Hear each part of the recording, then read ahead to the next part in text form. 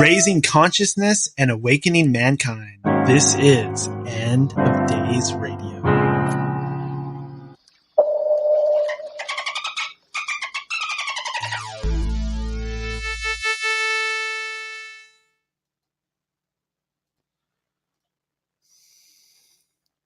From the broken ruins of Babylon, this is End of Days Radio. I am your host, Daniel, broadcasting to you from that shimmering Emerald City right here in the heart of the Pacific Northwest. How are you? I hope you are well.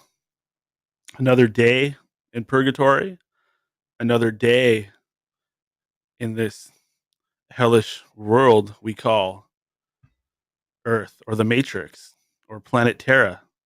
So many different names for this hellhole, this shitty city. What do we got here? Hey, it's the Mad Philosopher Logan. I got to bring this guy on. Logan, can you hear me? Oh, give me just 1 second. There he is.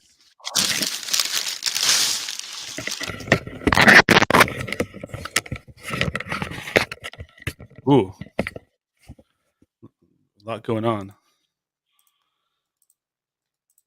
What's Okay, up can with you hear me? Steve Rock? Yes, I can hear you. How Can you about hear time me? I got a hold of you, Daniel. Yeah, you're coming in clear. Audios and visuals coming in excellent. Yes, I need to apologize to you because I was unable to contact you. We missed our show because our Discord got completely censored and deleted. And that was how I was keeping in touch with you. Seriously. Yeah. Wow. I've been getting a lot of interference stuff too. And I have so much information, literally list the topic. Yeah. Things are happening. I broke out of a time loop where I was trapped in the fourth dimension, which is theorized to be time. How you do it is imagine you take 60 seconds, right? And then you loop it into a circle and then you twist it into infinity. It's conceptual magic. It's chaos magic, right? And how I figure out I'm in a time loop is I love chaos you get magic. that feeling. Yeah, I am a chaos magician, energy Right on, vampire, brother. possibly primordial, whatever titles you want. I'm just a 31-year-old guy that's trained his mind to develop psionic and psychic abilities for 30 years. I love it. We are very big about psychic abilities on this show. And that brings us to our guest today, Todd.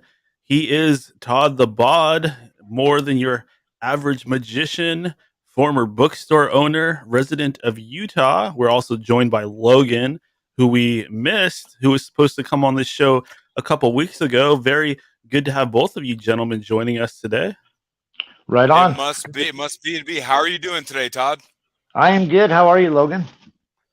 I exist. You and I exist? broke out of an eternity time loop. So, Oh, I love that. yeah, life is fun. And I Yeah. made it from the third dimension to apparently what is the fifth dimension. And this place feels weird. It's cool. It's nice that I made it, but it's so opposite to what I'm used to because I'm hyper vigilant, possibly been MK Ultra'd and gang stalked and all that stuff apparently. So I'm a little bit on edge on who I trust, but Totally. I'm more than willing to give everyone a fair chance because believe it or not, I've been playing like video games and I was supposed to be in the United States Marine Corps intelligence field as an intelligence officer at the age of 17. So, and also I developed a series of equations to actually warp and bend reality and transfer my consciousness across dimensions, depths, densities, universes, whatever you call it. Yeah, I wanted to talk a little bit about chaos magic tonight. Let's go for it. Yeah, I'll mention right now. One of the points that blew my mind when I was first studying chaos magic back in the early 90s was James Carroll, Peter James Carroll wrote a couple books, Liber Nolan, Psychonaut, and Liber Chaos. And in the Liber Chaos book, he goes into a section towards the end where he discusses how chaos magicians now are using mathematics to calculate the odds of a magical ritual succeeding, and how to influence the odds of a ritual using algebra.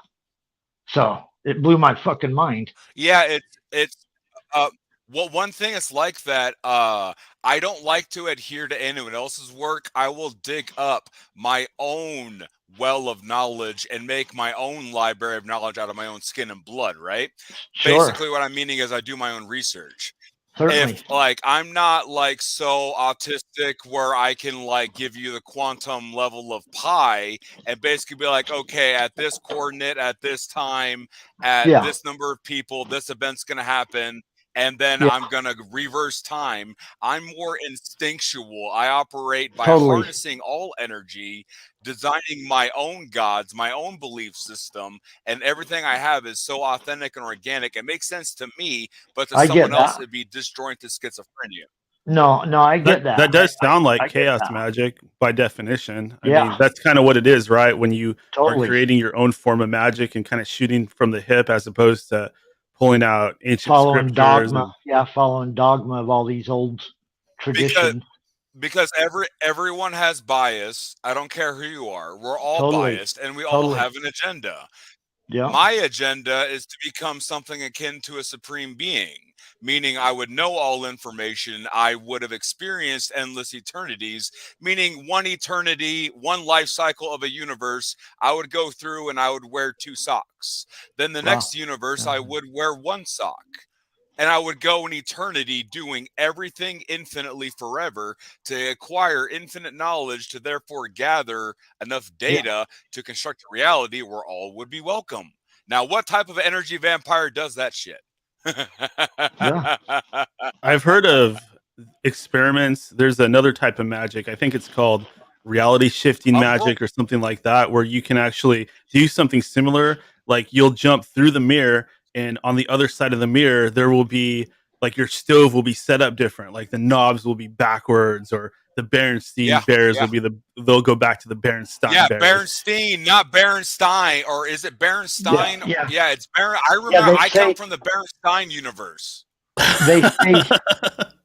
They say that that when something's occurring, when the universe is trying to get your attention, you'll start seeing weird coincidences or things that don't. It's the odds of them happening over and over right in front of you are so fantastic. Synchronous, Todd, kind of like synchronicities, or you be thinking a song or thinking a thought, and then other humans would take and would literally say what you're thinking in your head. I've had that.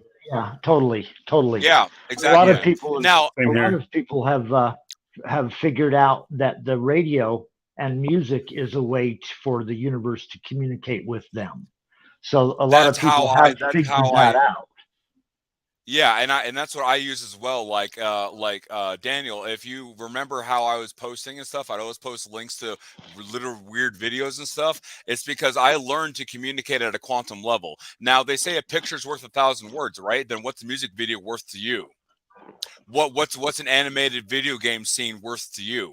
And if you actually gone through the same layers of path that I have, you would be able to communicate with me without even saying words. I would just point at an image, and then I would tell you our entire game plan for the day. Yeah, I've seen like Marilyn Manson, for example. He has a lot of like symbols, and he'll be wearing certain rings and stuff like that in his music videos. And the general consensus from his fans is, oh, he just does that stuff because he wants to look scary. He doesn't even know what it means. We don't know what it means. But I find that hard to believe when the dude's literally wearing the sigil for the Leviathan in one of his music videos. I mean, he's doing something. He wants you to see that, or somebody does. Now, can I tell you something about invoking the spirits and the gods? I'm not literally going to summon a demon in my apartment or whatever. Go ahead. Basically, Todd and I are down with it. Here's how I do. They're summoning demons, or they're exercising them here at these rallies lately. I actually eat them. You're ready, sir. I actually eat them. They don't like it when you start biting back and absorbing their soul. They do have a soul.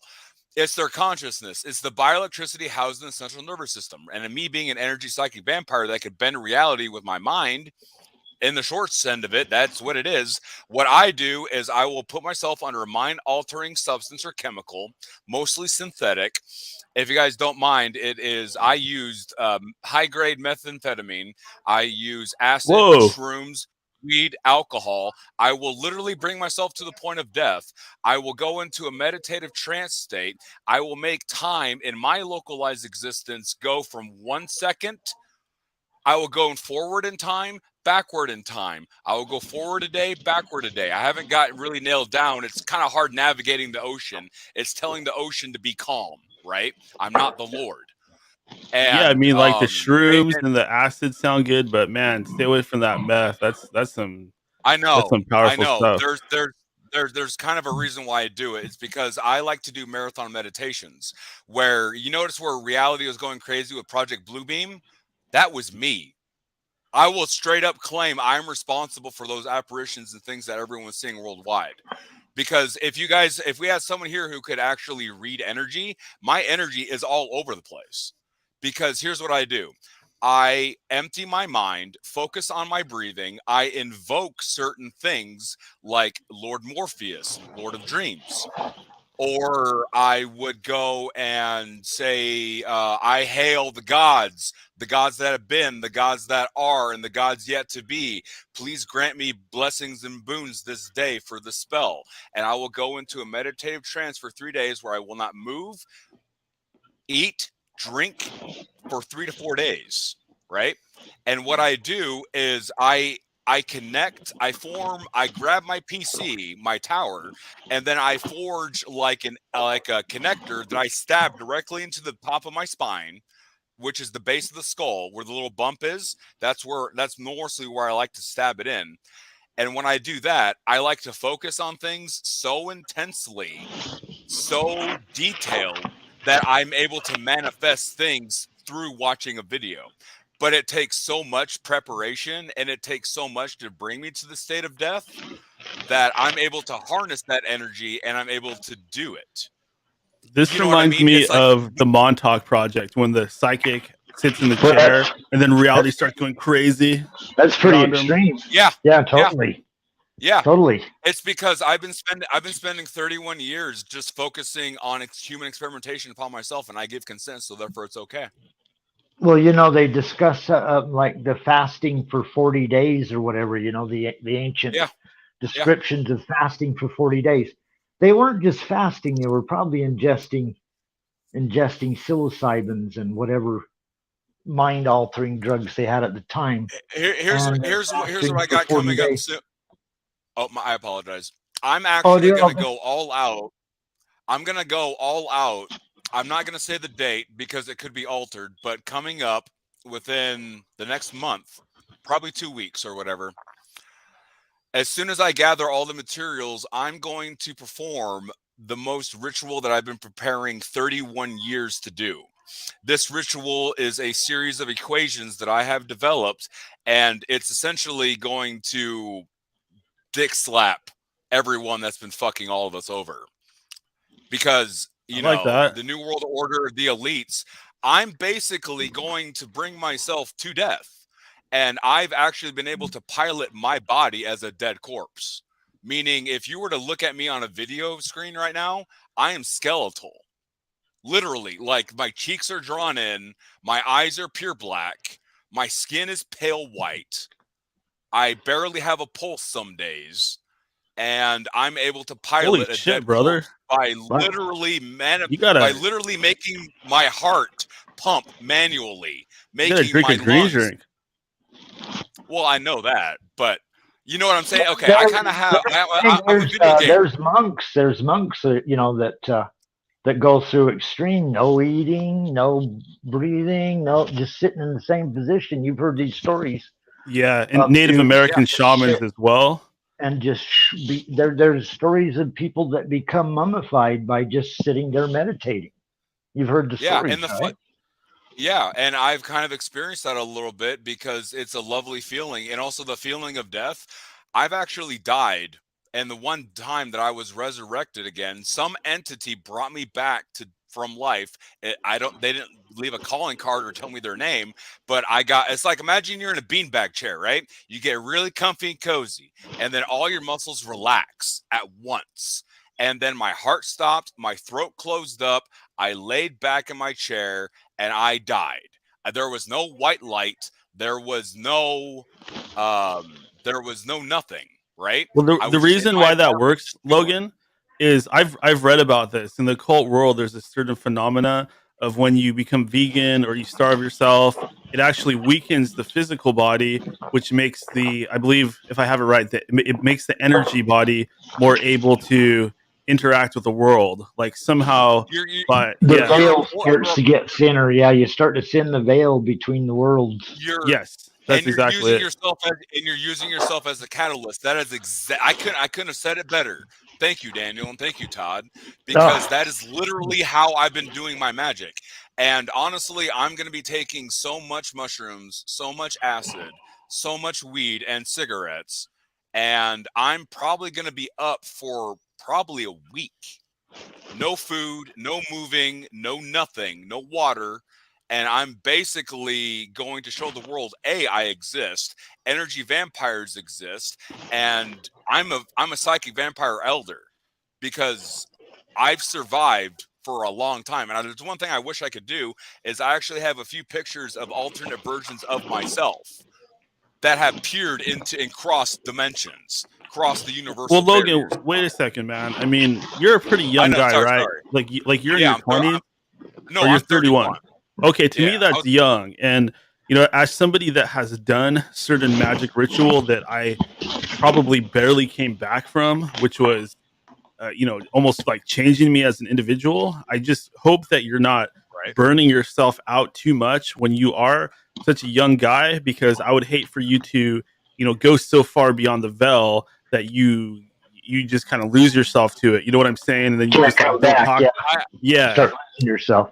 But the funny thing is, I actually want to escape creation, and I want to go outside the omniverse barrier, simply because I'm curious. I I don't have a fear death. I have I've a already friend. died.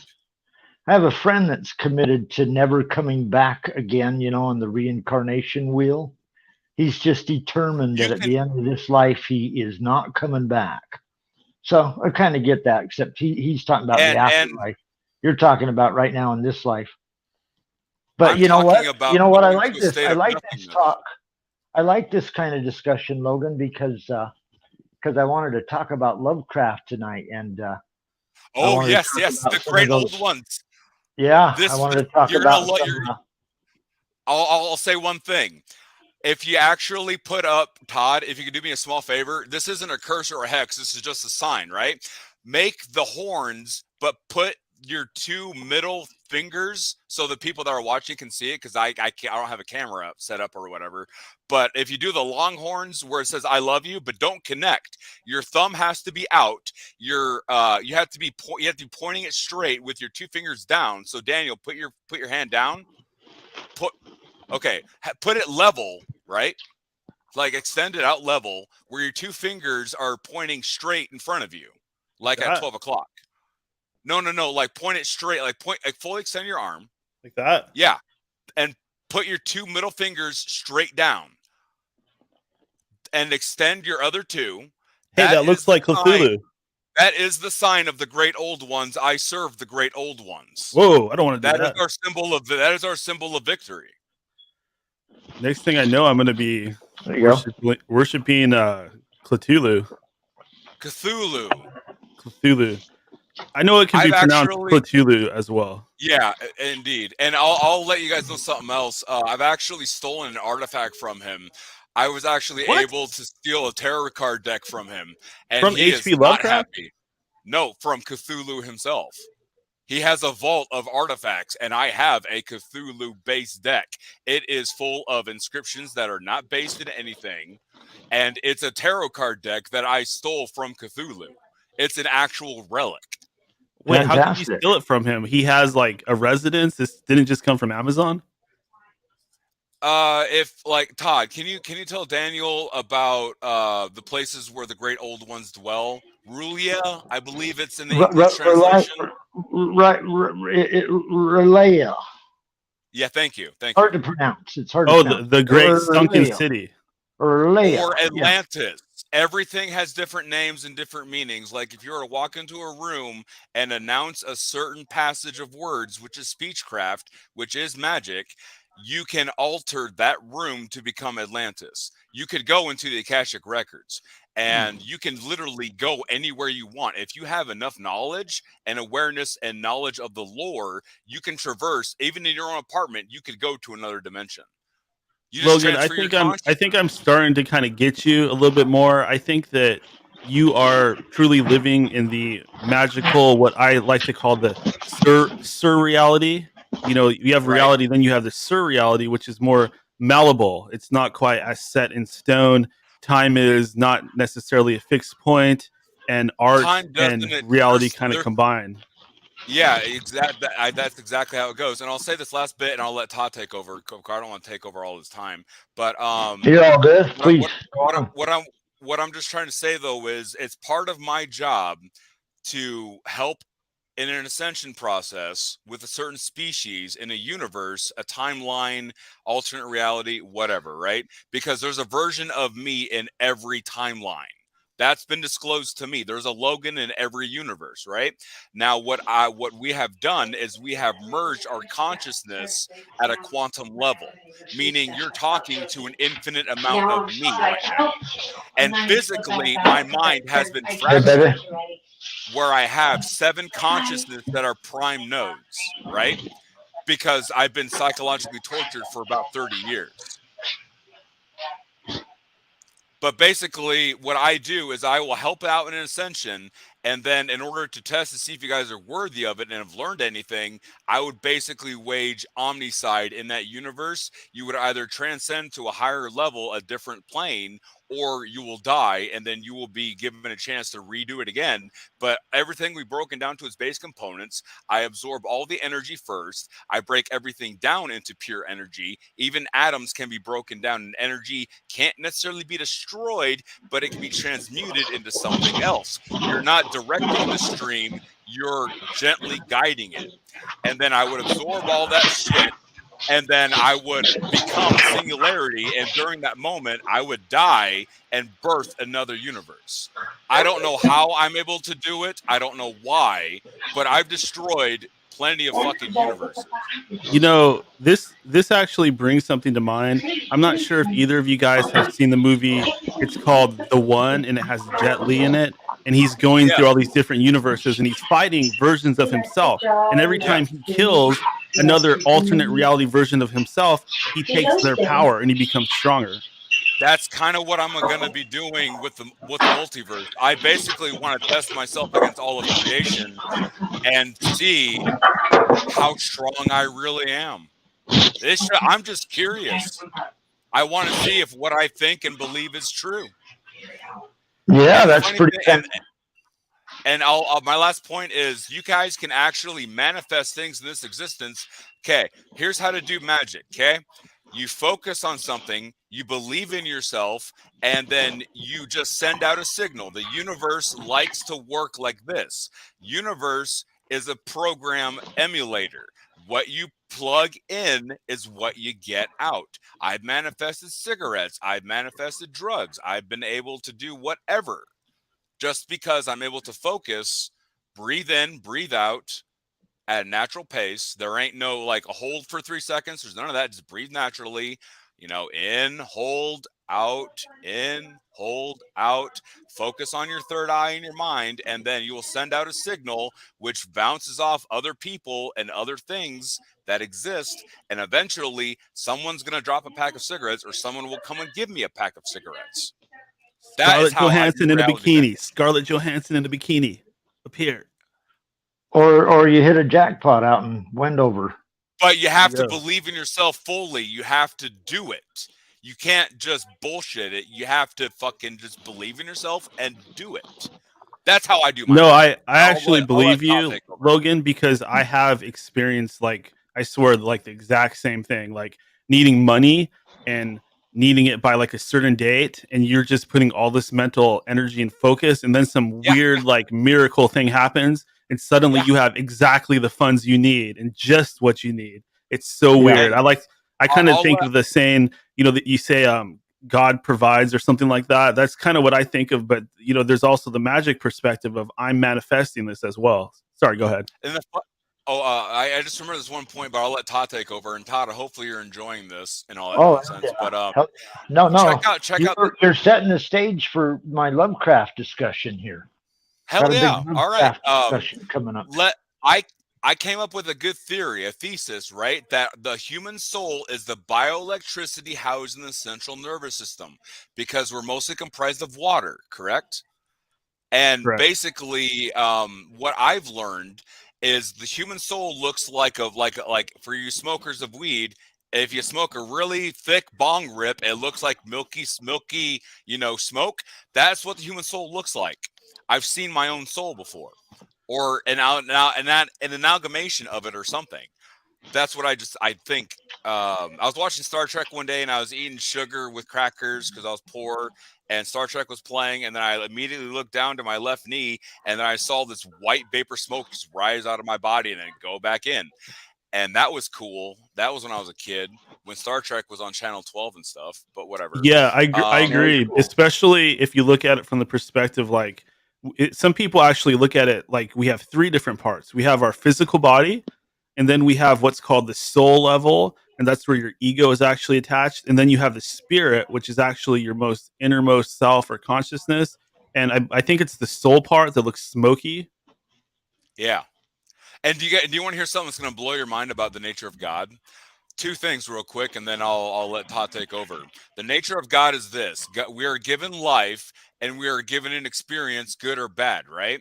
So we have an experience, and then when we die, or our avatars, our body dies, but our soul goes on, God knows what we've done, because God is the soul. We are connected to God, and we are a part of God. God breathed life into us. Yes. So that means God lives through us to have an experience. Yeah. And that's all I wanted to say on that point. And the old craft you've heard of Indrid's crystals, right? You've heard of Indrid's crystals. No, I have not. Indrid's crystals. It's an ancient Indian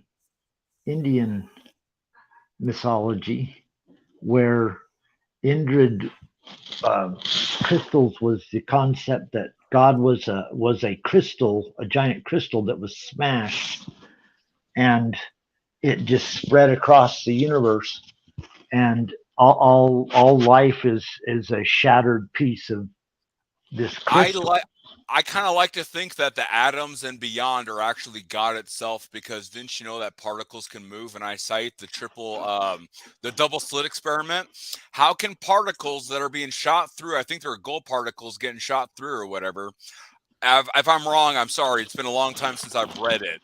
But if I remember clearly, they were observing it, right? The experiment. The particles went through the slots, and there were two lines in the middle that's the split screen test. And then when they didn't observe it, the particles turned into wave formation patterns. And with the wave formation patterns, they went and made a whole different outline, but the test was not observed. How would molecules and atoms know they're being observed? That to me tells that they are conscious and alive. Yeah. There's also the school of thought, like, if you look at some ancient religions, that the gods themselves were like our own conscious. This is probably going to make no sense, but the gods were our consciousness actually forming. So all the gods are actually us, and that's why they still exist today as archetypes of our consciousness, because they were developing consciousness. Totally. Whatever things you think, feel, say, or do emits an energy signal vibration. You cannot stop this, right?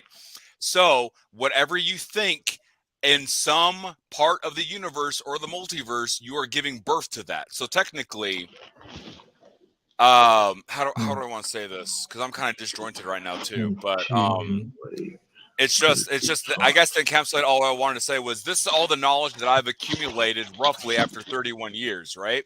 All I know is I'm a servant of the great old ones. And, you know, when we do our symbol of victory, we show up on a timeline.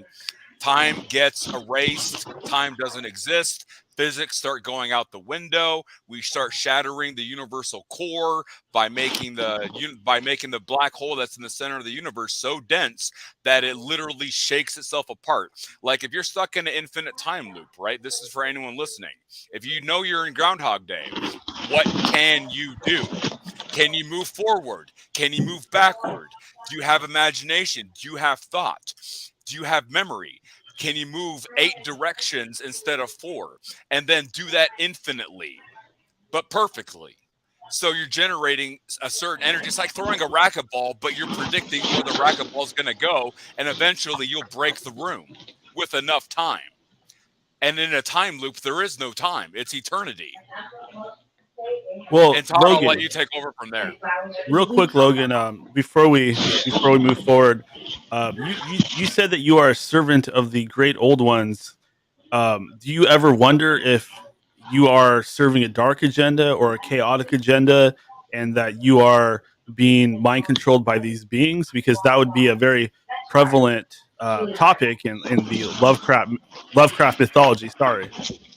The old ones are hard to understand because from my understanding of them is they will give orders, and their orders are to maintain balance and harmony. What you perceive as negative is actually good. Would you two gentlemen like to exist in a room forever with decaying meat that will never rot away? No. We recycle universe. We do the job that no one else wants to fucking do. And we're hated for it.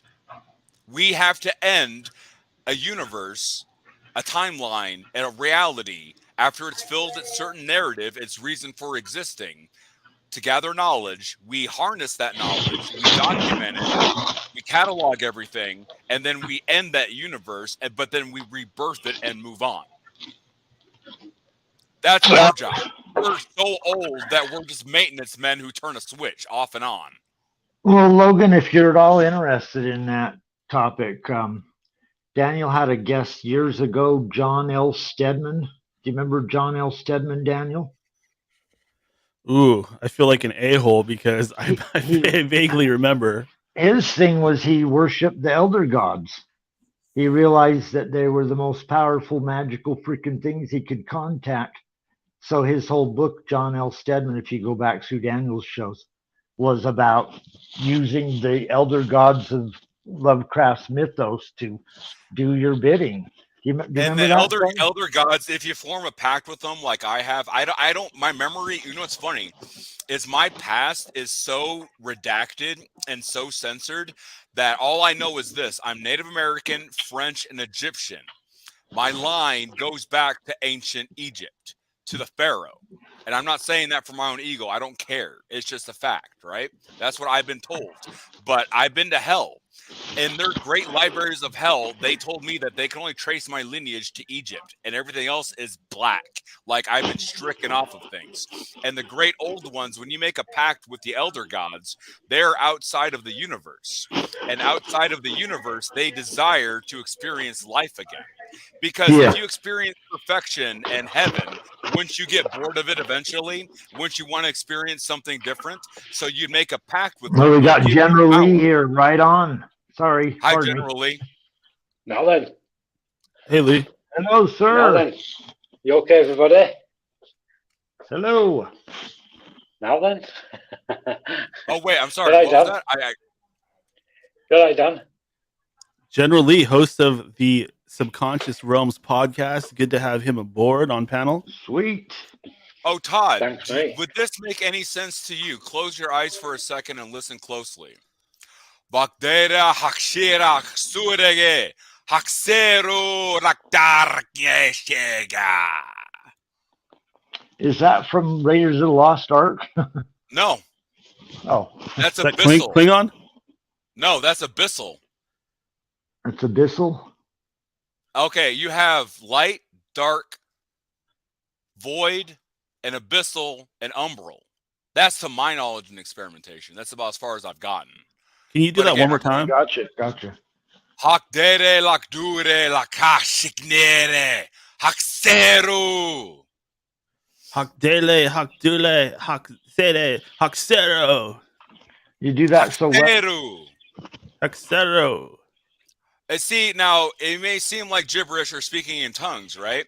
But the funny thing is, I've been able to have conversations with people, and I was hoping that Todd might be able to understand what I was saying, because it's ancient speak. If I thought about it for a minute, I might be able to place it. I might be able to. It's the inflection. It's the pitch, inflection, tonaltation, not tonaltation. Damn it!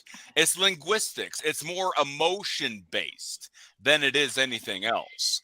Yeah, it's coming from yeah, and it's just that's what I've learned in all my time in the service of the great old ones, is sometimes they will go and possess my body and I will start speaking in their language. Well, if you go back and you look at Solomon, he had a ring that not only let him control demons, but it let him communicate with animals as well, almost as if there is this underlying energetic language that underpins all other languages that we could kind of psychically understand. So theoretically, I could understand Korean or I could understand Gaelic if I was tuned into this like deeper subconscious energetic language, if that makes sense.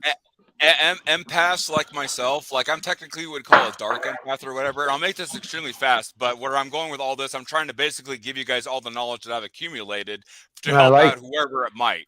I like we all exist on a dimensional plane, right? Okay. Now, if we're connected to the Matrix, doesn't that mean that we have influence over it as much as it has influence over us? Like, for instance, would anyone like to feel me transfer energy all the way from Iowa to your location right now? Yeah. Sure. Well, Because we've been asked this question before. The last person that asked this question on Daniel's show was the Wolfman, and he wanted to send Daniel. He wanted to prove to Daniel that he could send something. He could send. Remember that? Yeah. Daniel, when Wolfman was trying to send you something. Yeah, I've been trying to get a hold of him. Daniel turned it down. The whole reason that I bring that up is because what affects one affects all. Does that make sense? We are all interconnected because we exist on a dimensional plane. That's how I'm able to do my root magic and shit. Well, it's like when we're watching The Matrix, and at the end of the movie, obviously he starts to get control of it. And there's that part where he's talking to the little kid, and there's the whole thing about the spoon. It is not the spoon that bends; it is you that bends. And suddenly he's able to kind of manipulate reality around him. I had an experience. I mean, it's going to sound crazy, of course, but long time ago, before ever starting the show, I had an experience where I literally had this spoon thing happen, except it was all the walls and shit like that moving. Were you out on some serious hallucinogenics or? No, I was on no hallucinogenics. I was completely sober, and I was hitting a state of mind that was probably considered shamanistic. You saw reality bending. You saw. Oh, yes. Something just through the sentence that is a core tenet of my belief system to tell you guys, and this is my last point I'm bringing up, but I'll let Todd take over. Of course, I'm sorry for taking too much time. Oh, you're all good. But how do I want to say this? Put this in a. Yes, Rachel, I get it. Stop, Rachel, please. My hive mind. Sometimes we all want to talk at the same time, and it's difficult. I have 7 brains. Wait, hold on, Rachel. Who's Rachel? One of my ancestors, one of my fragmented mind. Basically, it's hard to explain. Imagine you're tortured so perfectly, your mind fractures and schisms, and then your brain does this to protect yourself from the intense trauma that you're experiencing. I've had my mind fractured at the age of 5, and she's a mute, but she likes to snap fingers and get our attention. She wants us to tell you guys, once you have a degree of knowledge and awareness over something, you have control over it. That's all I got. No, that's good stuff, because there's other ways of saying that. The reason old magicians a couple hundred years ago used to go into correspondences. Was they wanted to catalog every single like object and give it all of its correspondences. You know what a correspondence is, right?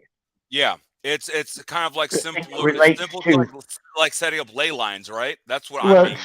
They would take a subject, any subject or object, and they would list every correspondence to that object. Oh, what is related color, to it? Like a spider's web, a nexus point, setting up ley lines. Okay, that makes sense. But more, like verbal ley lines or whatever. They were cataloging. So is that what ley lines really are then? Are they spider webs that are quantumly connecting objects together? Am I understanding this right? Like, because my area, Seattle, is known for being on a ley line. My understanding of ley lines are energy fields that wrap around the world, and they take different patterns like rivers. That's exactly what I was going to say. Rivers and streams. You can't tell it where to go, but you can slowly move it a little bit and harness it and move them along. Grub says that he's putting this in the chat. I'm just saying it verbally so the people that just listen to the podcast version can get it. But he said Aboriginals in Australia do that. They call them song lines. Interesting. I can almost read it, but it's so small on my freaking phone camera. I can almost see what the comments are. Right on, Grub. You know what? Maybe I was meant to show up here or something and help out with you guys. But Todd, oh hell yeah! What would you like to talk about? The stage. You set the stage for the. Yeah, I set the stage for you. What would you like to talk about with beings from beyond? You set the stage for talking about beings from beyond, where Lovecraft there creates this mythos, right, filled with all these beings. One of the reasons it works so well with Lovecraft is because they're original to start. Nobody ever heard of these characters before he came up with them, and then he kind of fills this world with these creatures, and it was attractive to other authors when he's writing this at the time. The public isn't seeing Lovecraft when Lovecraft's alive. He's only being read by a handful of people that are into weird tales, pulp comic books, pulp fiction. In the 1920s is when Lovecraft first gets published, and it's little tiny obscure groups of people reading pulp fiction and comic books. So a small audience is first getting his stuff, but as time goes on, he's surrounded by authors because Lovecraft was made editor of Weird Tales after he worked for him for a while, and then he was editing some of the best authors at the turn of the century that were doing science fiction and horror fiction. So he becomes editor of the main magazine, Weird Tales, back in the 1920s. I did not know that.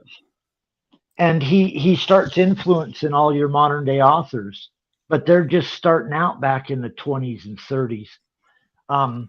Edgar Rice Burroughs, Robert Bloch wrote Psycho. Edgar Rice Burroughs wrote Conan. So many other. Todd. I would like to say this also popped up too because the information you're saying, the certain words you're saying are kind of like unlocking certain information nodes in my mind because my mind's like a spider's web. For sure. One node triggers 5, the 5 triggers 10, and so on. Yeah, totally. Once people focus on a subject or an image or a set of words, you ascribe residual energy to that. So like with Daniel and his microphone, right? He's been using that, interacting for so long that basically he's kind of infusing alchemy and kind of making a reliquary of energy, a repository. Now, with Lovecraft, to my knowledge, those entities exist because we give them attention. With whatever we give our energy and attention to, we give it life. Yeah, that's true. In fact, there's old magics that talk about using bones, dead flesh, sexual fluids, Oh, they love et cetera, bones, to actually create living beings or thought forms that can go homunculi. Thank you. Exactly. Homunculi. Yep. There you go. Oh yeah, they're fun, but they're smelly. I'll tell you that. I've never created one yet, thank God.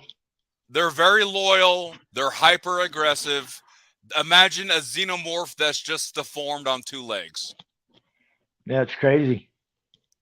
I think that there's something to that whole xenomorph thing too. I think that's something to do with the human consciousness and the monster of our own subconscious and the abyss as well, because these things are out in space, which if you look at ancient religions is the abyss. And then there's something sexual about the whole thing coming out of the chest. It's supposed to symbolize rape or something like that. There's a lot of layers of horror and truth and occult symbology in these alien movies, starting from the first one all the way to the crappier ones that they've made more recently. And I'll say this last point. Well, I'll say this last point or whatever. I like to focus on movies or like the Scarlet Witch, because if there's a mass amount of people watching things, and I've been on YouTube since it's been online, right? So I'll go find videos that have like millions of views, right? And then I will tap into that. I will merge into like my seat. And it's like I'm sending roots down into the universe, right? And then I will pull from time throughout the time that video's been on, the amount of people that have been watching it or getting emotional, I will harvest those energies and frequencies and devour them, assimilate them, and therefore I get my charge up of mana to basically go and do my spells. That's what I do when I marathon meditate. Yeah, the whole thing about mana, that is a very real concept. You'll hear a lot of magicians talk about that. After you do a spell, you're basically drained of all your energy, and you have to eat some healthy food, relax a lot, get lots of sleep, build up your sexual energy so that you can you can transfer these bodily and soul energies into your next spell.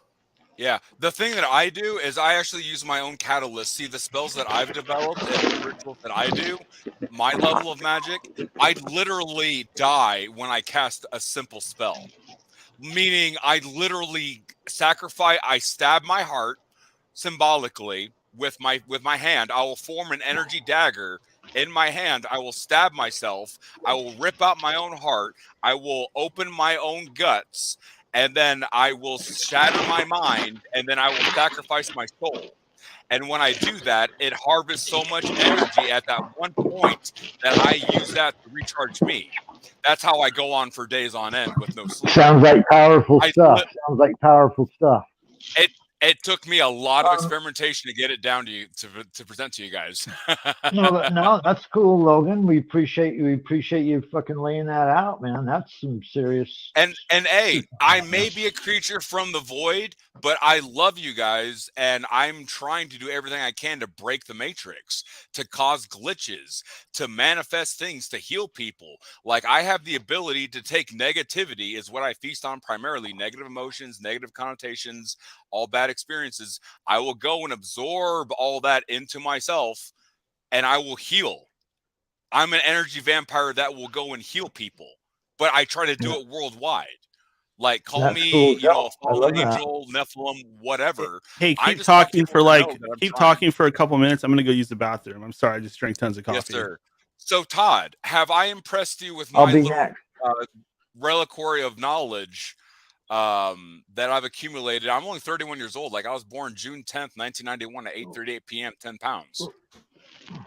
Where'd you say you're from, Logan? Fremont, Nebraska, originally, 68025. No, I mean right now. Where are you at now? Oh, I'm in Iowa. I'm just across the border. Like, I'm 30 minutes. I'm about 30, 40 minutes from Nebraska. Not Ohio, but Iowa. Yeah, Iowa. Yeah. Are you close to Ohio? Relatively. I mean, I've never really been. You're not in their. You're not in their toxic. You're not in their toxic cloud coming out of Ohio, right? I don't think so. And if I do, the amount of conditioning that I've done to my body, Like, You weather that? I don't notice it because I go so intensely and so hardcore or whatever that, I love that. you know, I could be stabbed and I wouldn't feel it. You're like those videos on YouTube as the flames are burning from those. Remember all the fires? Yeah. Remember the videos on YouTube of people trying to drive out of those motherfuckers and the flames are getting closer and it's getting worse and they're just like, keep going, we're gonna get there. And they're going through that motherfucker. Yeah, I know, right? Yeah. Hey Todd, I can tell that I can just tell by looking at your face and trying to look into your eyes. You're a really good man. You have a lot of compassion, sir. I do. You're correct, sir. I wish you could see my eyes, but my eyes are pure black, sir. Without substances. Yeah, that happens. Hey man, the level of magics that I do, if I've damned myself to eternity, I'll like what I want to do is I want to break the matrix, get us all freed, and then I'll go and plug up and plug into the matrix and exist outside of heaven forever. That's what I'm banking on. That or being deleted or returning to the state of nothingness, which is nille. Yeah. I think that there's something to that. The cloud went east of Ohio. Like if you look at what's it called? The Emerald Tablets of Thoth. He says that I've reincarnated more times than I can even count, and I've been good, I've been evil. He doesn't say it like that. He says I've gone from darkness to light and to darkness again, and basically I've seen it all because he's got that higher knowledge, and he knows that he's reincarnating. I'm willing to bet that the three of us know that we have been reincarnating. Like we have some kind of awareness of it. We might not have specific memories, but we have feelings. Totally. All right, Daniel. My bad. It's my turn. I'm running to the restroom, but I'm listening. Yeah, go ahead. But yeah, what Daniel, like, have I impressed you with my little of knowledge? Like, do you think I'm just bullshitting, or is there actual fact to it? No, not at all. I think you and I are quite similar in some ways. Right now, on this particular day, I would say that you are in a more ethereal state. But basically, what I'm gaining from you is that you are in a more magical form of consciousness where the rules don't apply. The rules of the Matrix don't apply so much to you. And I am actually similar in that sense where people might hear what I'm saying and think, oh, this guy's crazy, but that's not it. I just exist in a more surreal, etheric state where I'm not tied down by the rules of what everybody else believes or what the scientists say or what is embarrassing or anything like that. If you can get past these chains, so to speak, you can become more powerful. I think that you have a certain power, but I also have to question if you are going into overdrive because I have been in a state where not too long ago, a lot of listeners and people that follow me on social media will remember this, but I was doing some heavy channeling of this Lucifer spirit, and it got to the point where I just couldn't let it go, and it was kind of taking control of my whole life and my whole being, and I finally had to just kind of get rid of it, so to speak, and level out just to function again without sounding like sounding like somebody that's just lost his mind, if that makes sense. You've been cleansed of it. I can kind of see your aura, but there's still some dark taint on you. He's trying to come back through you, through your heart. That sounds incredibly accurate. That's incredibly accurate, actually. That's almost scary that you are that accurate with that. I'm a psychic vampire, dude. It's like I can see things. I can feel things. I can, like, your defenses are good, Daniel, but they're not that good. Because you want to know how an energy vampire feasts? Focus, connection, proximity, directed focus, or just being connected. Meaning right now, I'm technically feasting off of your guys' residual energy, not intentionally, because my hunger is limitless. And how do I want to say this? My hunger never goes away. And I don't go and directly feast on someone's soul unless they deserve it. and I'll take, like, you know how heat radiates from you. Yes, I do drink blood, and I feast on the souls and life itself. Energy. Somebody was primarily. asking in the chat if Logan drinks blood, and he just confirmed it. I confirm. I consume my own flesh. I drink my own blood. Sometimes I'll have a donor. Sometimes I won't. It depends. But I haven't fed in a long time, and I'm kind of getting hungry.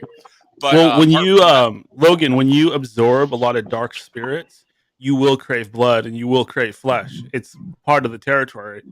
I know, but then the things is, I go and combat them so they are not fucking with other people. And if they beat me, then I'll go die, and then somehow I'll just respawn or reincarnate the next day, and then they'll be inside me. But then the funny thing is, the cells are also hungry. Like, I've been doing this dark magic nonsense for so long, for 3 decades, that if any demon were to try to enter me, you're entering a den of hungry hippos, and we haven't eaten in a long time. So I will literally go and eat demons. But check this out, though. I mean, you know, I'm not denying your power, your strength, your ability to resist, but this is literally what witches and people interested in witchcraft have been doing since ancient times. They take demons into themselves and create this hunger, and that is literally like one of the major bases of witchcraft. And if you keep on that path, you know, I know you're a fan of Star Wars. You know, we've talked quite a bit in the past, but that is literally the dark side of the Force, and it can eventually overtake you. Only if you are of weak will and you fuck up. Just don't fuck up. Yeah, I mean, maybe, but like, you know how one thing leads to the next, and it just builds more and more, and it's not going to happen in a way that you're conscious of. It's like when you go work for a corporation, and they slowly start corrupting you bit by bit until you literally become the Dark Lord at the highest floor of this great building full of people that are just losing themselves as well, if that makes sense. The one thing that I do to kind of keep myself on the quote unquote light side of things or whatever, basically kind of goes like this. I'll watch like Captain America, or I'll watch things that'll make me cry, feel intense emotion. I'll wrestle control back from the dark side of me that wants to go rape, kill, steal, eat people, do all these things, nasty things. And I say, I don't want to do that. And I'll go and remind myself of 2 things. 1, I desire to be a good man until the day I die. 2, I made a vow in 6th grade, a long time ago, that I know what suffering is like firsthand, so what gives me the right to spread suffering? And that's all I got on that point, Todd. You can take over now. Well, somebody from the chat brought up the Mayfair witches. She says, Raven, you know, the other Raven, female Raven, she says, Mayfair Witches has a demon like that in it. And I'm kind of excited by that because I've been meaning to watch that show, just haven't gotten around to it because I was watching the Interview with the Vampire show. Interview with a Vampire is real in more ways you realize. There's the Sanguine, the Blood Drinkers, and then there's my kind, the Soul Drinkers. We don't get along very well. We didn't want to lord and rule over you guys. They do. And if it's up to me, and if I have enough power and connection, there's going to be a lot of deaths worldwide or piles of ashes, simply because I'm going to go and feast on these. I got a few debts I have to repay to the Sanguine, because Sanguine, in my eyes, are an abomination. You don't enslave another being. That's my personal belief. My bad, everybody. I was eating some beef jerky and I had to turn my camera off because it would be disgusting if I forced you guys to watch me eat. And my dog is screaming in the background for no reason, too. So apologies. Cocker Spaniel or Chihuahua. Oh no! My apologies, sir. Yeah, he's a special needs. He's slightly handicapped. Yeah, he's got one cataract over one eye, and he's well. You're doing the best you can to take care of him. So for that, you have my thanks. Oh hell yeah! He's the pride and joy of my life. Actually, my baby boy. But yeah, I didn't mean. Hopefully, that gave the viewers at home and listeners at home a great preview of what we're going to talk about next for the main segment. So I'll let you guys chip off, and if you guys want me to, I'll be here for as long as the show because I got nothing else to do. I'll just kind of meditate and watch videos, right and you'll be perfect. You're going to be perfect as I introduce all this Lovecraft stuff. You're going to have a good take on this. And horror we go. Yeah, let's trip down that horror lane. Spooky time. Spooky time. We're already scared to death. The world's coming to an end, right? Oh, whoopee. So they say. World how's War that III, different from any other day? Yeah, it's the same. That's why we call the show End of Days Radio, because every day is the end of days. And it's been going on for over a decade. And it's been going on for thousands of years, too. Yeah. Our past is our future. I'll let you guys figure that one out. There you go. Somebody said that somewhere. They used that in a fucking killer movie somewhere. Since we were talking about Cthulhu, might as well just jump right into Cthulhu and Cthulhu products. I've got some Cthulhu products here to show everyone. My little sister gave me this. For my birthday. If I can get some. Aww. Oh shit! I like that. Get the camera just right for that. Keep it in the box. You got them. Yeah, it's in the box. Yeah, keep it in there because it looks way cooler in the box. Yeah, so it comes in its own box. It's a Cthulhu. Really cool. Oh man, I got to get one of those. That'd be perfect decoration for in here. These are limited edition now. Yeah, these are probably gone, but let's take them out of the box for a second. Look at this cool box. Look at this cool box. This is badass. Is that a little booklet or something it comes with? Camera, right? Yeah, so it comes in the box and the plastic plate and it shows him off, and then you pull this out and it's got Cthulhu in the freaking plastic, which is really cool. And a book that goes with it on the back. So there's a book inside. Maybe the book is part of the box. Is that possible? It looks like it. So he don't want to come out of there, but he's pretty cool. Can we get some light on this? He looks just exactly as he would in the sunken city of Rayleigh.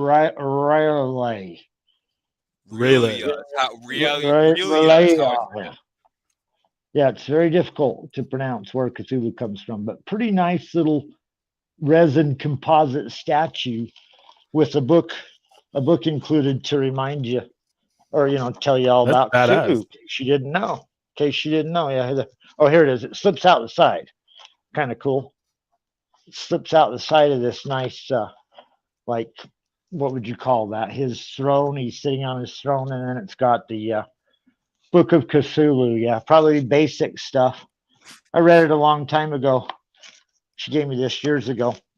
But so there's that product, which is always good for kids that love Lovecraft.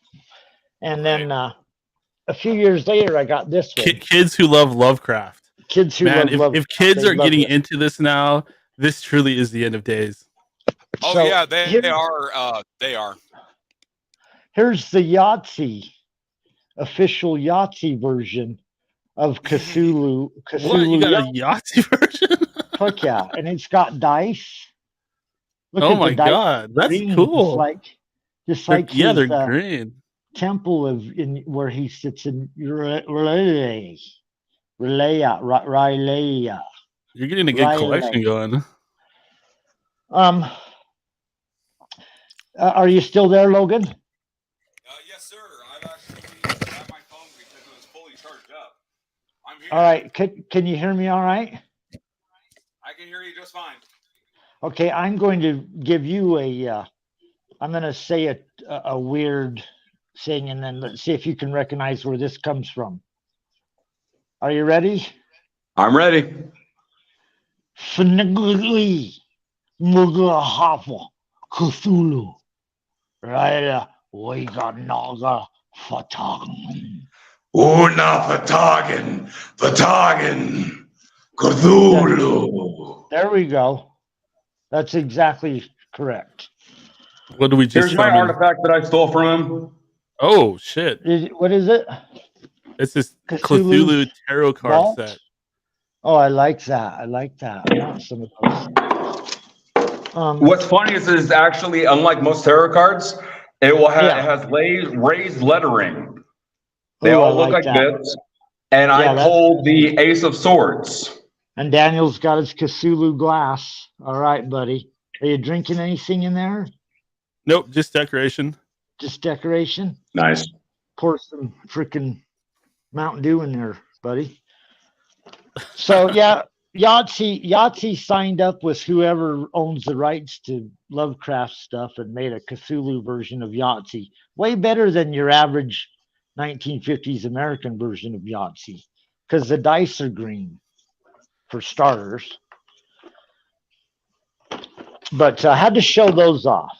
Cthulhu products coming to a store near you. Give praise to the great old ones and attain their boons. Praise the great old ones.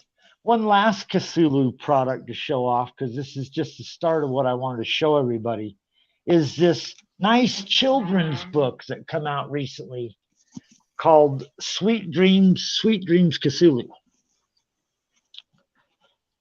It's a lullaby book for babies. Yeah, that sounds kind of wrong. Like now we're getting kids into the hive mind. Yeah. Okay. Essentially. Here we go. Sweet Dreams Cthulhu. Because Cthulhu always has to be put to sleep. It's a children's book. He's cute. For your children to put him to bed. He's so cute. Let's see if I can get the... He looks more like the son of Cthulhu, kind of like the son of Godzilla. And you know, they didn't mess around when they got the artist for this book. They probably got one of the very baddest artists they could find. There goes my dog again, guys. He's screaming. Somebody else take over now.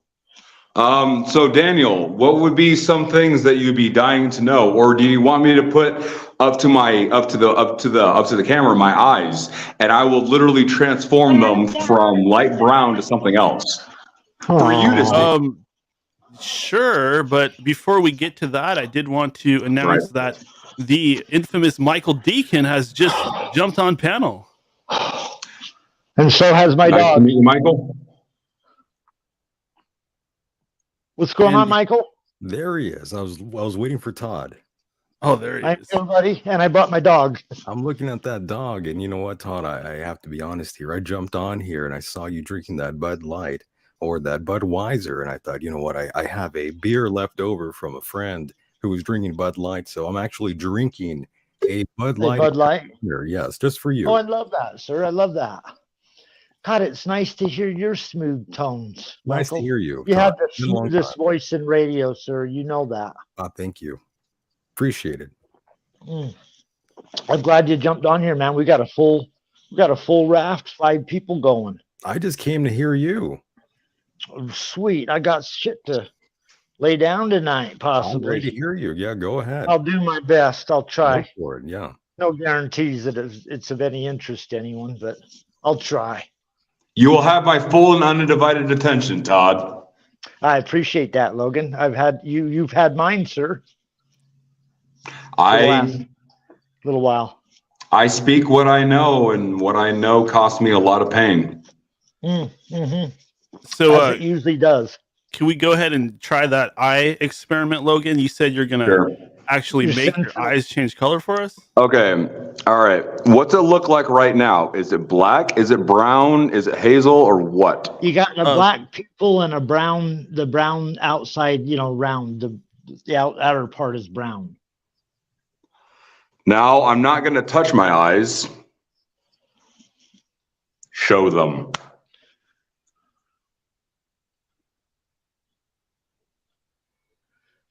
But they did get darker and weirder looking suddenly. The shape of the pupils seem to have. Pupils started looking weird. Hi guys. We'll never see this Logan ever again. Bye bye. Yeah, being part of a hive mind is not fun, especially when it's a multidimensional hive mind. Sounds Imagine complicated. infinite versions of yourself, but some are more assholes than others. Yeah, that sounds horrible. We play games with each other. What more do you want? I just wanted to show a cool parlor trick because, I mean, why not? I like that. And again, it just leads me to assume that I'm basically a demonic or void level creature. But why am I choosing to fight and uphold the light when they're trying to exterminate me and my kind, basically? Yeah, I hear you. At a certain point, you go, do you remember how Dybbuk boxes started getting created? What are Dybbuk boxes?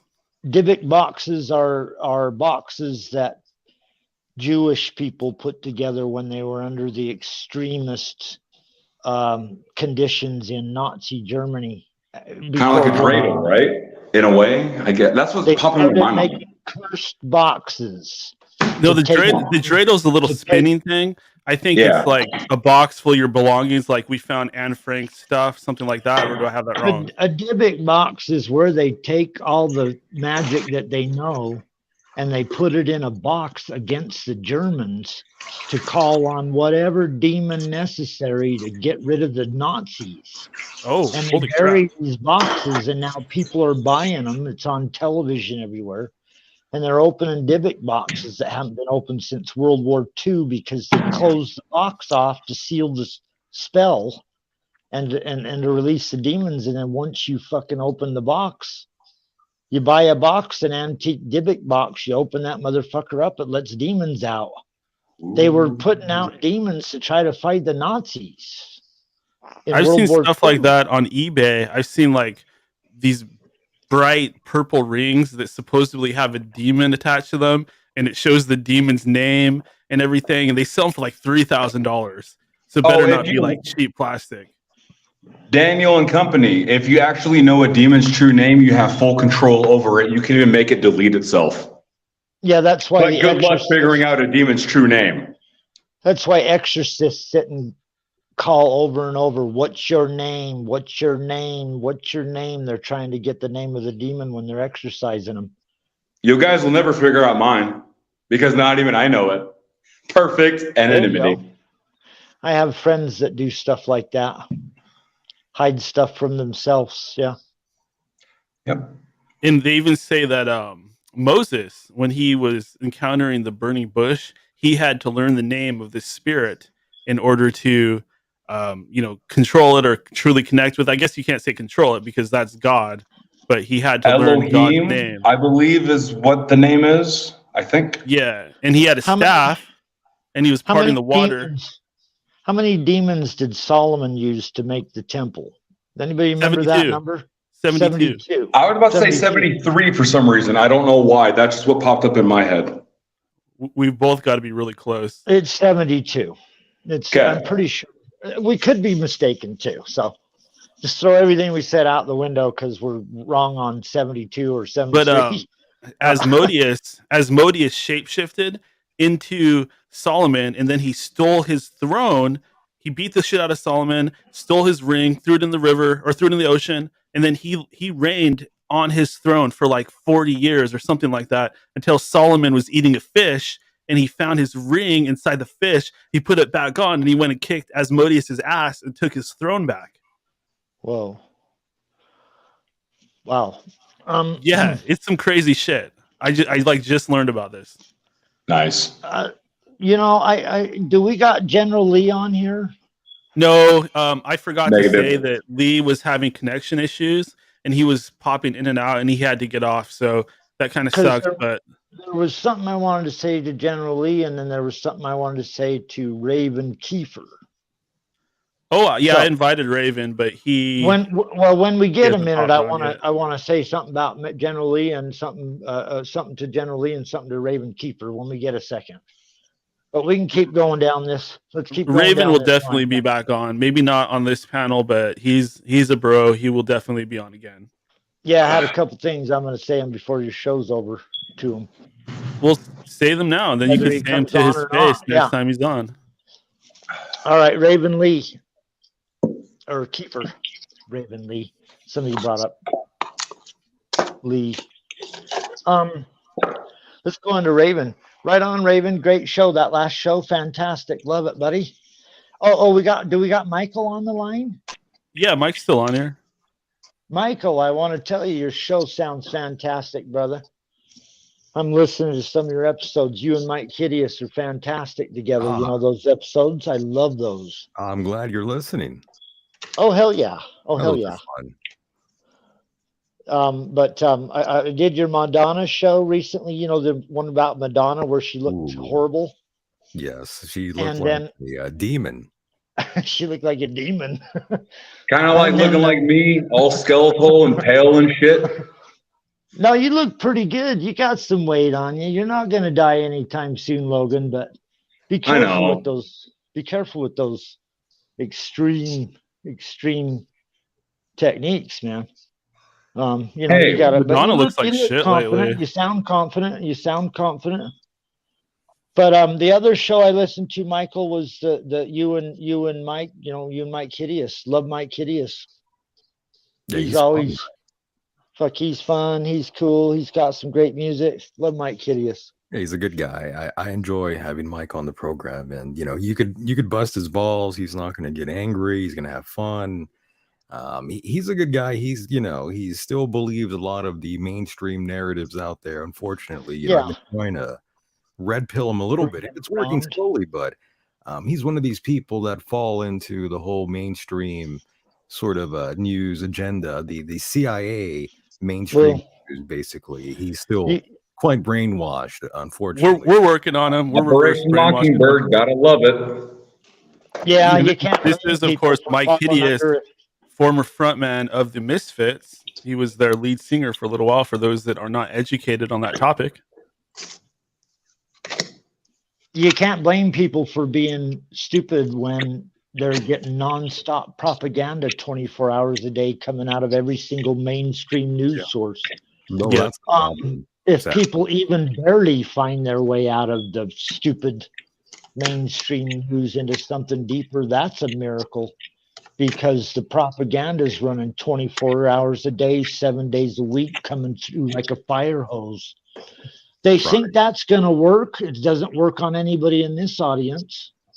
It's not working on anybody in this was audience. My saving grace when I was a teenager, when I was like 12 years old and I had access to the internet for the first time. I always was wanting to read above more my reading level when I was in elementary school and stuff. And like I was trying to read stuff that was like college level when I was 5 years old. Shit like that, right? And basically where I was going with that whole nonsense was, don't tell me my mind's going to get wiped. No. I literally lost my thought. I apologize, gentlemen. It's all good. They just wiped out his thought. That was rude. It's all good. I'll jump in. Sometimes there's information that I want to tell people, but it's dangerous knowledge. Like how to summon a singularity, how to turn your density to something that of a black hole, stuff like that. I can't really tell people willy-nilly because they can't handle it, because they don't know what they're doing, because they've probably never done it before. Well, there's forces out there that keep that knowledge that could destroy everything out of our hands. Like we could literally think about it and it will be erased purely because it's kind of like when the nukes start going off, or something happens at the nuclear plant and the UFOs come and they shut down the nukes. It's those aliens or interdimensionals. They're like, you guys aren't ready for this yet. You're going to destroy yourself. We're just going to step in and move this over here and this over here and continue to go ahead and play along, kid. Boy, we got Michael on here tonight, which is cool as hell. It's like a reunion, like a family reunion over here. Might as well start busting this shit out. Bill Cooper predicted that they would use pandemics finally to bring in the New World Order. You guys know he predicted 9/11. But if you go back and read his books, he was talking about, or seen his lectures, he was talking about they're going to use every single thing in their power to bring about the one world government. Right. And it's going to be so slick because they're in control of the media. They're in control of Hollywood. They're in control of everything. They're schmoozing this over. With the pandemic, they did stuff they could never do. People bought immediately anything the government tells me, I'm going to do it. Stores Obey the shiny box. Kicking people out because they don't have a mask. You know how the government got away with doing the mandates and the fucking mask mandates and all this bullshit? They put it off onto the corporations and said, you make people do it. Because you're a private business and you can say no to people coming into your store. You go tell people off. So here's your Walmart guy getting paid $15 an hour to sit at the front store telling you, you got to have a mask, mister. You got a mask? It doesn't help that literally almost all of our laws are orientated towards corporations and billionaires. Like if you get in some kind of trouble at your workplace, the government will always side with the workplace and with the company and with management, because that's how our system works. Like the people that are above you in the hierarchy have more rights than you. And that's a sad truth and a sad reality, but that's literally the corptocracy that we live inside of. I heard people are taking out insurance policies on employees and they don't even know it. So companies are being paid when the employee dies. And the employee has no idea, or his family, that he has an insurance policy taken out on him by the corporation that hired him for $15 an hour.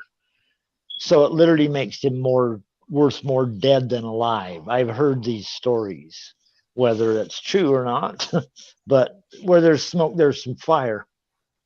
Man, these guys are the worst. You want to know what the definition of fascism is? It's the merger of government and corporate influences. So you are living in a fascist government right now. How totalitarian it is depends on how much shit you're willing to let these people get away with. Well, let's look at it this way. Is the propaganda out? Sorry, I didn't mean to cut you off, but is the propaganda out there? Is it less than what we were seeing in Nazi Germany, or is it about equal, or is it even more? Well, in Nazi Germany, they didn't have TVs everywhere, telephones in your pocket broadcasting 24 hours a day, state-sponsored news, right? They had to put it up on billboards and spread the word around by word of mouth. So no. And that was the problem with the internet, how it was. Like, I used to run a message board. That's actually where Michael and I met originally. But back then, there were bulletin boards, message boards all over the internet, and you actually had some type of freedom of speech. But now we've all been pushed onto social media, where now they're in control again. It's like everybody just has that one radio to listen to or that one TV to watch. Now they can literally control us using social media. We're thinking we're expressing ourselves, et cetera, et cetera. Go ahead, Logan. Okay, you remember when I pulled this Cthulhu tarot card deck out, and the first card I pulled out was the Ace of Swords, right? Well, I just shuffled my deck in a star formation, meaning I made a pentagram and I just did, right? And I shuffled this thing. You guys saw me shuffling for a while, right? Right. Look what came up. What is it? The Ace of Swords, the card that I pulled off the top when I grabbed this deck. So I shuffled this. Crazy. I pulled it twice. And then also I pulled the Ace of Coins. Oh, shit. And I pulled 2 of Coins. I'm going to go read what these are. I'm not going to, interject. I just wanted to point that out. Like, it's literally on camera. I pulled that card off.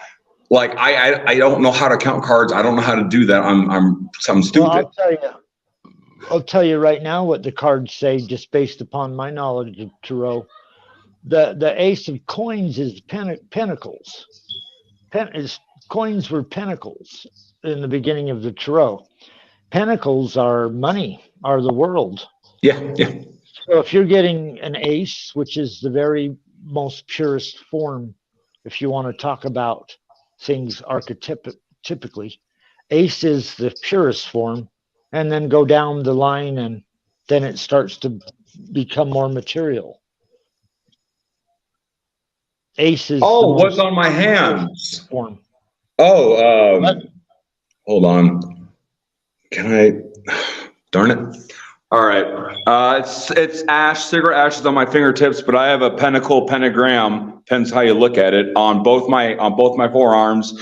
I have the Halo Legendary, the hardest difficulty in the game that I love Halo. I got like 9 tattoos, and I have a thing for symmetry. I have 2 death skulls, Mandalorians on my shoulders, black and red, and I got a Sith code tattooed across my chest, and I have 2 daggers from Skyrim on my leg, both my legs. So can you show us the chest one? Okay. You're not fucking around here, yeah. Dang. Wow. What's that say? Yeah. Peace is a lie. There is only passion. Through passion, I gain strength. Through strength, I gain power. Through power, I gain victory. Through victory, my chains are broken. The force shall free me. Love that. Stuff. Very nice. Got a Cthulhu over there? No Cthulhu. It's what they call a Mythar or Missar, whatever. It's from Star Wars. It's imagine Spartans in space. I think I remember the character. Yeah, I think I remember the character. Boba Fett. So let's go on with this rant, if I may. We got Palestine, Ohio on fire, right? Is the smoke gone, or is it still smoke? Or they still got issues. Sleeping, burning. Are people's pets dying? Yeah. I'm reading stories that are saying fucking chickens are fucking killing over, and isn't there a media blackout on that right now? There was from the beginning, I think. I think it was still ongoing. I think if it wasn't for alternative media, you never even would have heard about it. It's like, do they want us to pay attention to it, or are they telling us not to pay attention to it? That can be kind of a conundrum sometimes. That's that double speak they do. And isn't it weird that it's called Palestine and then there's another Palestine? It's almost like, hey, okay, we got this stuff happening over in Palestine, but we don't want you to look at that Palestine. We want you to look at this Palestine. Meanwhile, in Palestine, people are being blown out of their shorts freaking by Hezbollah. I got in a massive debate with some guys on Twitter because I was criticizing Zionism, and they called me every nasty name imaginable. I'd like to think that I won the argument. They called you a white supremacist. Yeah, they called you a white supremacist. Yeah, they called me a Nazi. They called me all the usual terms. I said, no, I love Jewish people. I love Jews. Yeah, I love Jews. I consider myself a Jew. I'm against the Zionism stuff where it's like, crazy zealot type of behavior. Right-wing Christian nationalist freaking zealots. Oh, don't get me started. Yeah, zealot. Don't get me started. Hey, Daniel, before I forget this point, can I get your Twitter information or whatever? And if anyone's giving you any hassle, I could go show up and give them a really hard time. I know ways to break someone's mind, body, and soul without laying a finger on them. Seeing people mess with you just makes me very angry. I really appreciate that, Logan. I think that's awesome. But what happens when the people messing with Daniel are Pfizer? Logan? They probably are. Then I eat them. What happens when the people on that are TV messing with Daniel are YouTube? The thing is, though, I'm not really into fighting with people because, as an example, if you keep fighting with people like that, it's just going to turn into this big ball of focus and negativity, and you're not going to be able to talk to the rest of the class. I'm not going to be able to get on my podium and talk to everybody else because I'm going to be stuck in this little proxy battle, kind of like what happens in. Sorry, go ahead. How about this? How about I use tact? Yeah, proxy battle. Ukraine, a proxy battle. Right? How about this then? Instead of me threatening to eat them, how about I go and actually use intelligence and speechcraft and make them seem like an ass of themselves, and they're actually being fucked over by a guy who's a paranoid schizophrenic, mentally disabled, and has the mentality of a 5-year-old, and I upschool them in front of everybody. I'll break their pride, but I won't break their back. That sounds fun, but honestly, my only intention is to kind of like wake them up and make them aware of their folly. If they are a bot or a troll or a paid agent, then I don't even really want to talk to them. I just want nothing to do with them. But if they are an actual real human being, I want them to listen just a little bit. Otherwise, I'm wasting my time and I'm just creating more negative energy. I want to try to get through to them as Pollyanna as that sounds. Hey, does anybody know that a giant protest just occurred in Washington, Rage Against the War Machine? Anybody aware of all that? That sounds interesting, though. I bet Michael is. Michael, you hear about that? Right, yeah. Did you hear about it? I sure did. Yeah, that's the right and the left coming together in Washington, D.C. Not a word about it on your mainstream news stations. The biggest right-wing and left-wing alternative characters got together and said, can we not have a war? Does anybody not want, is anybody against war anymore? When did the fucking Democrat left-wing side of our system become war pigs? Does anybody remember the left was always against war? Don't you remember back in the day being against George Bush? And I think it was during the Occupy Wall Street is when the left wing was infiltrated and heavily controlled. That's where I think the conversion happened. No, but I'm telling you, the left wing became the war pigs. Yeah. They have the power now. And now what do they want to do? They want to go to war for the military industrial complex. Does that sound like a natural cycle to you? No, it doesn't.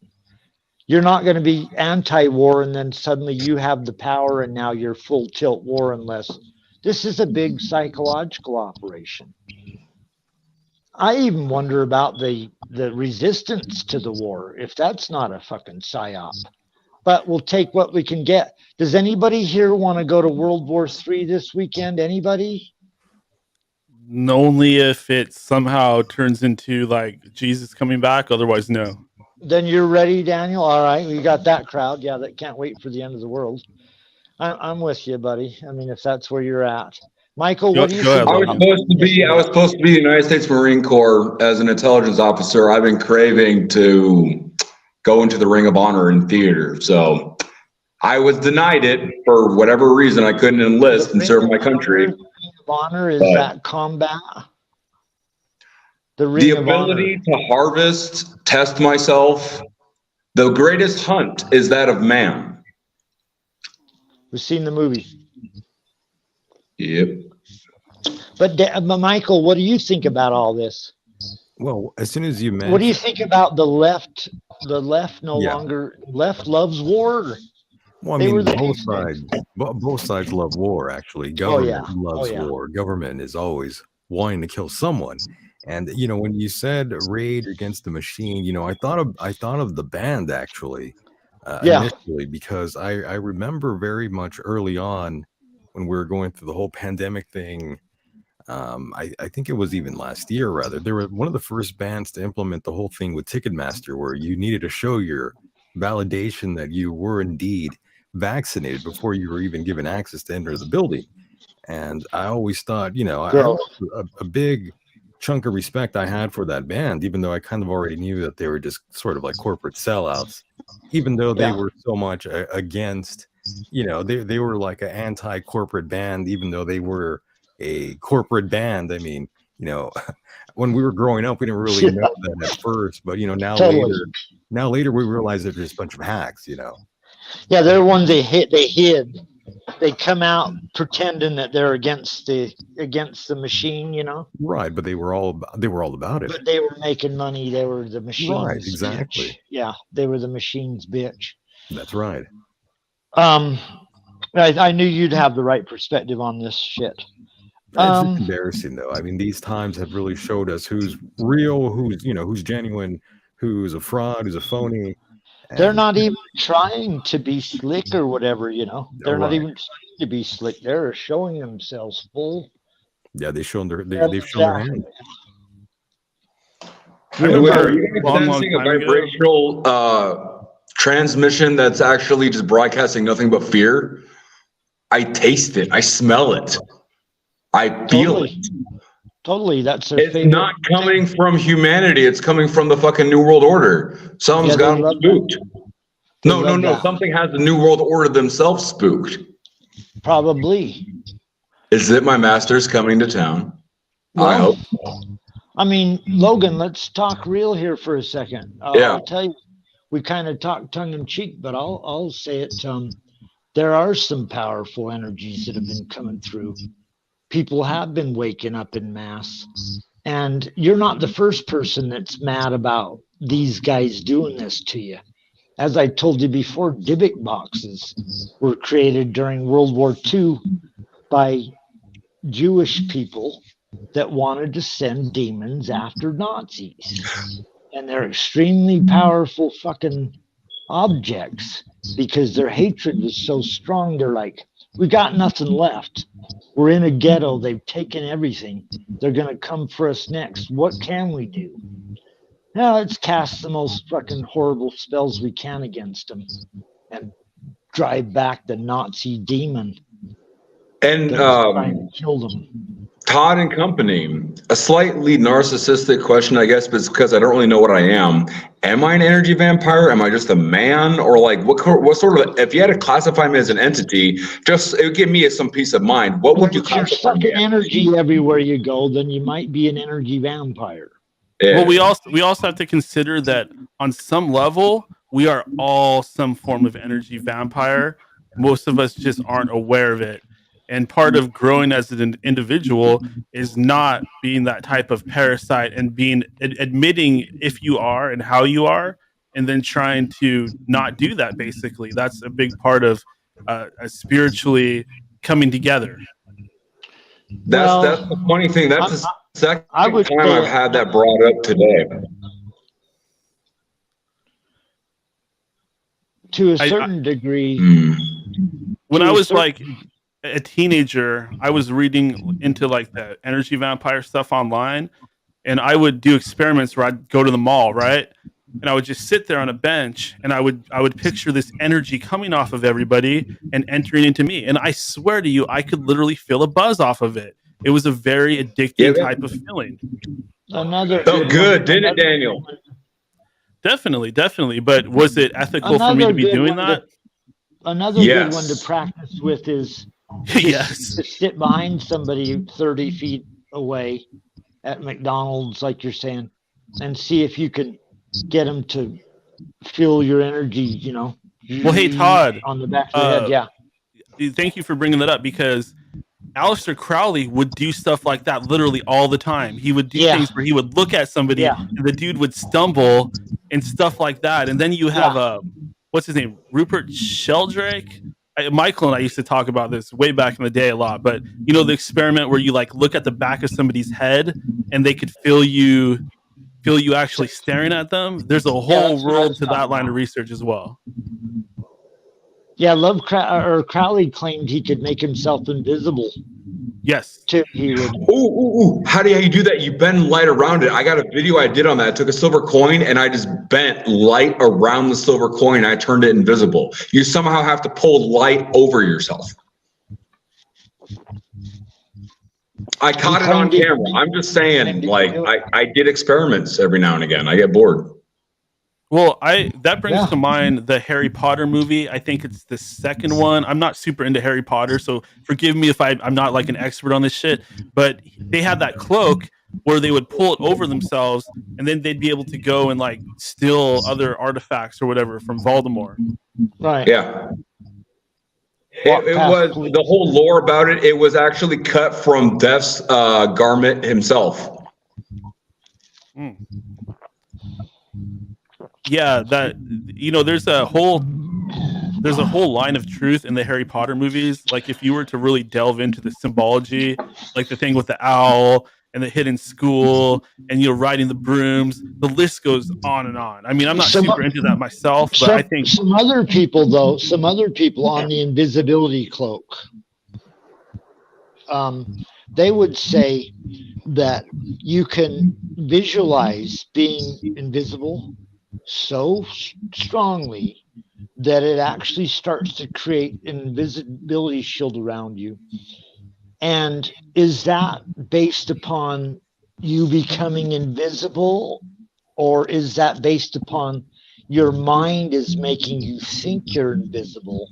So it's employing things around you that make you look more invisible if you're really... Remember what I was saying earlier about confidence and belief in yourself? If you have such a strong belief in something, you could force it into reality. Does that make sense? That's the simplest way I can make the complex thing work. Now, for instance, like I could go and believe. Reality, usually, if it's forced into reality, it's like driving a fucking wedge. If you're forcing something, it's driving a wedge, so it's attracting negative attention against it, right? It's unnatural. Yeah. So it's gonna be harder the further you try to do it. But it's more fun that way. Slide in with reality. I hear you, but I'm just saying, if you do something that just flows with reality, it doesn't even have any resistance to it. Mm-mm. There's an old saying with magicians, chaos magicians. You can bring a planet from another solar system to this one with your mind, theoretically. Mm-hmm. But it's not feasible. It's not really feasible. Too much energy. Why do that if you can just go to the planet? And guys, there's also another line of thought there where you are not actually bending light, but what you are doing is you are hypnotizing everybody around you to not see you. And they've done experiments with hypnotism where they've hypnotized somebody to not see certain objects or not see certain people, and it literally works, and that's crazy. Or they hypnotize people to see an object that isn't there. Like the famous banana where the guy runs into the room acting like a banana is a knife and people see a knife, not a banana. I've seen that more than once. Like there was a guy on the Howard Stern show, Sal, and they actually hypnotized him to think that his penis was gone. And he starts screaming and freaking out saying, my dick is gone. My dick is gone. It was funny as hell. Like I thought he was just kind of clowning and making it up at first. But that's until I really learned about hypnotism and what actually, how powerful it is. People think it's like this foo-foo thing that doesn't really work, blah, blah, blah. But if you really get into it and you try it on yourself and you learn about it, how it works, you can see how they could hypnotize some of these like assassins and these celebrities and all these MK Ultra people like Logan you were talking about earlier. A certain percentage of the population is prone towards hypnotism, can be hypnotized. There's a certain number of people that will fall under a trance if they receive the right stimuli or whatever. They know there's a certain number of people. If anyone wishes to try to hypnotize me, go ahead, because you've just formed an energy connection from me to you, directly mind to mind. And I have 7 of me, and there's only 1 of you. Go ahead, make my day. That's all I want to say on that point. Grub says from the chat, infrasound is used to vibrate moisture in the air to bend the light. Refractions. Oh yeah, I believe in that. That's trigonometry. I think trigonometry. Scott Shuthat, he brings up egregores. Egregores, I think that's a major component of what we've been talking about throughout this episode.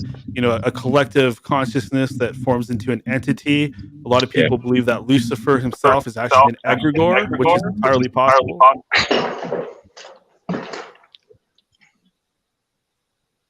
Yeah. Egregore.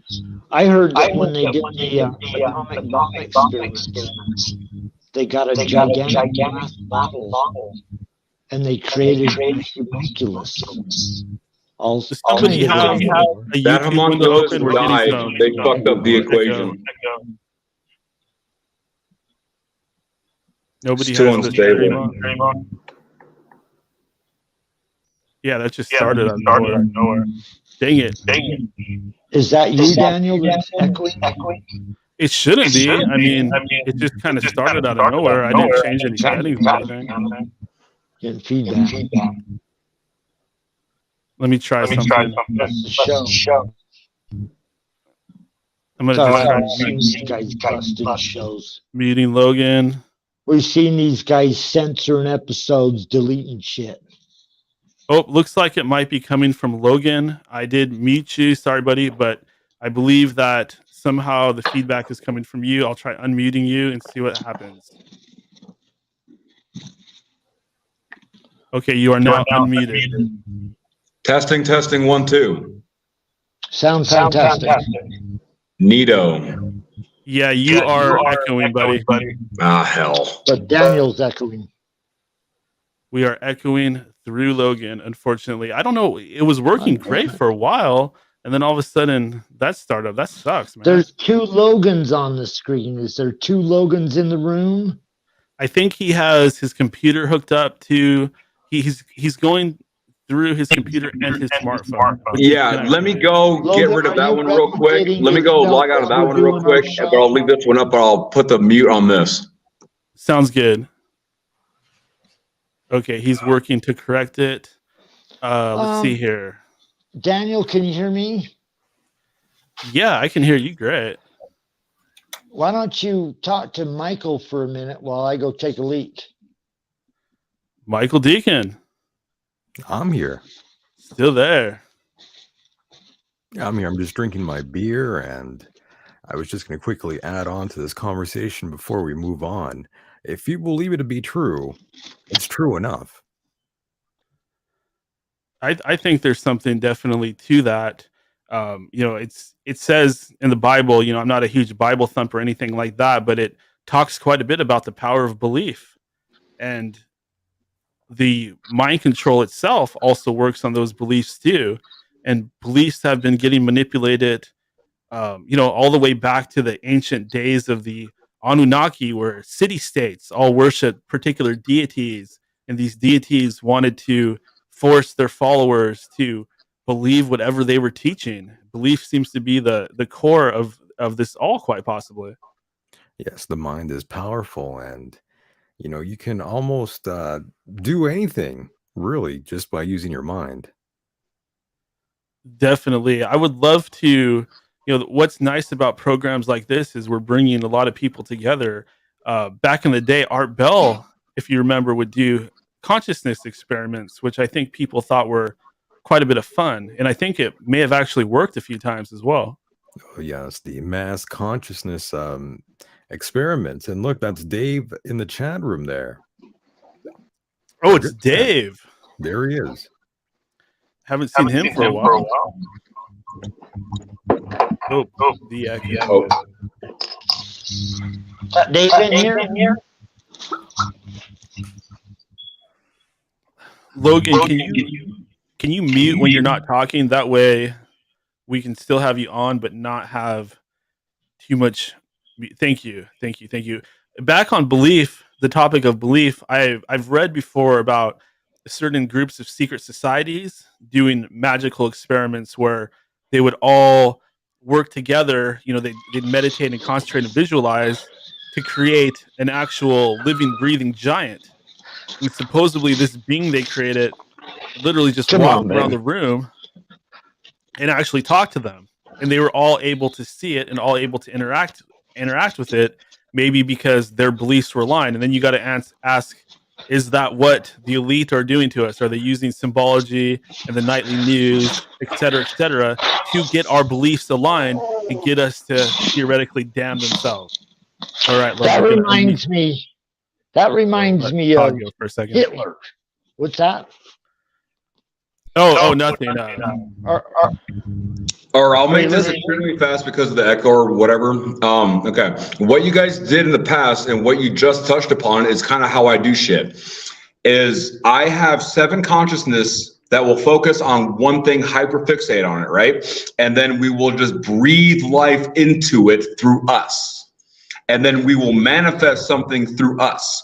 And the more you have focusing on something, the more power, the more processors you have to fuck with reality and do real reality bending. And it's kind of like inventing spiral energy. You have a starting point and then you just keep going, boom, it's there. You just need to have people so dedicated to cause and so dedicated to task that you just do it. Yeah. So you know what we're talking. You know what we're talking about Microprocessor here, analogy. Logan. You know what we're talking about here, Daniel. You know what we're talking about here, Michael. We're talking about a modern day version of the TV show Stranger Things, where portals are being created. The Russians are against the Americans. Can you see this? Can you see this cycle taking off again? Portals and the stupid Stranger Things TV show. Well, that actually brings up a topic that I was hoping to touch on with you, Todd. The whole idea of CERN. I mean, isn't that, along with maybe the Montauk Project, isn't the whole CERN thing kind of like the portal that they, and granted, I have not seen any Stranger Things past season 2. You haven't seen it? No spoilers, please. 2. Gotcha. But I love that the stuff. monster talks too long in the last season, by the way, Daniel. Sorry, at the very end. No spoilers. Letting the monster talk. It's like no spoilers. Ruin the whole damn thing. I'm just kidding. Go on. But I love what they talk about. That I think they call it the shadow universe or the upside down world or something like that. Where it's I like love that. Yeah, it's kind of like the astral plane or something like that, where it's an upside down mirror version of our world. And in the ancient past, what's interesting is mirrors used to actually be considered portals. Yeah, kind of. They used mirrors for many things. Definitely divination, right? You use a pool of water to do divination. Yes. Or like a black sheet over painting or just hanging on the wall or something like that. Or I used to have a black crystal ball, right? And it's still packed somewhere. I just don't look for it because I'm scared of it. Yeah, because you can do a crystal clear one or you can do a black one and see some. Yes. How much do you want for that black crystal ball? No price is too high. I'm being dead serious. Well, Logan, this is literally considered a donation and charge. Logan, they're literally $15 on Amazon. So if you want one, there you go. Yeah, buy Daniel with some energy in there and contribute. Please donate to Daniel's show because I'm going to spend at least 2 minutes talking about everyone that loves Daniel's show. Please donate to this motherfucker so he can come in here and do this show full tilt all the time, not stressed because he's working his hands to the bone. So anybody that likes Daniel's show, received any fucking light or wisdom or something interesting from it, please donate. Because if we could get him doing this show all the time, that'd be so fucking cool. Michael, I love that you're going full tilt lately. I'm glad you like the show. No, you're going 1 show, 2 shows a week. Yeah. That's a lot of shows. That's commitment. Goddamn, buddy. I've been having a great time doing the show. Yeah. You know what you're doing. It's like you got that show on lock. How's that show going? Are you fucking cruising out into the universe? Are you expand? Is your numbers of people listening growing? All the time. All the time. But YouTube is pretty much against me and against all of us here. Really, they hate you, because you said Illuminati or. I don't really get too much traction on the show. It's very difficult to do these days. I think the show. Well, you know what they've been doing to you and Daniel. They've been shadow banning you. Right. They've been secretly keeping you hidden like fucking mushrooms in the fucking basement. I agree. This system that they've got over the top of us is so insidious because it's operating in secret and censoring people they don't like, pushing them down lower and lower, fewer views. Yeah. And then if you're the host of the goddamn show, they're going to interfere with your messages you're sending to anybody. Believe me, man, they got a full tilt operation going against anybody trying to spread some truth. Yeah, basically they want you to just like give up because bend over, give up. Yeah, because you feel like you're on an escalator and any progress you make gets kind of erased. And Twitter has actually gotten way better. As much as I believe Elon Musk is like some kind of agent or character or clone or something like that, or an android controlled opposition. Yeah, I have to admit, Twitter has gotten a little bit of its fun back, and I'm able to say some pretty awful things and not get that shadow ban Daniel, effect. you've been Twittering for years. Michael, have you been Twittering for years? Yeah, it's been a couple of years now, for sure. I got on Twitter when I first found you two guys. Yeah. Right in the early days. And I went through about 1 or 2, 3 days of Twitter things coming through and trying to figure out how to Twitter back, where I said, fuck that. I ain't doing it.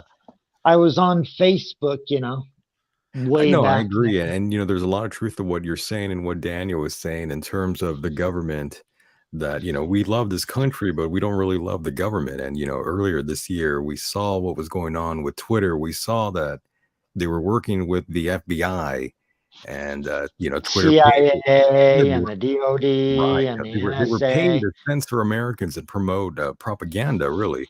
And the government was paying $3.4 million to Twitter last year. Right. Just so they would accept the request to ban people and silence people. It wasn't only them, though. I mean, there's other news networks from the left and the right.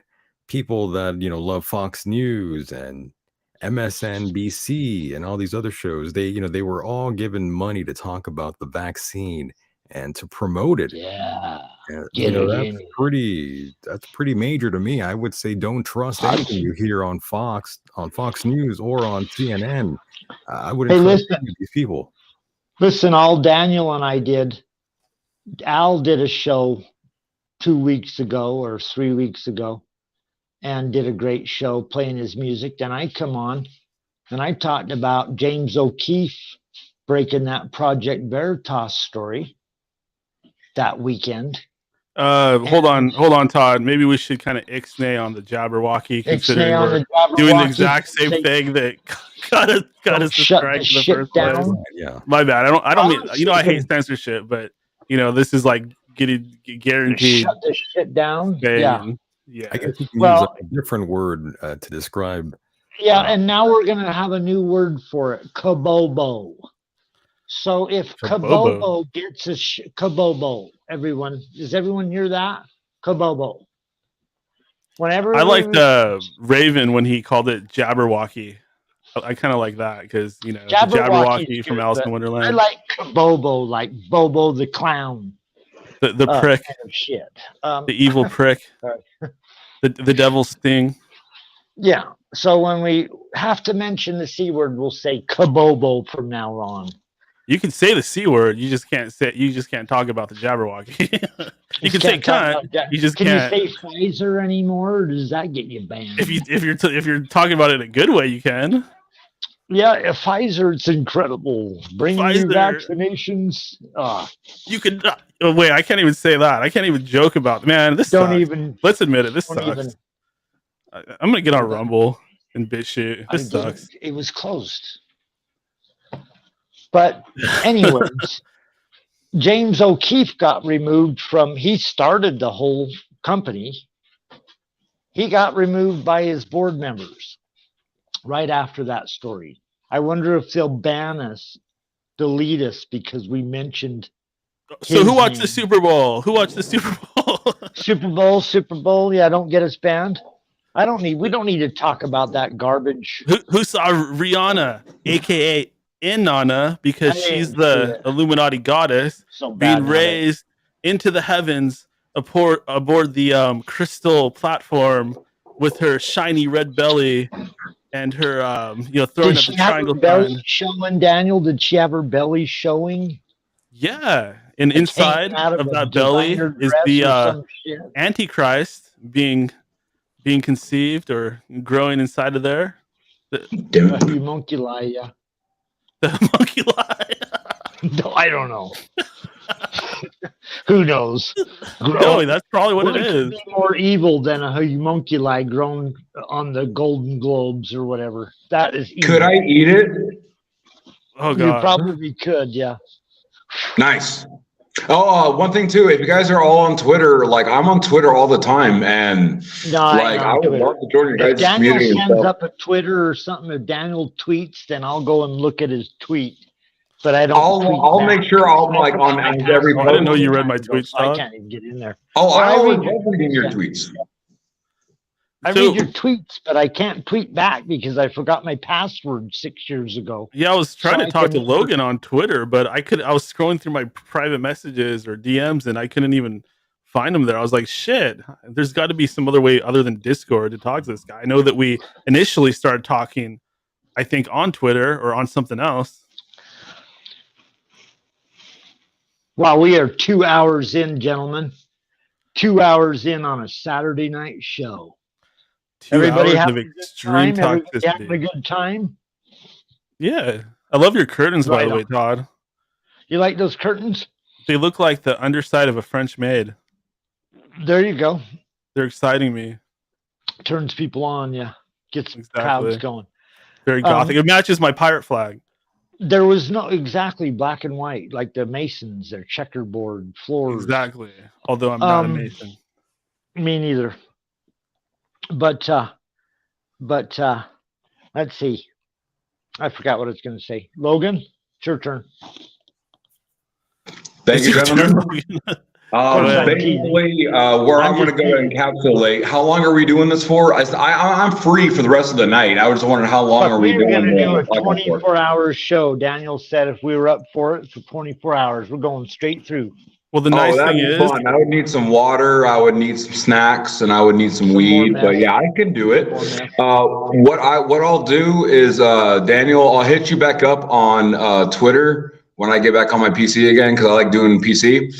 And basically, the whole thing of keep in mind of the 3rd around 12 to 4 o'clock. And definitely for the next 24 hours, from the 3rd to the 4th, expect heavy reality augmentation. I'm basically don't fuck with my shit, man. I'm gonna be at work and it's just gonna get crazy or something. No. Reality is gonna shift and stir. Time will appear and disappear. You guys will hear my voice in your head. You will hear songs in your head. You will hear concepts in your head. Basically, I'm going to have to bounce certain things off of everybody else as a catalyst. And after that is done, I'm going to harvest that energy, then direct it to do the following things. A, ascend humanity. 2, fulfill my purpose, whatever that is. 3, attempt to glitch or destroy the matrix. Because again, if you're connected to it, then that means it has influence upon you, but then you have influence upon it. And if you can bounce your signals good enough, like throwing a racquetball perfectly forever, then you can fuck up the matrix. And we don't need 1,000 people. Like I'm going to be on acid, ecstasy, shrooms, weed, who knows what else. And I'm going to be overdosing and I'm going to be using all of my knowledge to try to help everybody out because I'm tired of this reality. I'm with you on everything except the ecstasy because I did ecstasy like back in high school. And that's the one thing that I feel like actually damaged my brain. I did all the same stuff, acid, mushrooms, cactus, but man, ecstasy left me feeling like, they use that. I mean, this is inappropriate nowadays, but they used to say that when you did enough ecstasy, you'd become etarded, where you'd start kind of talking like this. That's kind of funny. It's like it kind of like gives you a weird voice affect. I mean, maybe there was like other shit cut in my ecstasy. That's always a possibility. But man, that stuff was hard on my body. I heard people from Ohio, from Palestine, Ohio, are starting to talk like this. Their voice is going higher. They sound like they've been breathing helium. Did you see that story? Maybe they're putting like female hormones in there or something. They can't breathe. I just read that tonight. And their voice is higher pitched as if they've been inhaling helium. I think of that, from The Simpsons, the three-eyed fish, where the plant that Homer works in, and it's like, three-eyed fish they're catching. You keep seeing that three-eyed fish like pop up in other episodes, and like the Japanese chef in another episode is like chopping up the fish to serve to people. Like it just keeps making these little cameos. Eating that shit. Simpsons got renewed, by the way, for another 2 seasons. Like, if it's not like played out enough, we're gonna get 2 more seasons. And same voice AI actors. is going to be writing Simpsons from now on. Yeah. If it isn't already or hasn't been already. Doesn't need human writers. But no, we ready to get deep into this shit? Are we ready to get deep? Guys, vamp for like 1 minute. I'm gonna go pee again. I know 2 it's hours annoying. in. Here we go. My phone is not charging. Talk about anything. I'll be right back. Bitch. All right. So, what is the next deep dive we're going to do? Oh, now that I can actually do it, this is what I was trying to make Daniel do. This is the sign of the old one's victory and entrance into the reality. Yeah. But what is our main topic that we will just be finagling on and just going, yes?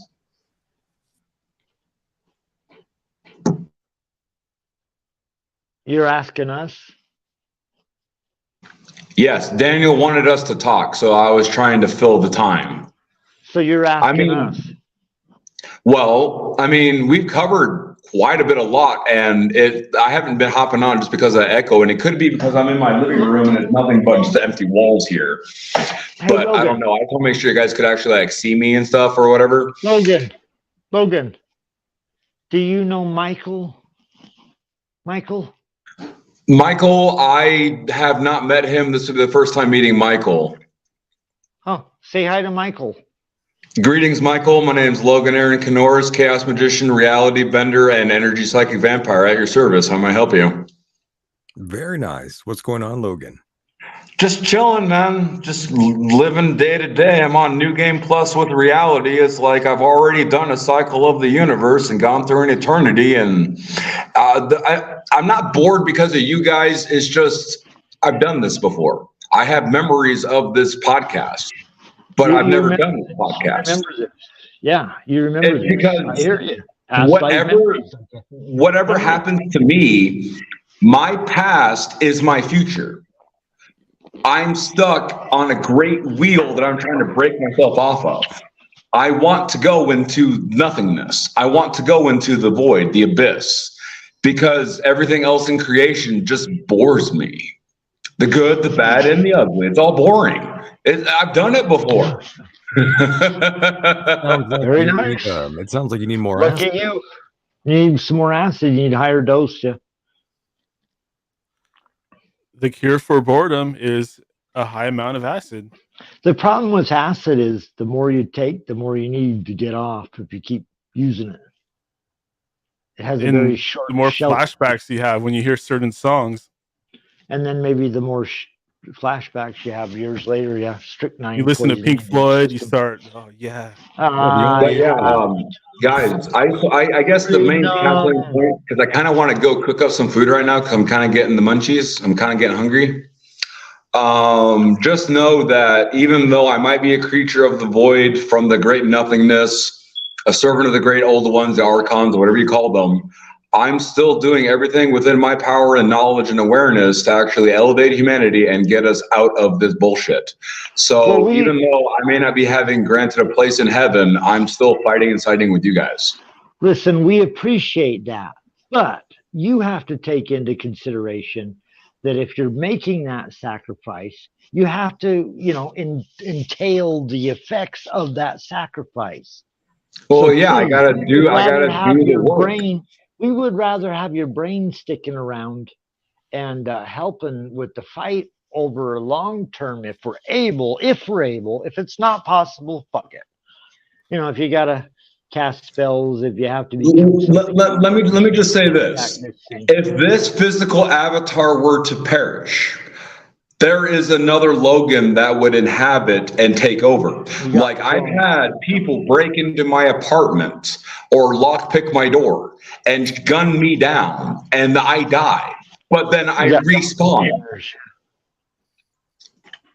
Logan, we are going to have to reschedule the show with you. Obviously, losing the Discord screwed that up, but we will still schedule a whole show with you to pick your brain and all that.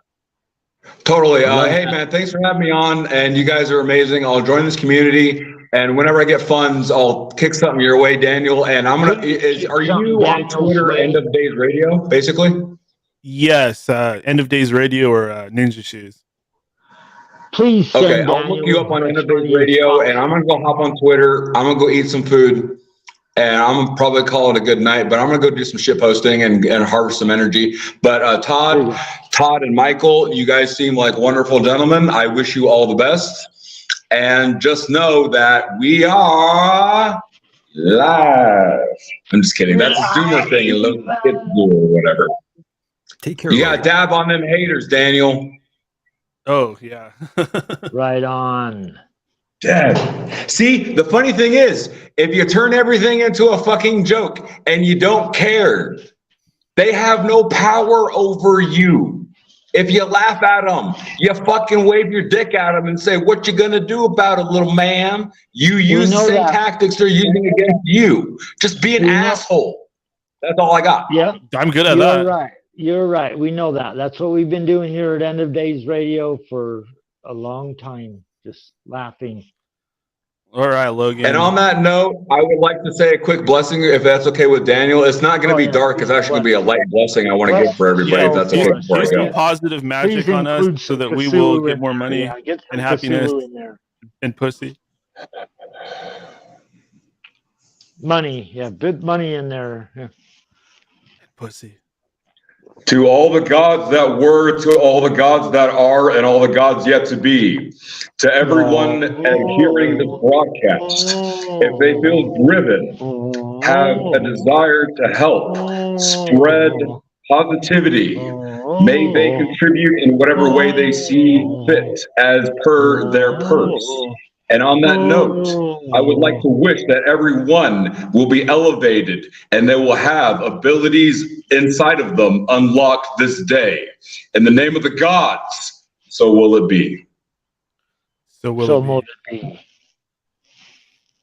Amen. Very nice. Wow, that's potent shit. Wow. Logan is on fire. He's on fire. He's on fire. My God. Incredible. Love that guy.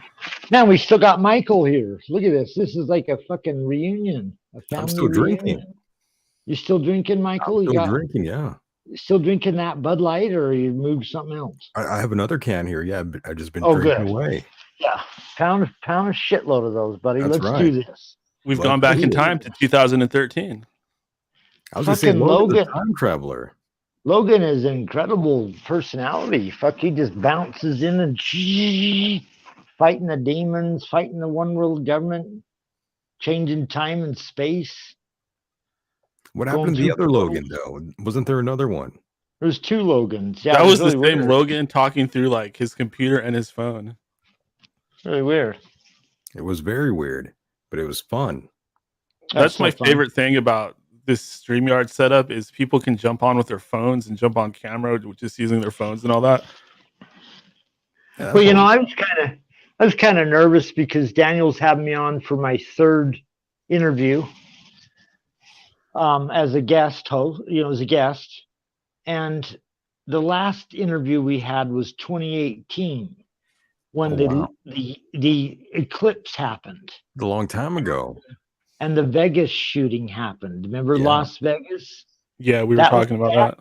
It was fucking spooky, and killer clowns were everywhere. Clowns were coming out. Oh, the clowns going on people's home cameras and scaring the crap out of them. We got into some clowny discussion. Yeah, it was clowns and fucking eclipses and human sacrifices going on. The last time you had me on, man, since then, the entire world has changed. Oh, yeah. Tell me that you would have believed that this could have been possible when we all first talked. No, not at all. I mean, in the early 2000s, I was already reading about conspiracy theories online, and I was reading about all of these things that were allegedly going to happen, and I thought, okay, these guys are full of shit. But then all these things started happening, and then I was just, my mind was blown, especially with 9/11.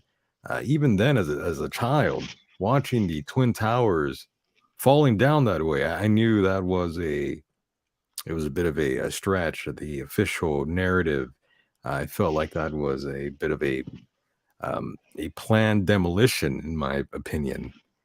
Bill Cooper was out there saying, man, if they take down the towers and they say it's fucking Osama bin Laden, don't you believe it? I mean, he was out there months. And he was right. Years ahead. Alex Jones sits and claims that, which is one thing. But Bill Cooper's on record talking about it a long time before that happened. And Bill Cooper hated Alex Jones. That's true. He hated Alex Jones.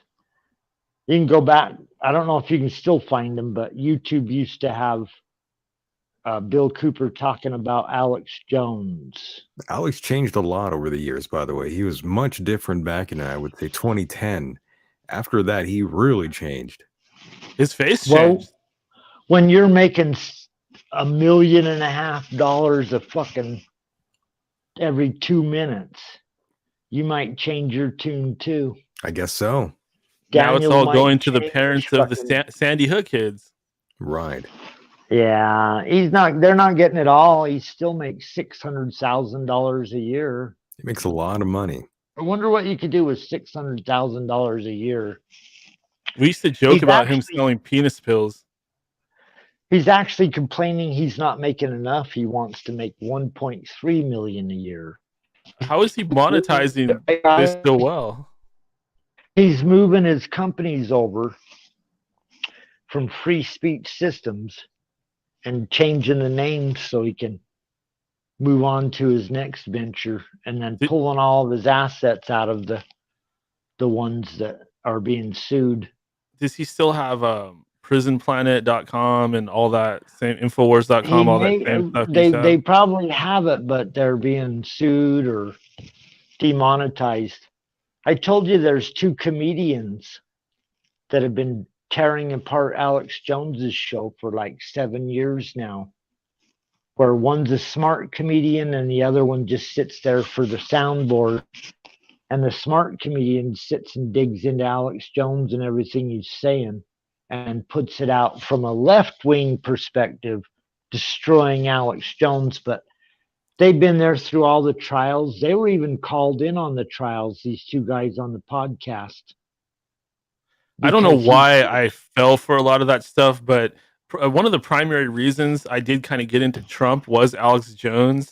Like when he was talking about Trump and had him on his show and all that, that actually did kind of make me believe in Trump. And, you know, years and years later, I feel kind of foolish for believing that stuff. I should have saw that Alex was aligning with the right, and I should have immediately known that it was all a psyop, but I was not at that level of discernment quite yet.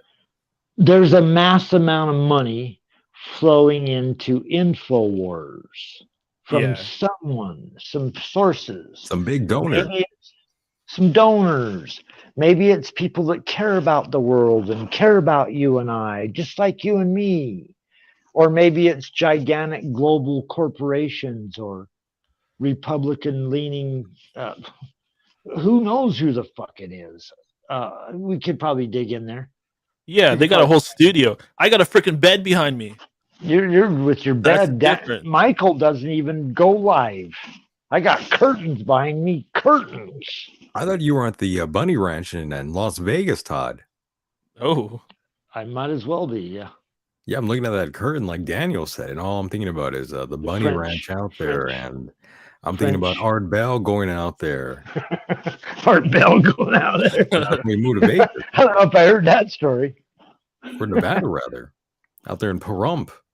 I know he was close by. Did he go out there? Oh, yeah, he was out there. Pahrump. Art Bell was out there. Totally. Yeah, he was close to a brothel, so I'm thinking, he must have no, been these curtains. My friend that likes the show but never calls in, my best friend, he wanted to get me an American flag and have me drape that behind the whole thing behind me. And then I thought, well, if we're going to put a giant American flag behind me, we might as well hang it upside down, because you know what hanging up the flag upside down means, right? Of course.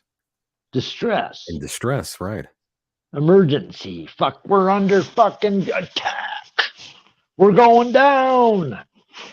But then I thought, no, if I hang a flag behind me, that's going to trigger so many anti-American You're going to trigger all the commies out there, Todd. You'd bring the commies out in full force. That's true. And for those wondering, bankrupt Alex Jones owes about $1.5 billion in court-awarded damages to the Sandy Hook families for those. $1.5 billion, more than some small countries even have as their entire gross domestic. Yeah, that was the last thing I read. And of course, he's claiming right now that authorities wanted to take away his expensive cat because he's bankrupt. Mm-hmm. So I read that story. They even want his cat. Yeah, they want to take his poor cat. Because they think he might have money stuffed up inside it. I know, right? Oy vey. That's what they're saying. You think there's some shekels up the cat's ass?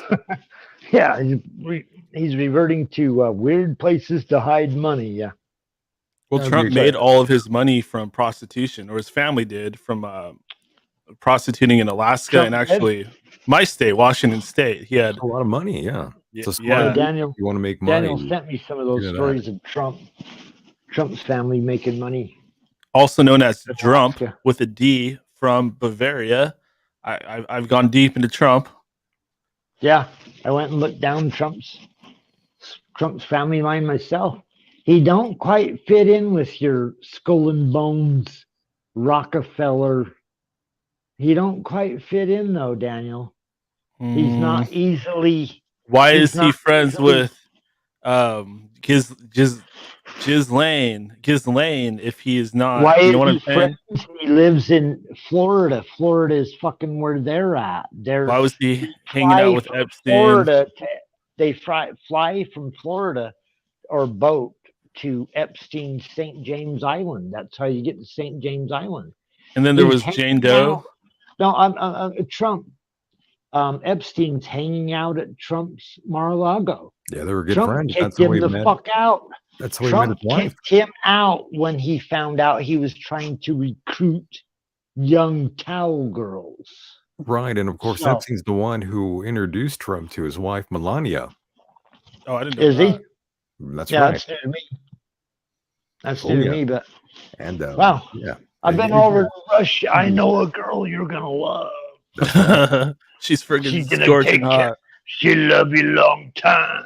They love them Russian girls. Those Russian girls. But Trump also, he used to run teen beauty pageants, and he'd just like walk in the back and just like look at the teenage girls. So hopefully he wasn't grabbing them by the pussy, Daniel. Todd. He might have grabbed a few of them. No, he never. He reserved that for adult women. Come on. People get so pissed at me when I speak negatively about Trump or what's the other thing? QAnon. You can speak negatively about him, but make it points that make it a good point. I could sit and talk negatively about him for fucking hours, but I could talk positive about him too. And I'll tell you the first thing he did that's fantastic. He put a spotlight on these evil son of a bitches that run our world. He was the first president of the United States that ever said, look at this monstrosity that's running you. Look at this corrupt DC swamp system. So if that's all-star wrestling and was just staged, then I guess he didn't do anything. But if it's not all-star wrestling or not staged, he showed everybody a big, giant, corrupt, stinky swamp filled with swamp creatures.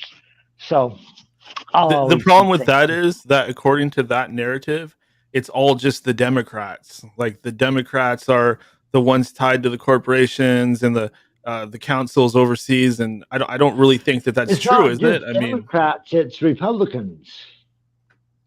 Yeah. So the counter to my argument, Daniel, is if he wants to drain the swamp, why did he hire all swamp creatures?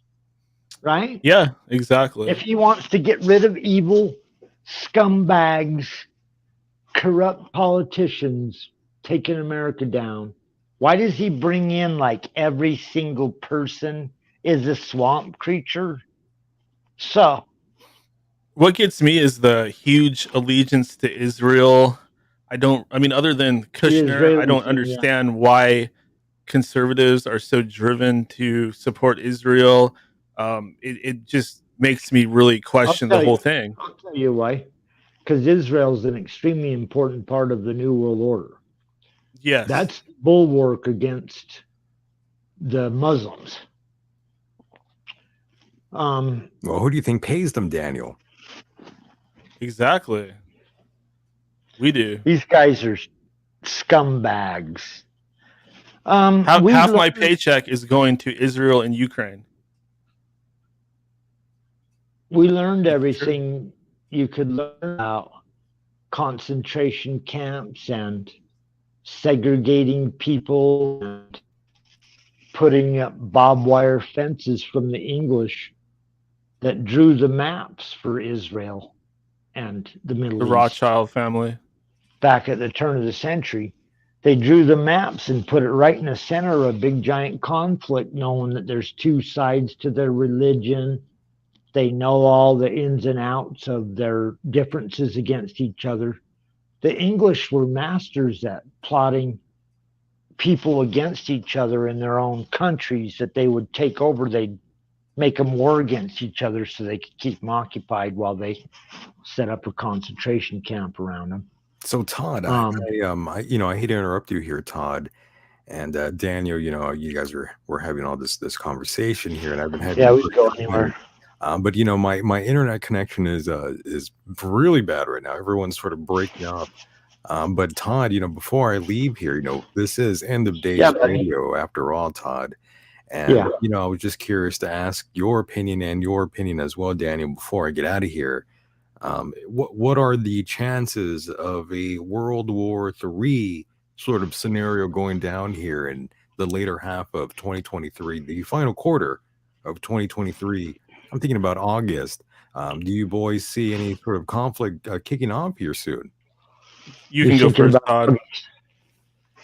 Okay, you're thinking about August. I wanted to get deep on that subject for a second. I wanted to go back in time and provide some context for this war. August. I'm thinking it's hot as it gets right now. Right now we can't send tanks. Those take longer.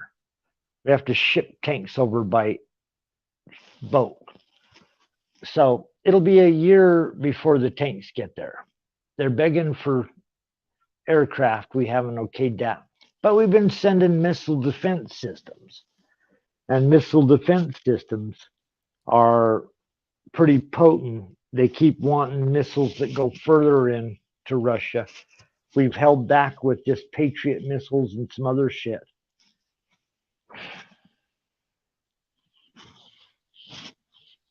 I don't know.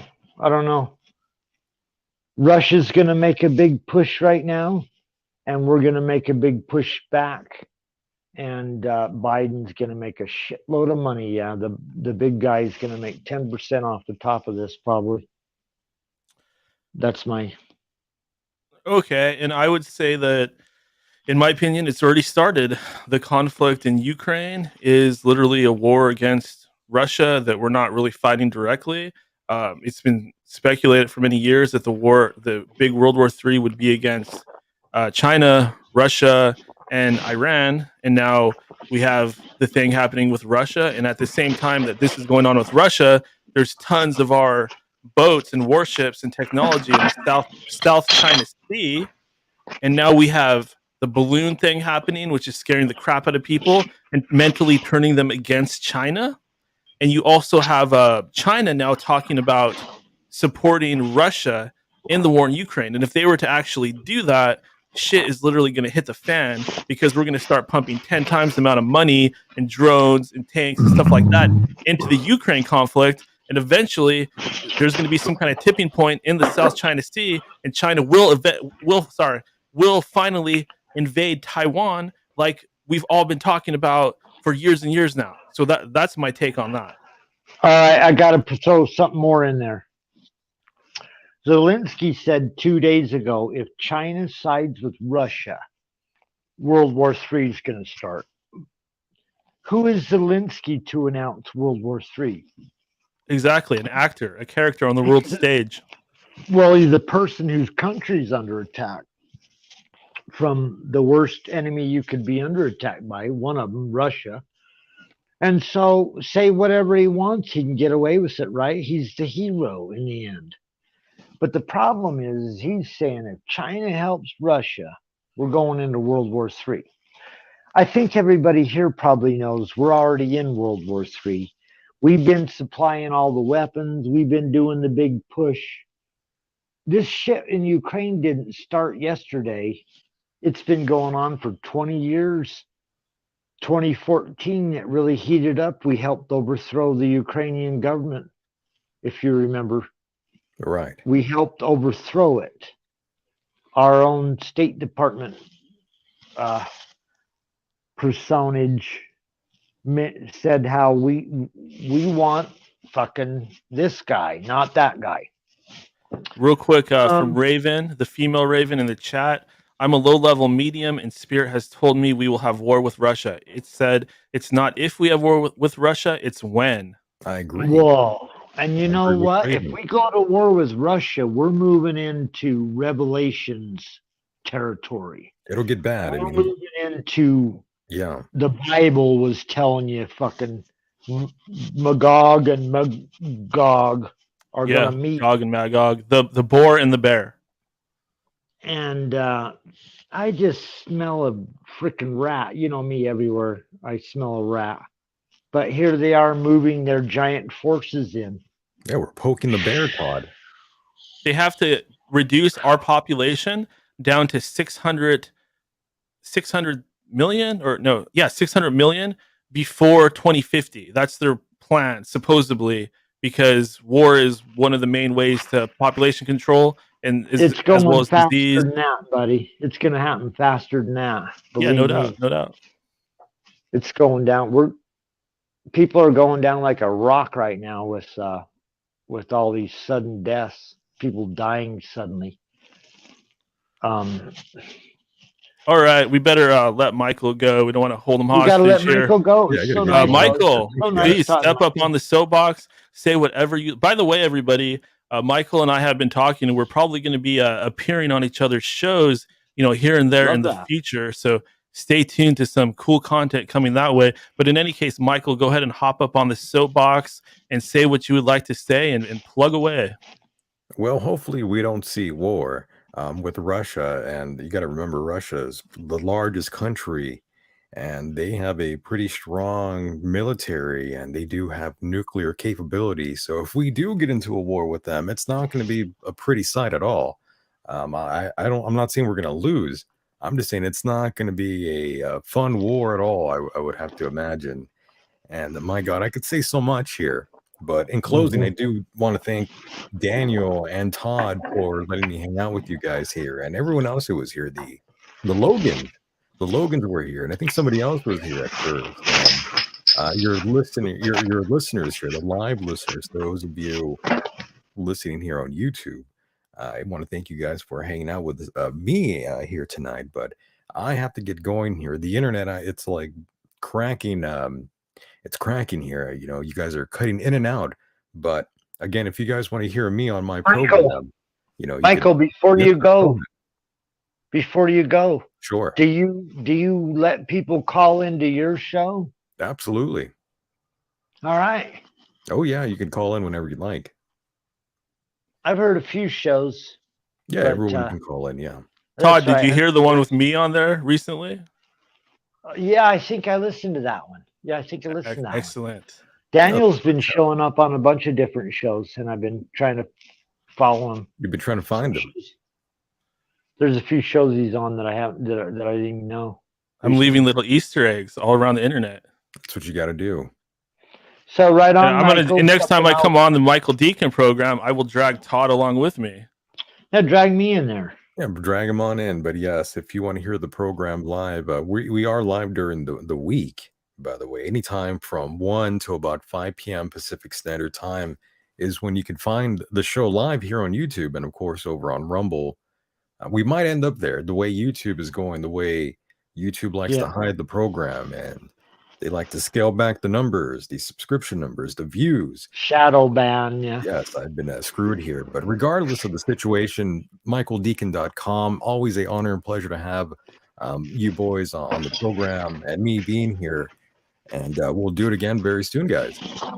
Well, yeah. Absolutely. Thank you for joining us here. Always a pleasure having you on, Michael. You definitely bring a lot of entertainment to the fold. And I will talk to you later, buddy. You got it. Take care. All right, Todd. And then there were two. And Finally. Yeah, thank you for I know this was going to be your interview, but I also know that you love being on panel with a lot of others. Yeah. So I love everybody. I'd rather have a big giant panel than just me. There you go. That's how well I know you. Oh, hell yeah. Bring them all. Bring them all. Bring the haters. Where's the haters? Because there's haters out there. The hate. I don't think you have any haters, Todd. I haven't heard a negative review about you in quite a long time. It was I'll be my own positive. hater then. I'll be my own hater. I'll bring up all the shit I don't like about myself then. How's that sound? That sounds like we could do a whole show on that. That was fun to talk to Logan. Wow, he is fucking going out to the. Wish I knew Logan over at the moment. You go. Yeah, that was intense. Shrooms, take some fucking LSD, take a bunch of shit. I don't do none of that. Yeah, not that I wouldn't, just that I don't. He's doing multiple drugs at a time, which he's going totally out there. Yeah, that takes some balls to do that many drugs at the same time. If you do that many drugs at the same time, reality is going to break down around you. Well, you're doing all the drugs and you're attacking the establishment. That what that sounds like, Daniel? Kamikaze fighters in World War II, doesn't it? Yes. They would amp them up, get them fucking just fully lit on meth. No, the Japanese America had meth. As soon as meth existed, they had it. Maybe it wasn't meth, but it was. Wasn't meth invented by the Nazis? Who knows where meth was invented? They just were involved in every single compound and what it did. They wanted to know what it did for them. Yeah, the Japanese kamikaze pilots. Bonsai. But Japanese kamikaze pilots, they'd shoot the fuck up out of them. They call it yaba. The ones that wanted to and just have the best time of your life as you're going to destroy the. That's what I'm saying, Todd. We're like giving all this money to Israel and Ukraine. What we should be doing is giving this money to Japan so they can fortify their defenses before the next Godzilla or other kaiju attack. Certain people, Daniel, feel compelled to act, but they're not strong enough to do anything. So they're going to act as best as they're able. Do you remember when Fukushima melted down? Yes. There were old people volunteering to go in and try to work as the radiation was melting their skin and killing them. They said, my life's done. I've had a good life. I'm going to go in and do this bullshit. And pretty much all of them supposedly did die that did that. They were bringing in the elderly. That's why I don't trust any place at all. Like if any message is coming to me to put my life in danger or do anything risky, including join the military and go to a war, I'm just going to say no, because how do I know that they're not just throwing my life away? Why would I give them control of my health and my life when I can just not participate, right? Right.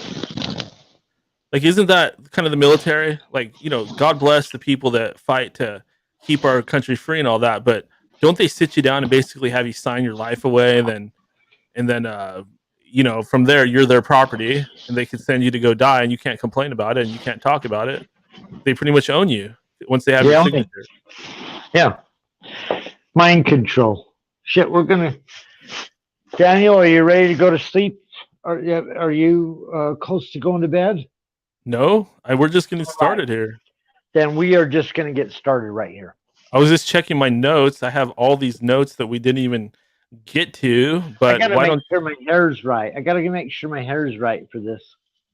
Oh yeah, you and me both. No, that's no. I don't know. Kind of. Lost most of it. Sort of. All right. Fuck, there it is. My hair's good. All right, let's go, Daniel. Let's go. Let's go. Let's go. End of Days Radio. Hey, ho. Let's go. Hey, ho. Let's go. That's End of Days Radio. We're walking down the timeline, down, generation rewind, down. Grub makes a really good point. Blitzkrieg Bob.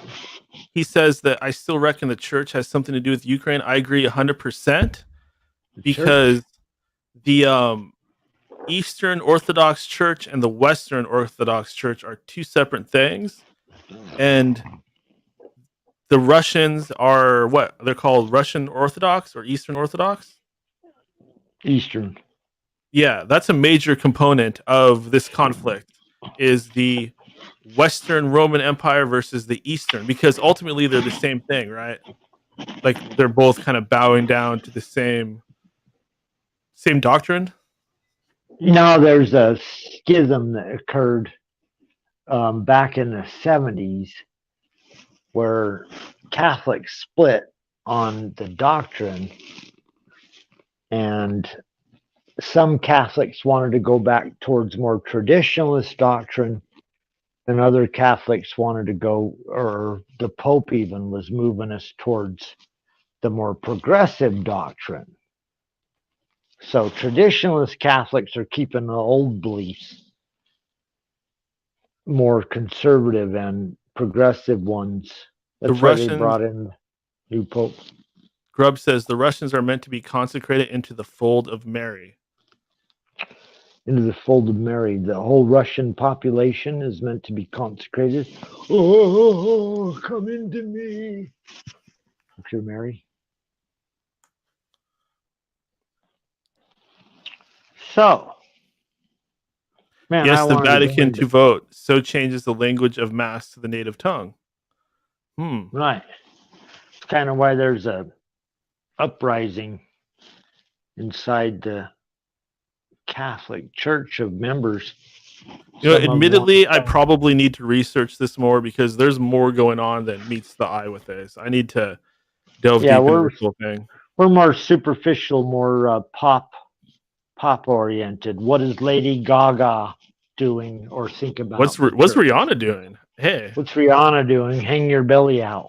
I'd love to meet her in her size 13 feet. You ever seen pictures of her feet, Todd? No, I haven't. They're like that. Huge feet. That's scary. Oh yeah, my God. Look it up. Like, go to Google Images and look up Rihanna's feet. They're just like, bam. Well, that kind of reminds me of Lovecraft. I wanted to talk about Lovecraft, and we're not going to let it go. We're going to talk about Lovecraft before this is over, even though the whole fucking first 2 hours and 45 minutes of the show have been taken over by other topics. We're going to get into Lovecraft. And hey, Todd, one name comes to mind. I probably don't know how to pronounce this, but Nyarlathotep. Nyarlathotep. Nyarlathotep. Yeah. He's the being sitting in the center of just chaos, at the center of blind madness. Nyarlathotep, goat of 1,000 eyes. Goat of 1,000 eyes, I think, was Nyarlathotep. This has to be one of the coolest characters in all of the whole Lovecraft mythos. I could probably try to look for Nyarlathotep, but actually, I'm going to bring up a picture of him on the screen.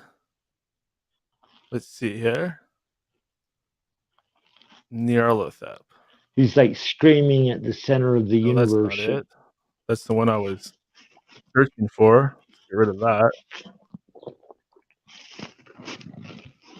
I'm so retarded with. I can't say retarded. Oh no, you're so good, Daniel. Show these pictures. Show these images. Show the people. Oh yeah.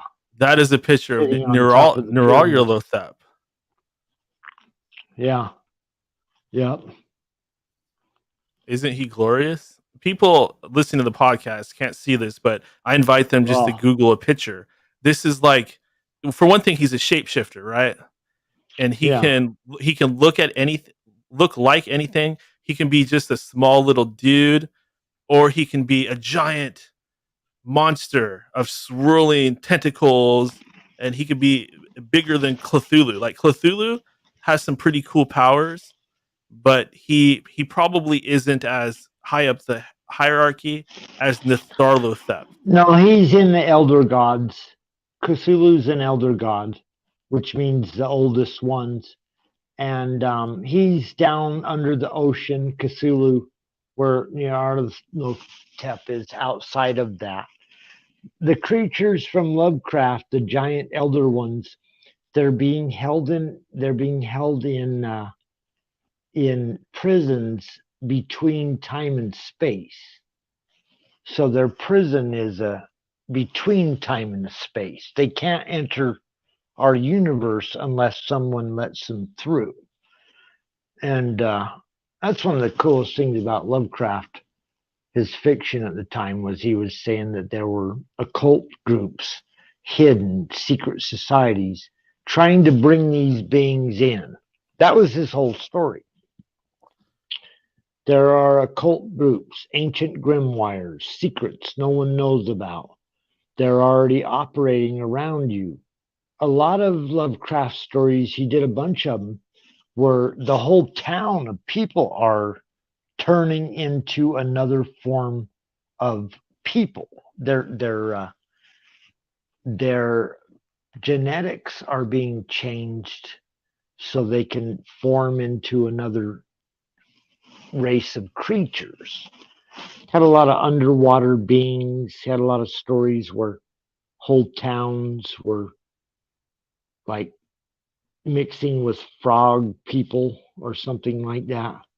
It kind of reminds me of the Book of Enoch and the fallen watchers interbreeding with humans. It kind of has the same sort of feel, like they're breeding with these abyssal entities. Lovecraft is better though, because he's kind of that's one of the things I want to talk about here. Lovecraft might have been considered racist in his day. He said the N-word. Yeah, there's a whole thing there. I've read about it. He was racist. Let's be honest. He was racist. N-word, yeah. But on his deathbed or close to the end of his life, he did apologize, and he said, "Hey, look, I was wrong about this stuff. I was out of line. This actually isn't right." So he did redeem himself at the end of his life. I think that's a very important point about him that might some people might get turned off by the racism thing, but we should all keep in mind that he did come clean, and he did apologize. Or no, fuck that. He's not okay. apologizing for anything.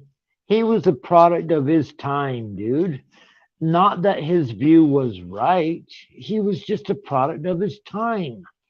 My goddamn grandfather that fought in World War II was racist against Japanese people because he was over in the South Pacific Islands, driving them back, blowing up the islands, fighting them until you had an extreme hatred of them.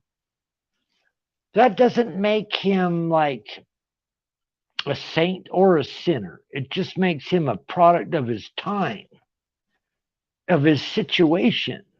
My grandpa would be mad at Japanese people. He'd call them Japs, right? After World War II. Sure. I mean, it's part of war. His psychology. Our government. It's part of war to be racist against the other side. That's a fact. Our government pumped out nonstop racist propaganda, inspiring everybody to hate the Japanese and hate the Nazis. It was in cartoons. It was in Bug Bunny. It was in... They do cartoons where, and I could do this because I am actually Japanese, but they would kind of like draw a character like this. Slant eyes. Yeah, with the big buck teeth, like they'd be like Yeah. sneaking around. That was kind of the idea. Oh, the Totally. Japanese are going to put poison in the water Totally. supply, And that was all good. Everybody loved it. Yeah, in the 50s. and that's how No. they that's how they justified putting Japanese people like George Takei into concentration camp. Yeah. That's your wonderful, lovely government. Yeah.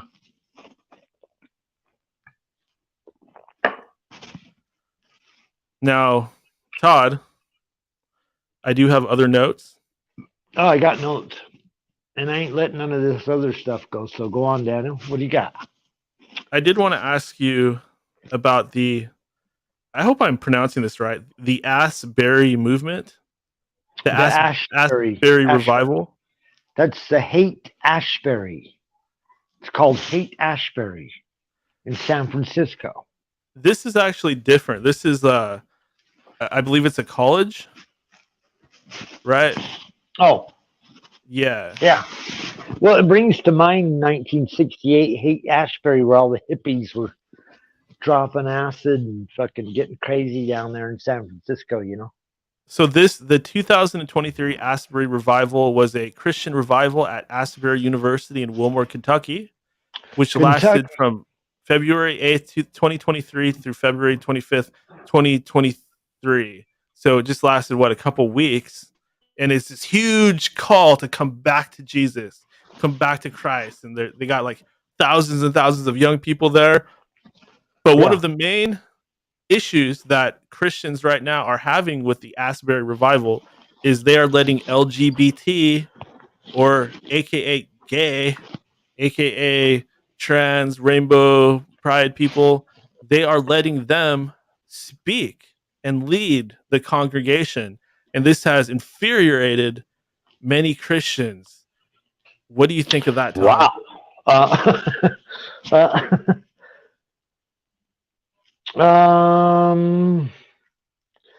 Do you born again Christians or whatever place you're on the scale, not want gay people there with you, or lesbians, or is they not allowed? I don't know. You know, like, are they not allowed? We let the lesbians in, but not the gay men. The lesbians, not the gay guys. Because we like to watch them. So it's considered okay in the Lord's eyes, just not male on male. Sounds sick to me. I'm joking. When I look at general overall religion, man, I try to view it through the lenses that everyone would probably view it through, that book that you can get anywhere for free. Go to a thrift store if you want a free Bible, anyone. Passed out everywhere. Probably the most printed book in the world. Yeah. Gideon's Bible is in every hotel room, in every drawer, in every hotel room. You get a copy of Gideon's Bible. Please don't steal it and take it home. I know a lot of you like to do that. Jesus probably would say steal it if you're poor. But, you know, if you really want it, Jesus might say steal it. But Todd, remember that song Rocky Raccoon? I'm pretty sure we've sang it a couple times. Raccoon. He's all up in his room. Yeah, in his room. Only to find Gideon's Bible. Gideon's Bible. What about it? Nothing. I just love that song, and it makes me think of being in the hotel room and finding the copy of Gideon's Bible. Yeah, anybody ever visit a motel? There's a Gideon's Bible over there. But enough of this Gideon's Bible talk. Did you know that there was a live possession at the Asbury revival? I heard that. I sat and watched the video. I didn't see the demon though. Was there something? Did you see something, Daniel? Did you have video clear enough to see the demon?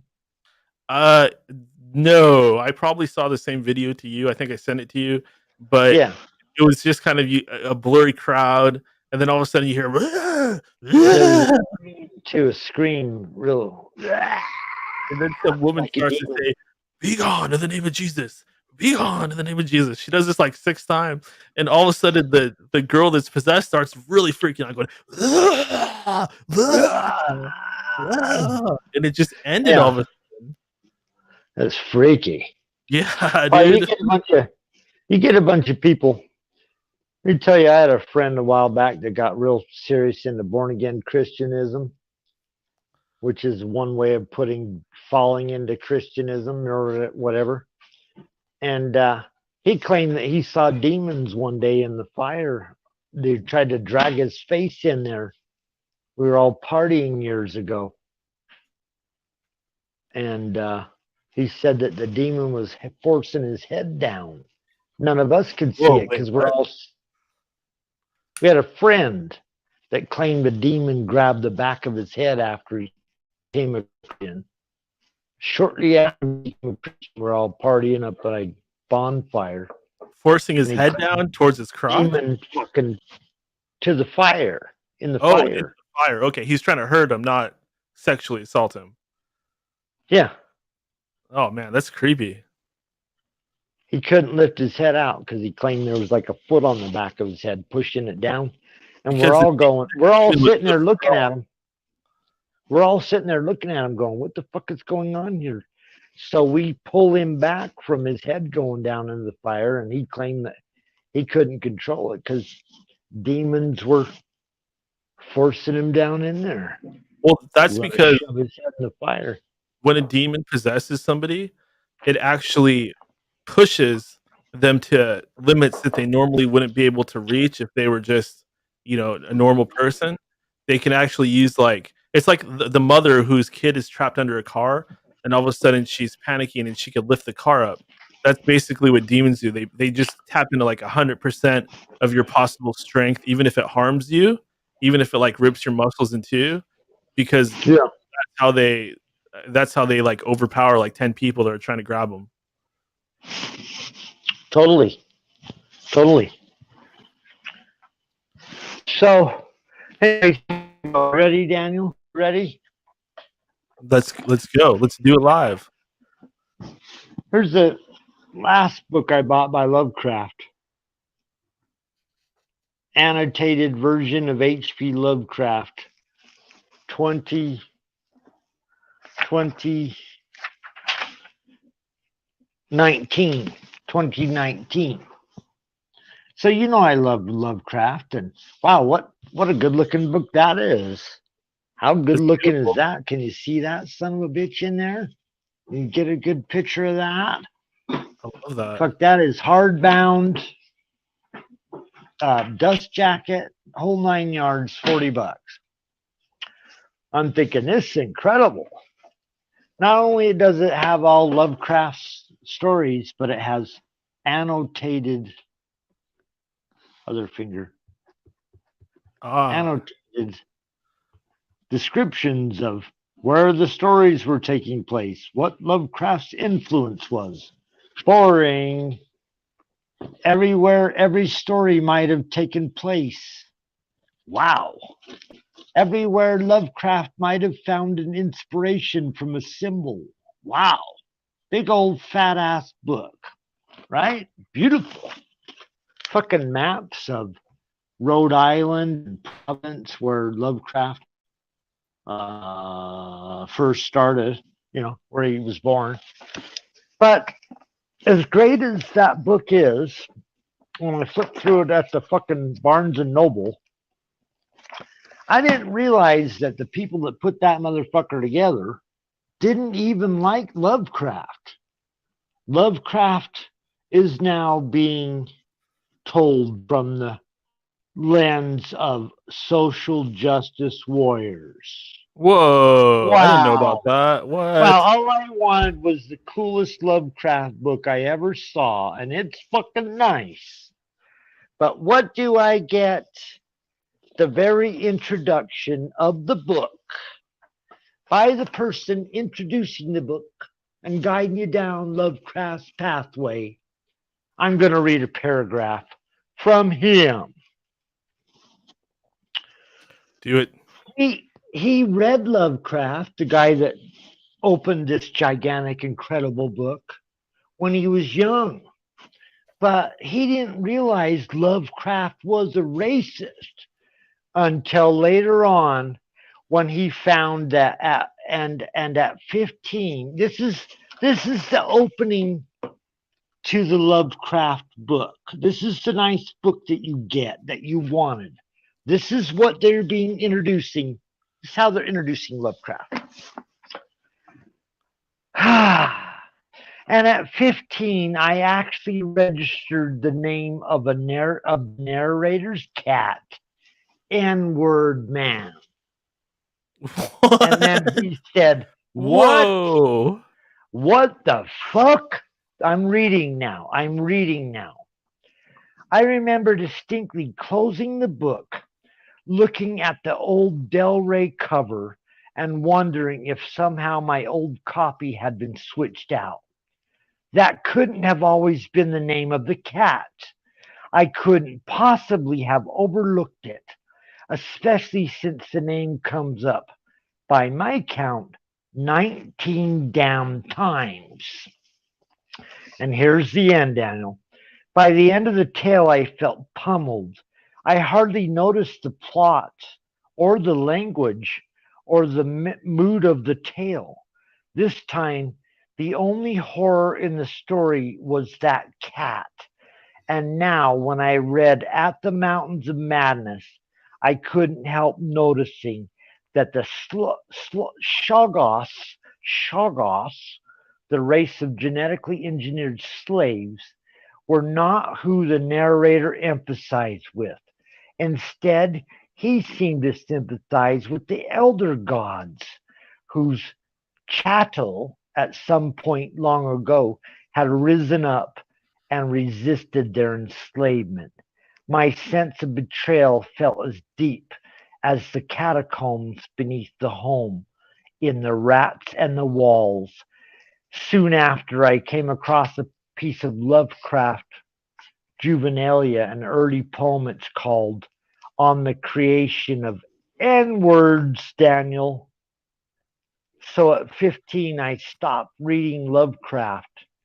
If you've ever loved an author and felt the effect of his imagination right down to your DNA, you'll know what it means to reject a beloved writer entirely.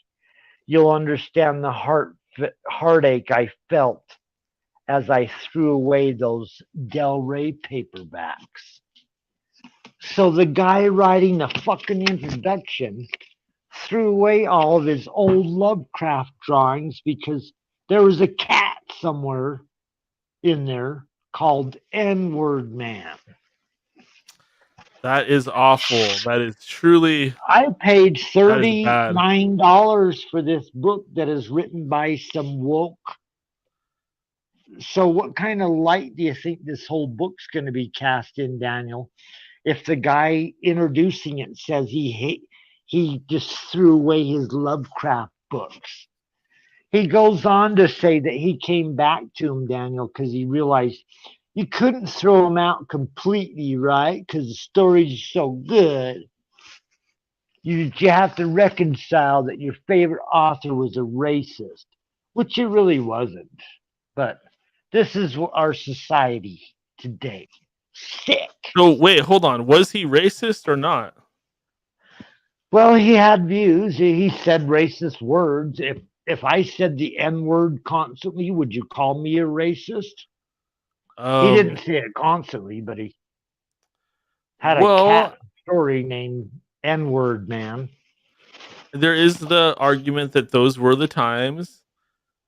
1920, I would say those were the times. Yeah, I mean, slavery wasn't that long before that. And then we had segregation, which was going on up until, I guess you could say it's still going on in some ways, but I'd say the 60s was when segregation really ended.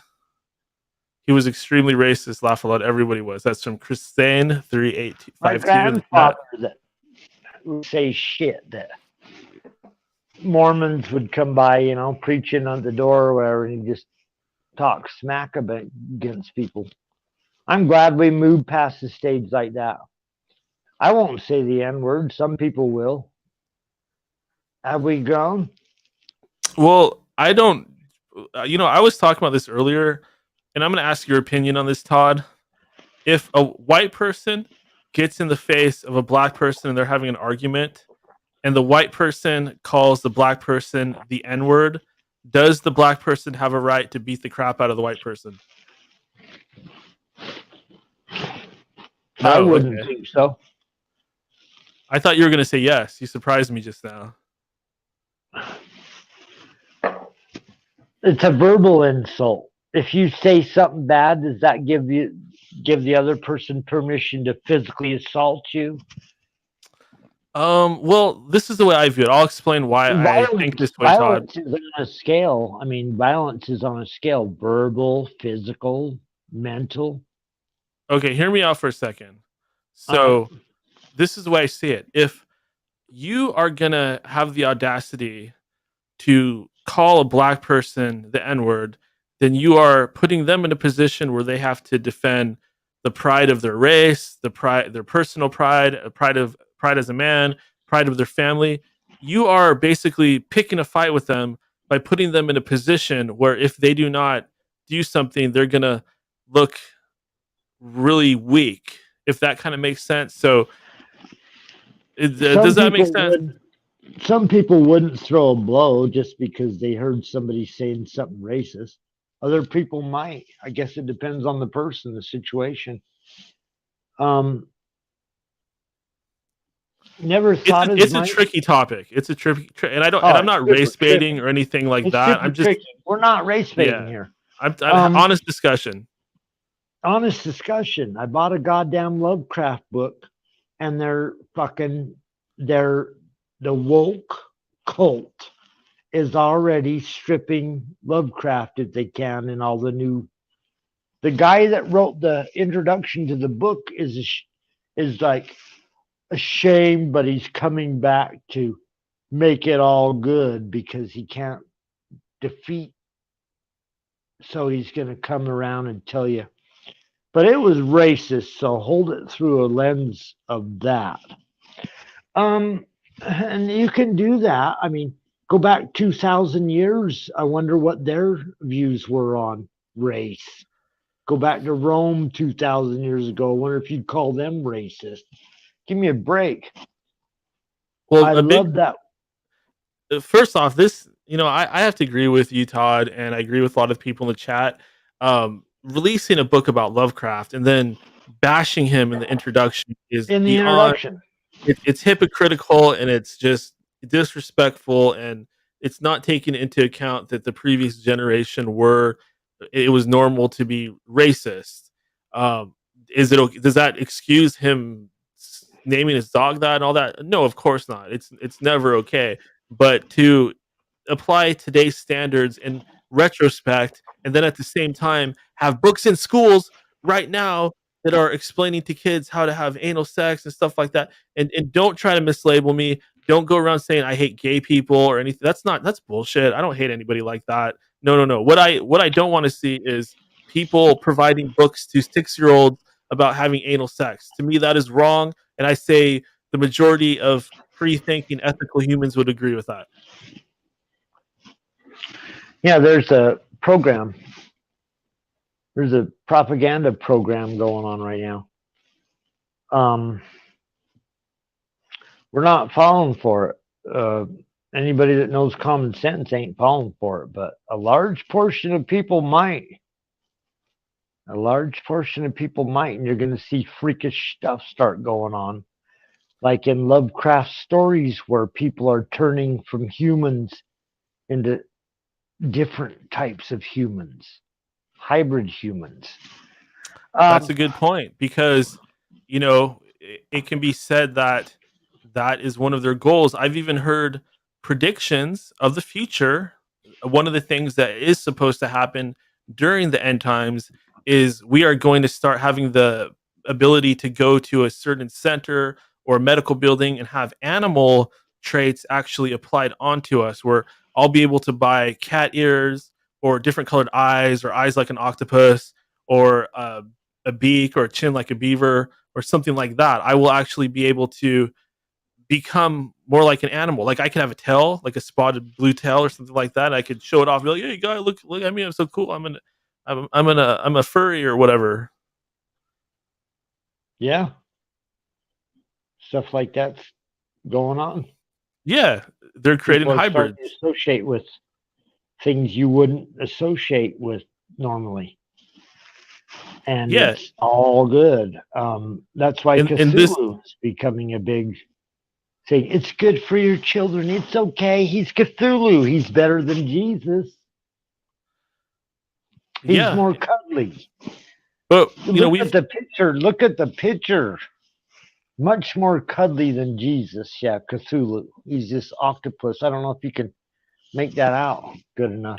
And we've brought up this point before, but on the subject of the great old ones, what is the possibility that all this Cthulhu stuff is literally Cthulhu mentally projecting his image and his thoughts out there so that we make these toys and we celebrate his name and we worship him as an idol, so to speak? Well, I want to talk about that because, wow, what a perfect show to do it on. We got Logan out there that claims he's in touch with the elder gods. You've had guests on, John L. Stedman, that talks all about using the elder gods as powerful forces to make magical rituals occur. Yeah, I remember that show now. That was a great show. We have a definite movement of people that are moving towards Lovecraftian energies or archetypes because they're very powerful. That's why they're going there. That's why they're doing that. I want to talk about grimoires, demons. Ooh. Yeah. You started bringing up all these revivals, these religious revivals going on. There's probably so much demonic activity happening that fucking demons are just thrusting out of the seams of reality, right? So, demon discussion's always nice. Let me grab another beer, Daniel. Are you going to take a break anywhere in between here? Well, Like we're over break? 3 hours. I mean, if we took a break, we'd only be coming back for like 20 minutes. Do you need a break? Yeah, I could take a leak. Yeah, go take a leak. I'll just talk. Go ahead. You didn't play any music, but I'd rather hear you talk. Yeah, I'll just talk. Be right back, and then I'm going to get into the last shit I wanted to talk about. All right. Phase 4. My thunder. Logan stole my thunder because I had a whole fucking raft of shit I was going to go into, but I get a nice new interesting personality on there that's all full of energy. Right on. Yeah, we got plenty of time. We will unleash the beast. I'm gonna go take a leak and get ready for this last quarter. Todd is stepping away. He's going to get the demons out. He's going to, as you can see, he was drinking beers, and when you drink beers, eventually that liquid has to come out. It's a problem that I've had as well. Drinking coffee and green tea throughout the day. I drink a lot of LaCroix, and next thing you know, I'm pissing every 10 minutes. I try to cut back on that stuff because I'm getting older, and when you get older, your bladder isn't as strong. So when you fill up on tea and things of that nature, you can't sleep because you have to wake up every 5 minutes to pee. And that's really depressing because I'm losing everything slowly. I look in the mirror and I see a decaying zombie that is being whittled away piece by piece as time takes its toll upon my hardy figure. I don't hate getting old. As time goes by, I start to accept it more and more.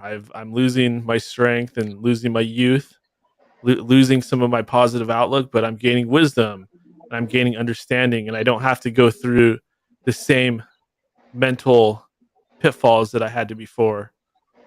From Grub, solar storms are coming. Been active solar storms are coming. Been active as the last few days. Interesting.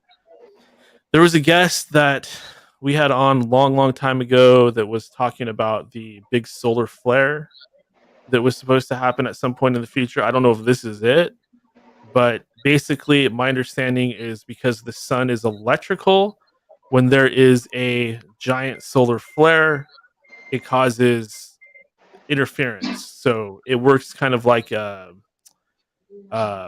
what's the word for that? An EMP, an EMP bomb. So an EMP bomb goes off, it knocks out all the electronics, knocks out radios, lights, and stuff like that. Basically, a huge solar flare would work in the same manner. So, along with all this other stuff that's happening, keep your eye on the sun. Female Raven says, recently, Alex Jones said the court's trying to take his $2,000 cat because of his bankruptcy. That is really terrible. Do not take the man's pets. That's not nice.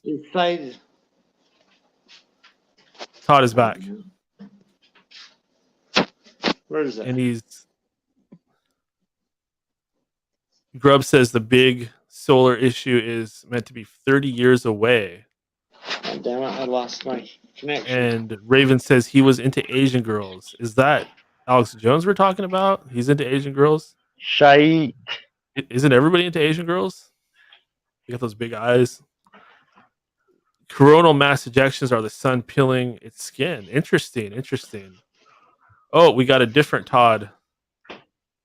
We got two of you up now. Todds. Yeah, let's remove the Todd that wasn't working out and bring on the Todd that is the clone. Let's bring him on. He's just been cloned straight from the Illuminati, straight from beyond the ice wall. He has returned as a new character. They've wiped his mind, or they programmed him to sabotage me and sabotage End of Days Radio. So he's the real Todd they took away and they killed and they stuffed him in a dumpster. But whoa, what happened? We lost him again. That sucks. Oh man. Did his phone go dead? There he is. He's back. Hey. We're having some technical difficulties. I think it was the solar flares. Yeah, solar flares. All right, Todd. Phase Who the hell 4. are we listening to? Do you hear something? Hold on a second, Daniel. Okay. I've got shit playing in the background. You've got what? Hold on. Okay. I will wait. Can you hear me? I can hear you. They're going to throw every motherfucking thing they can in here to fuck this up. You know, I didn't come in here like dying to put on the show I wanted to do. I do want to do the best show possible, right, Daniel? Yeah. I love your show. You know I love your show. I came in here going, we're going to do the best job we can with what we can.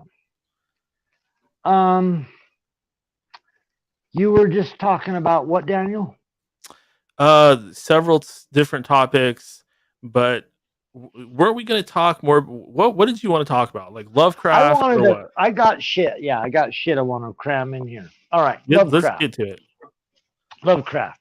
I already showed you the nicest, newest, biggest, most expensive book that I bought by Lovecraft, $40, is written by a person that hates Lovecraft. How weird is that? It's BS. When I saw this cover, when I saw this dust jacket, Daniel, when I saw the annotations that exist on every story, I was blown the fuck out the water. Like, they go through and list every single source of where Lovecraft got his inspiration from, what town it was, what city it was, what he was reading, what authors. But they start the book out calling Lovecraft a horrible racist. And were really conflicted that they had to come back in and present Lovecraft once again to the people. Do you think we need that? If you need that, right on. If you're gonna, like over, the guy loves Lovecraft stories until when he first reads them, but then the second time he realizes that one of the cats in one of the stories is called N-word man. Now he hates Lovecraft. And you know what's interesting about that? The cover, the jacket for the book is all cats. Yeah. Right? Cats of Ulthar. Yep. So they wanted to call your attention to that Yeah. horrible racist Lovecraft that had a story where the cat was called N-Man. N-Man. And you know what I mean when I say that. Yeah. I don't have to say it. And one thing that's really wrong about that, Todd, is when you just obfuscate somebody, when you try to erase them or wipe them out, you are literally wiping out his contributions. And what I mean by that is what H.P. Lovecraft did, or what he was inspired to do, was he literally reported the truth to all of us.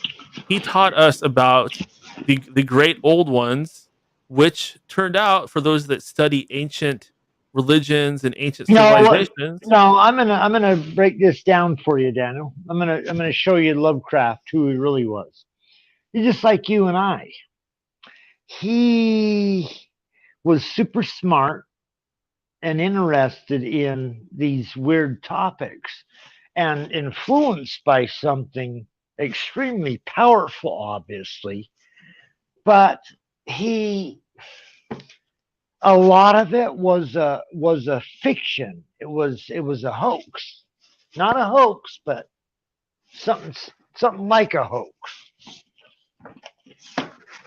In this book here, where he tries to tell everybody Lovecraft is a racist, he goes through in the back.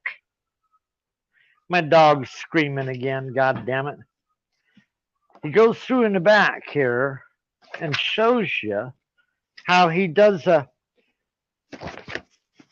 in the back of the book, they show the Red Hook incantations,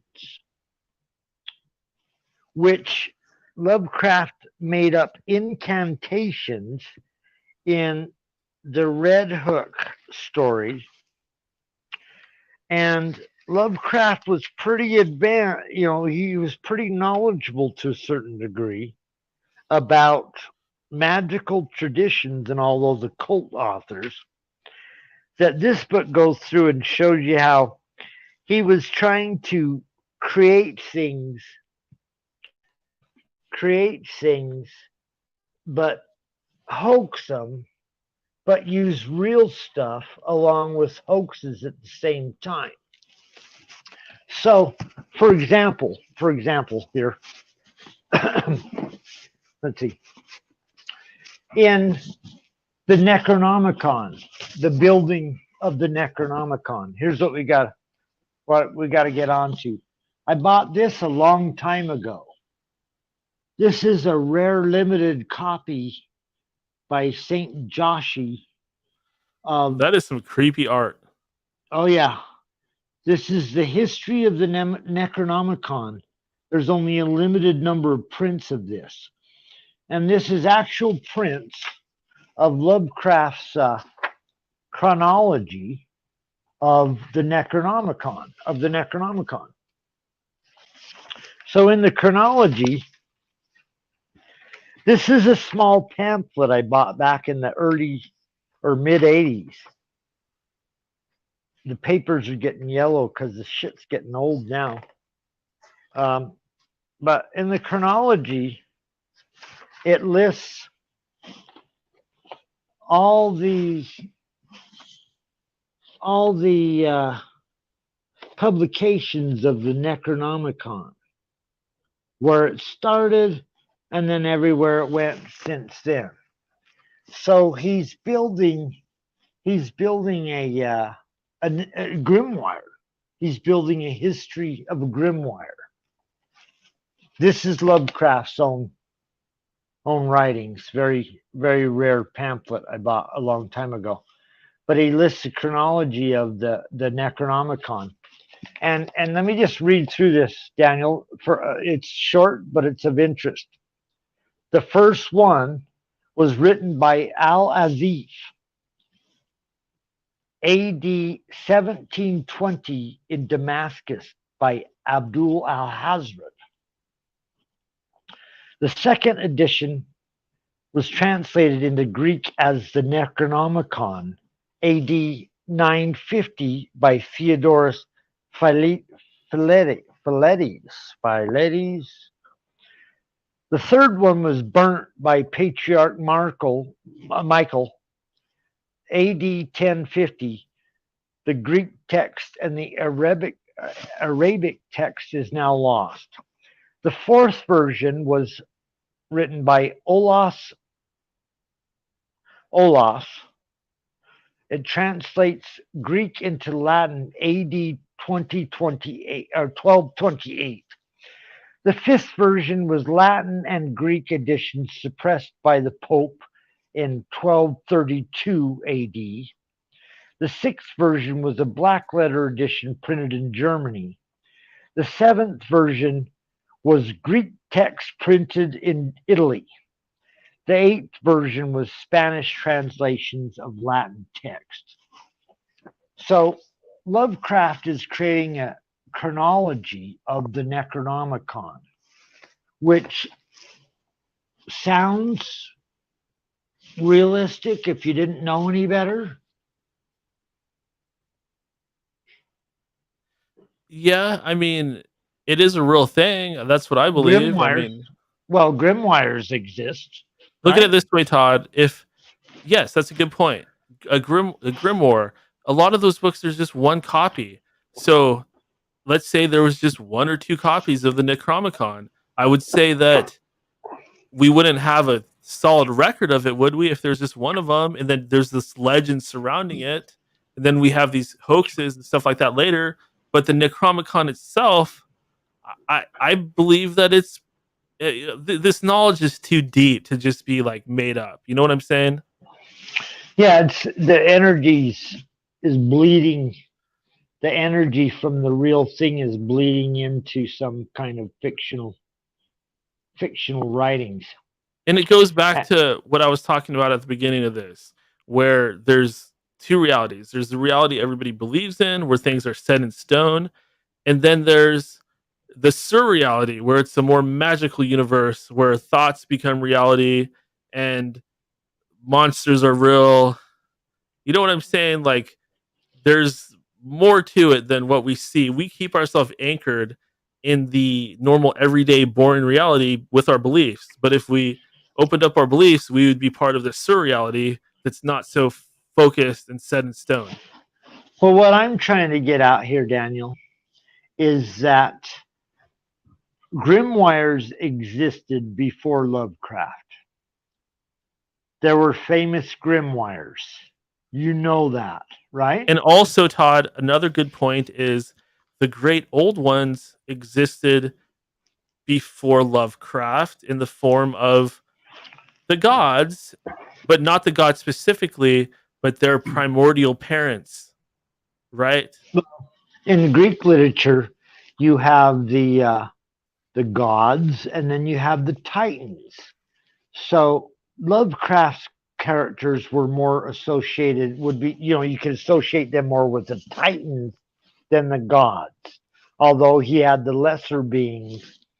But Cthulhu and Yog-Sothoth and those creatures would be more considered like titans, kind of like Leviathan. Leviathan was the first mention of an underwater god like Cthulhu with tentacles coming off him. The Kraken. Yes.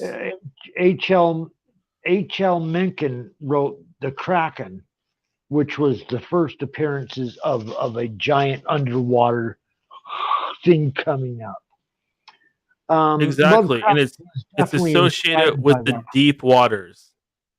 Right? Yeah, the deep waters, exactly. And so is Cthulhu is also associated with the deep waters. Yeah. And the deep waters are associated with space and the great void. And yes, and the subconscious as well. Yes. Because what's more powerful, your brain or a shotgun? Can your mind travel to the outer space? Yes, I believe so. There's some people that believe that's what the pyramids were doing. All I'm saying is, how deep is outer space? How deep is your mind? They're the same barrier, aren't they? You can't go there physically. Well, that's when you get into the concept of mind expansion and how some people are more bovine and less intelligent. And then you have other people that their brains are more advanced and they're seeing many layers of things at once and they're projecting their consciousness out there because they have grown their intellect as well as their astral body, right?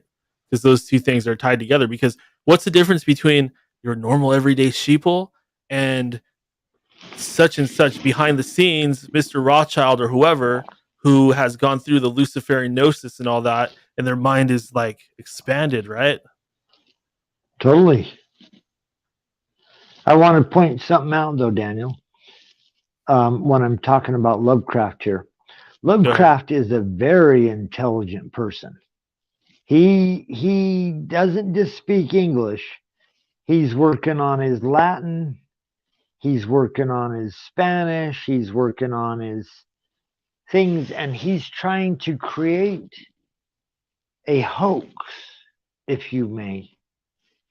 He's creating a hoax, but it passes a certain point. When he's doing his stories, he's mixing up Greek and Arabic, and he's mixing up things. He doesn't have the definition quite right, but he's trying. But it works in the 20s and the 30s, and it fools a bunch of people to make them think that it's real. It's an ancient Latin, grimoire. But he leaves clues that he doesn't know. He doesn't know perfect Latin. He doesn't, but he's pretty smart. He's close enough. He's looking through magical books. He's creating stories. Lovecraft was an atheist. He wrote voluminous letters talking about he didn't believe in God. He believed in a mechanistic universe, black planets rolling through infinite voids with no reason or purpose. Well, let's look at it this way. Let's say the great old ones were real, right? The whole concept behind them is they are so vast and so superior or higher or different than us that our morals and our beliefs and our values are completely insignificant to them. We are just like ants to them that they're stepping on. They have purposes that we would not understand. I think that's pretty similar to people's experiences with the occult and contacting alien intelligences and talking to aliens. So Lovecraft stories are intelligences beyond what we could understand, or that they wouldn't understand us either. But there were people or things, beings on the planet. See, this is why Lovecraft is holding ground now. In his stories, he was claiming there were cults, there were people that knew certain rituals, secrets, and they were using these knowledge to try to open the gates.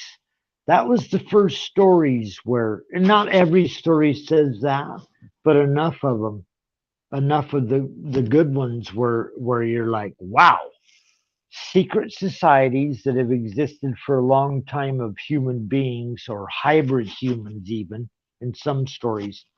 They're using rituals to open gates so that things can come through from beyond.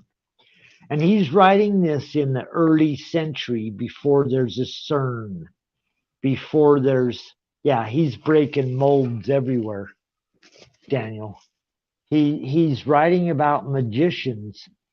He created the Necronomicon supposedly out of whole cloth, and then he made up the history of the mad Arab Abdul al-Hazred, inciting the incantations to open the gate that releases the things through, using sigils, symbols, ancient things hidden. Nobody done it before. They might done things like it, but not quite like that. And that's why it's still so pervasive today. That's why I still sit and wonder, man. At the turn of the century, Crowley, because I don't want to forget about Crowley. I got a few things I wanted to mention here. Crowley is doing this. He's trying to open gates. He's using ancient incantations. Lovecraft and Crowley didn't know each other. Their philosophical systems are way far apart. Well, there's some overlap there, I think. Lovecraft's a prude. Crowley's a libertine. Where did they meet? Who knows? Did they ever meet? If they did, that would be the biggest story. Well, if you could place them. Were they alive at the same time? They're alive at the same time. Daniel, Lovecraft's born like 1897, dies 1937. I'm trying to remember. I'm a huge Lovecraft fan. Only lives to be about 40 years old. Crowley only lives to be about 45 years old because he's all fucked up from drugs and heroin and sex or whatever. Just stomping high in the tundra, stomping hard on the tundra, but maybe they got rid of him. One thing that was similar would be what Crowley called his typhonic magic. No, it wasn't Crowley. That was Kenneth Grant that created. Kenneth Grant. Yeah, Kenneth Grant. Was he associated of Crowley?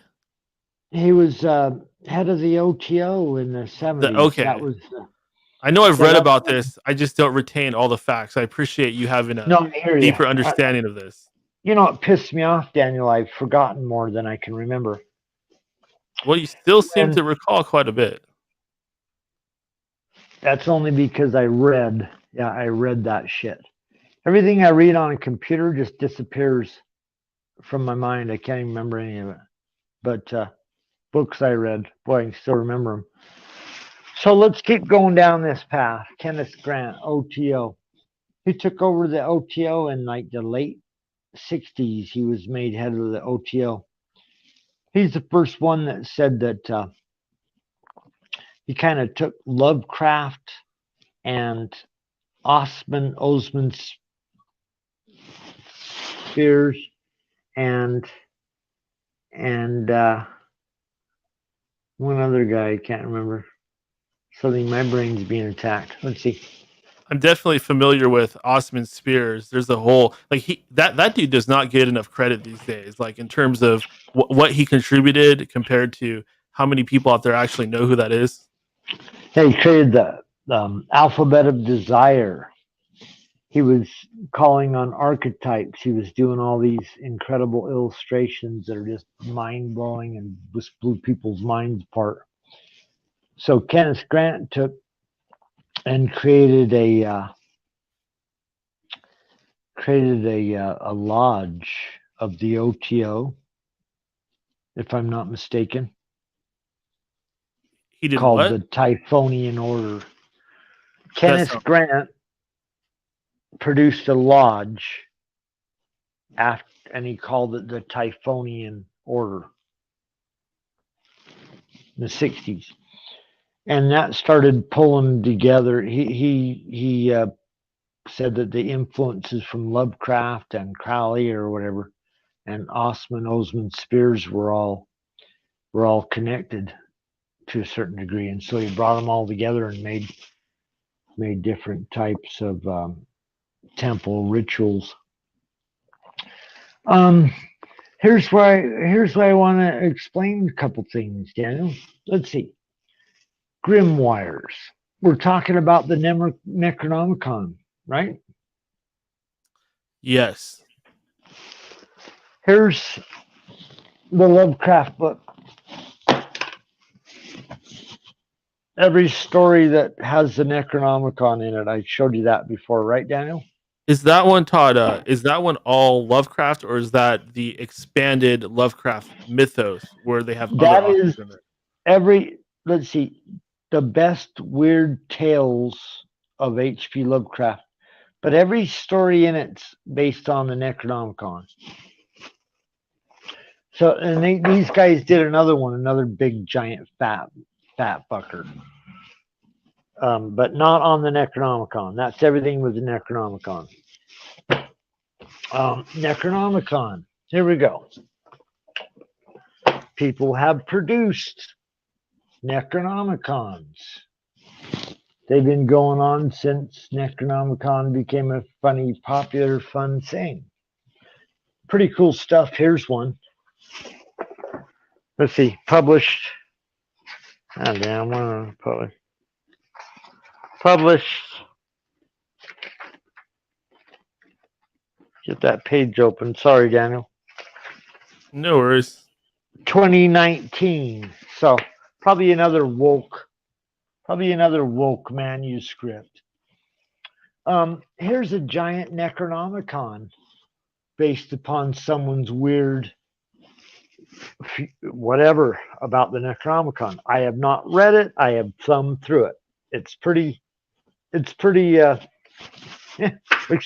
advanced.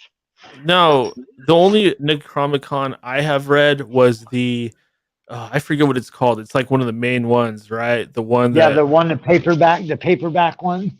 Yeah, it has a specific name to it. I can't recall. It's on my bookshelf. Is it the paperback size one? Yeah, and the thing is that there are many other ones, and I'm curious, what are these other Necronomicons about? Oh, there's many other ones, yeah. That first one, that paperback one, I ran into that back in the 70s when I was a kid and tried some of those rituals in there. Oh, shit. And, man, they're fucking potent, even though it's a commercial reprint. But they said they used Sumerian, they did use ancient Sumerian fucking Babylonian texts for some of those rituals. So that could cause some weird effects, you know. Back in the late 60s, Daniel, the anti-war movement, just like your other person on here tonight, Logan, said, the anti-war movement started using magic to fight back against the draft and the war pigs.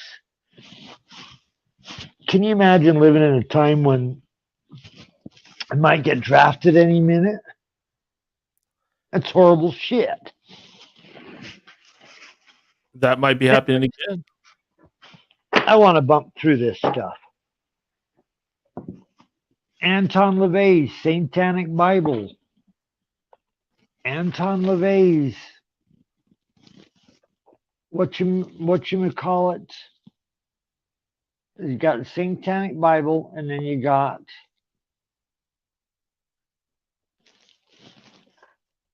Satanic Rituals. So you know the compendium, right, Daniel? Yeah, you gotta have the compendium. If you're gonna have the first book, you might as well have the second. A guy that makes fun of everybody's foo-foo fake beliefs, but then releases a book on doing magical rituals. Yeah, well, he's a lion tamer. He's a circus guy. So here we go. Go through some grimoires, examples of grimoires. Here we go. What's his nuts? E.A. Quetting. Oh. E.A. Quetting. Our brother in art, E.A. Quetting. Yeah. E.A. Quetting, Evoking Eternity, Forbidden Incantations, Scythonian version. And I told you about this a while back, Dan. You remember when I told you I found one of these? Definitely. Yeah, you told me. Can you imagine?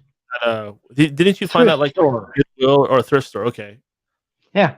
Can you imagine me finding dark satanic grimoires in a thrift store? Bunch of fucking Mormon ladies probably going through, don't even know what the hell this beautiful book is, right? So there's another example of a grimoire. Here's one, the Black Labyrinth. It claims to be somebody that found manuscript manuscript printed a long time ago, but they found it in 1970 and they reproduced it here. What is that all about? Oh, it's trippy. It's trippy. Beware. This is how the book back jacket says.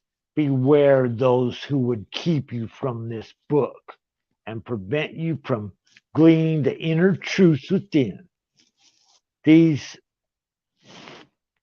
Their claws are sharp, their teeth many, and their sinews mighty. Their fur stinks of the heath, and the breath steams the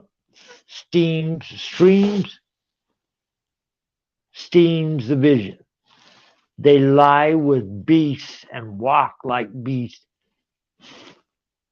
You speak as men, they would hinder the true path of the soul onward, binding it to the earth in the cycle of death and devourment. So I'm just showing you examples of grimoires. This claims to be a grimoire. It's another one. It's got some historical. That's a scary ass one. It's spooky, but here's a real spooky one. Oh, I've heard of this one. I've seen this one somewhere. Morium Verum. That has the little who is that? The horn god, or is that Pan? Yeah. Do whatever you want, yeah. This is edited and translated by Joseph H. Peterson with complete French and Italian text because this is coming out of Italy. This is an old grimoire connected to like the Key of Solomon, if you will. One of those offshoots explaining the demons and the demon hierarchy. A book like this, Daniel, The Book of Black Magic by Arthur Edward Waite, is good to have. If you want to hear an 18th century, 1898 version of what these grimoires mean, what the known grimoires were. And he goes through Arthur Edward Waite. Arthur Edward Waite was a member of the Golden Dawn, Daniel. All the magical practitioners that exploded at the turn of the century were all members of the Golden Dawn, and Waite was one of them.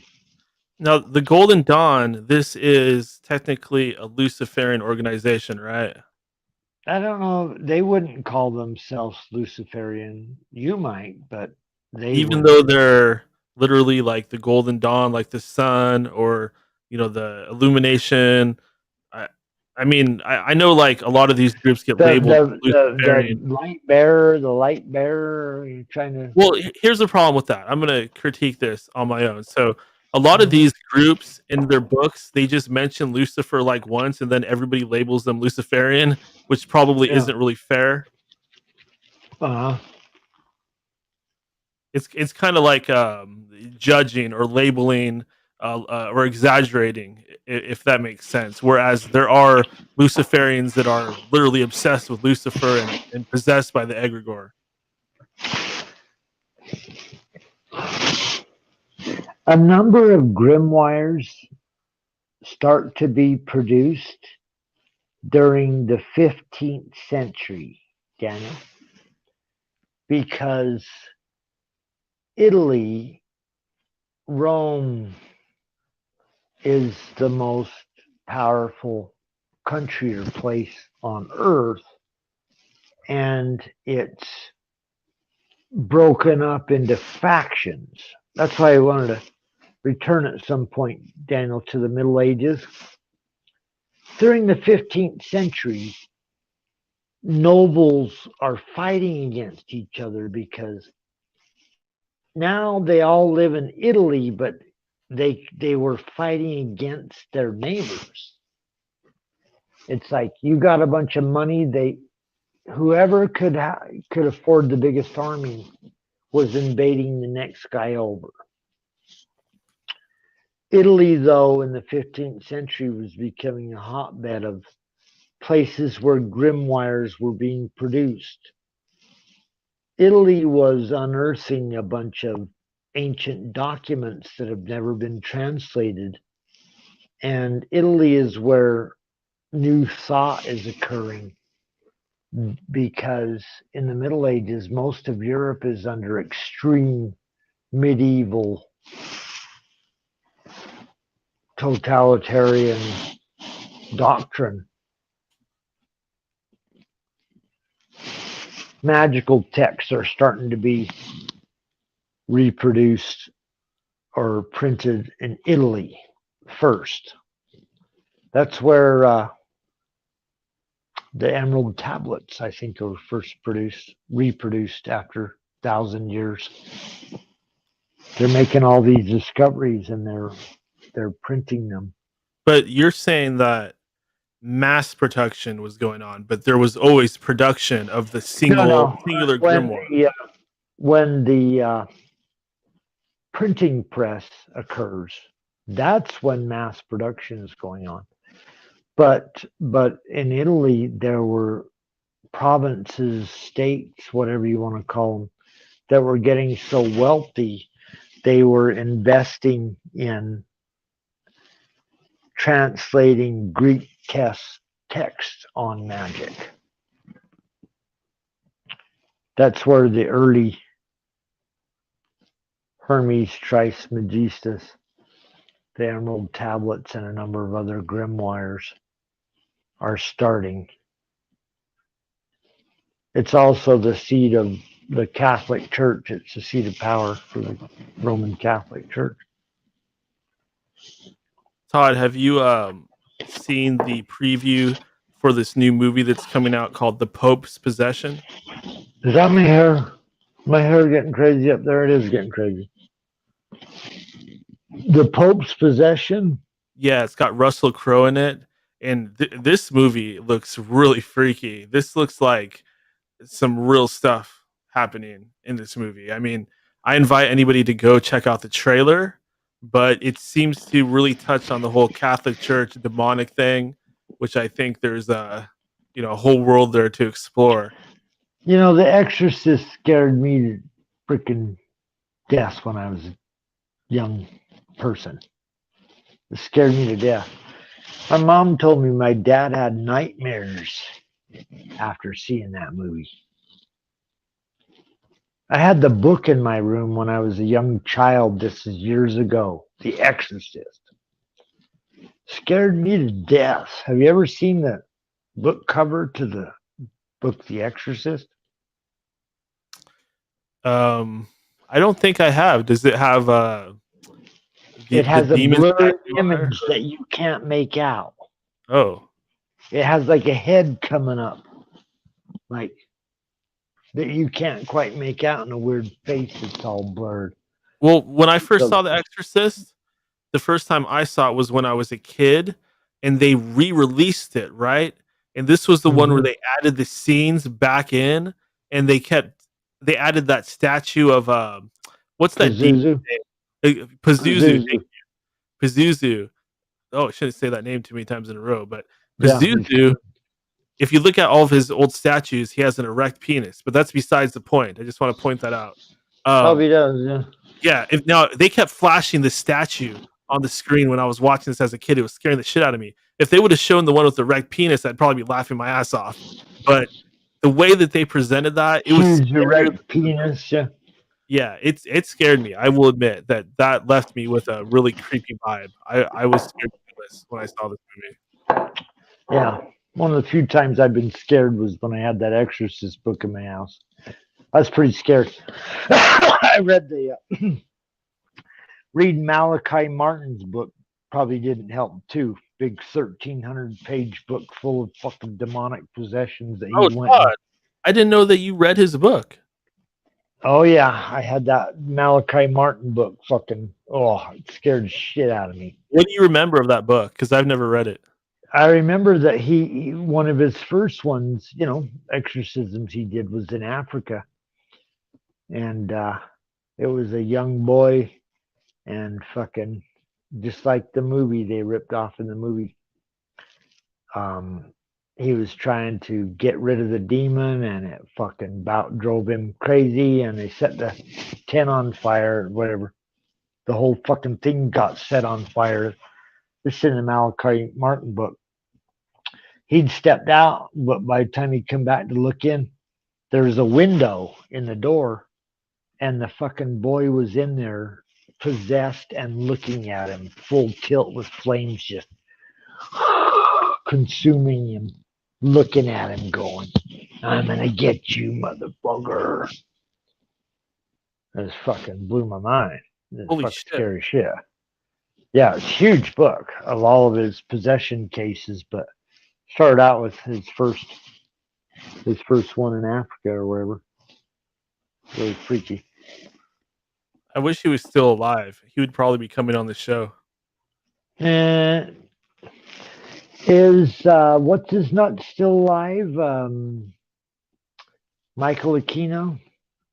I believe he may have passed away recently. I'm pretty sure that Michael, that Michael Decon that was just on here.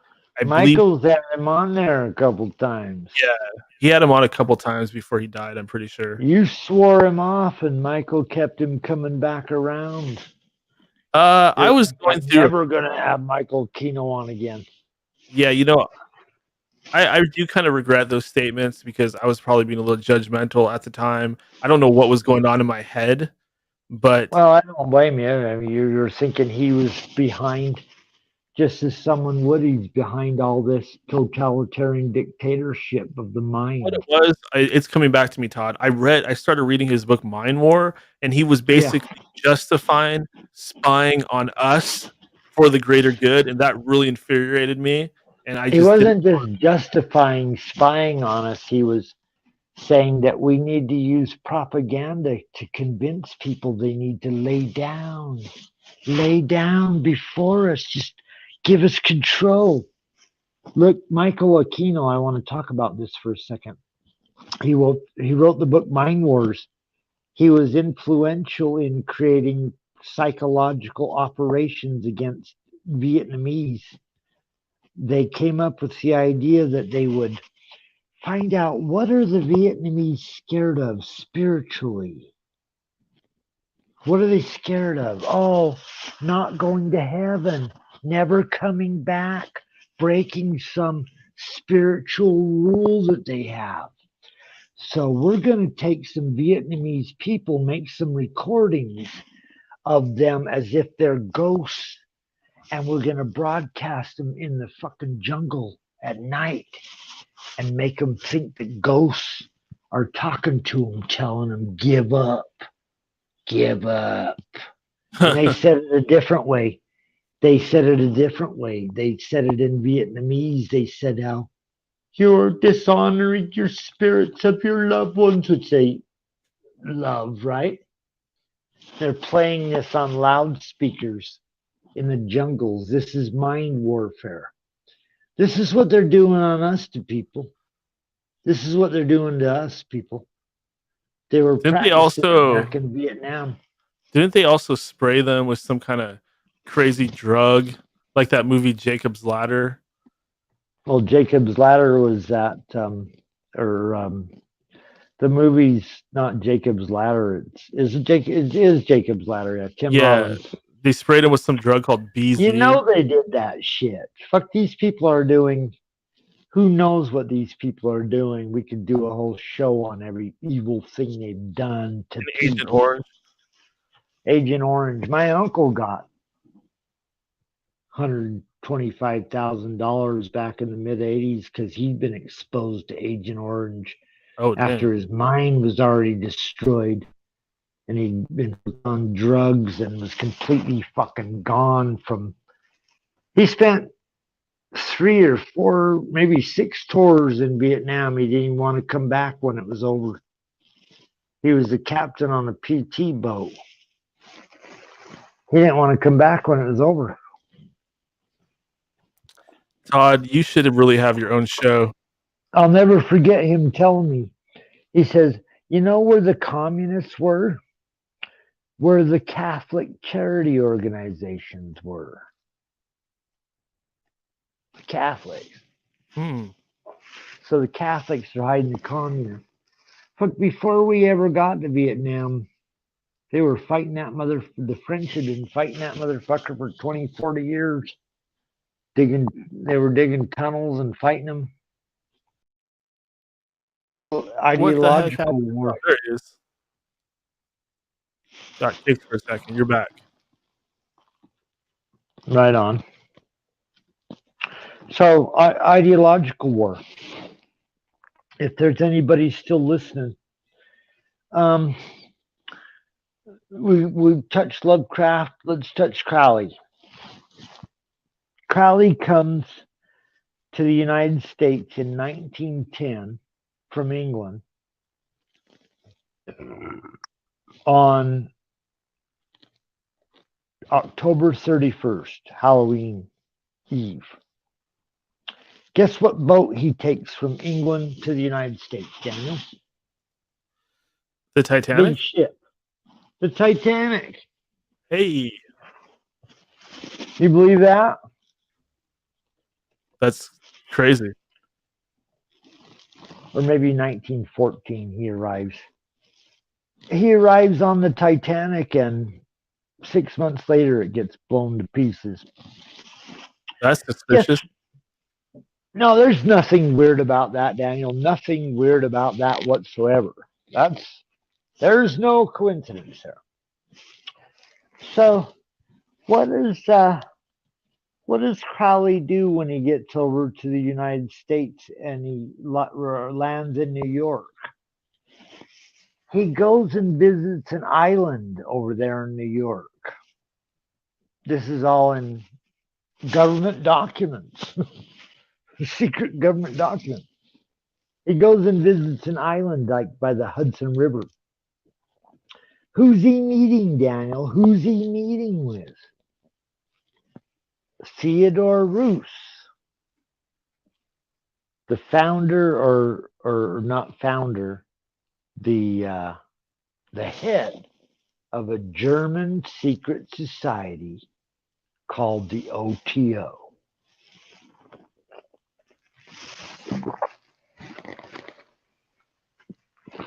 So, World War I's ramping up. Guess what Crowley's doing from 1914 through 1917? He's producing German propaganda,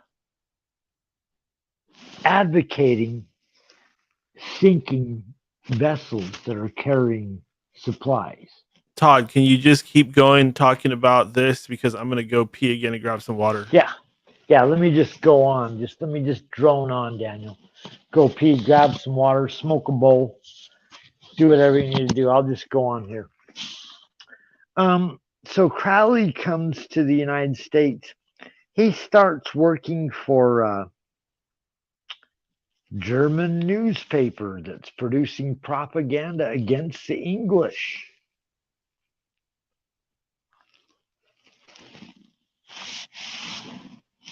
He comes upon American radar. They look at him. That's the only reason we know this happened, because there's records that he came to the attention of the United States government back in World War I. Fascinating story, incredible. Most of this I got from Richard Spence, his book, Agent 666, Aleister Crowley, or something like that. A lot of this stuff was kind of well known before that, but Richard Spence fleshed out where Crowley had traveled to the United States, meeting Theodore Roos, the head of the OTO, the Templi Orientis, and they told him to leave Crowley alone. Just ignore him for a minute, will you? Just move on. Don't pay attention to it. So Crowley moves on, and guess what he's doing for a long time? He's publishing anti-English pro-German propaganda. He's arguing that we need to blow up German or English to American ships. He's pretending to be a secret agent. He's a secret agent. That's what he is, for fuck's sake. Has anybody here ever read, I don't know if we have anybody here after this. Has anybody here ever read Kurt Vonnegut Jr.'s book, Mother Night, where the protagonist is a triple agent working for America, but pretending to be for Germany during the war, but he can never again ever tell his secret identity that he was a hero broadcasting messages that saved the world. But he can never say that. Have you ever read that book or heard about it, Daniel? I just got back from using the bathroom. So is this a book written by Crowley? No. Kurt Vonnegut, one of the most famous writers of all time, wrote a book called Mother Night, where he talks about a secret agent that was so secret during the World War II that he is still secret. And the story's taking place like in the 60s or 50s. I think the story's written in the 60s, Daniel. And he was a propagandist in the story, not Crowley. Let's not get this confused. In the story Mother Night,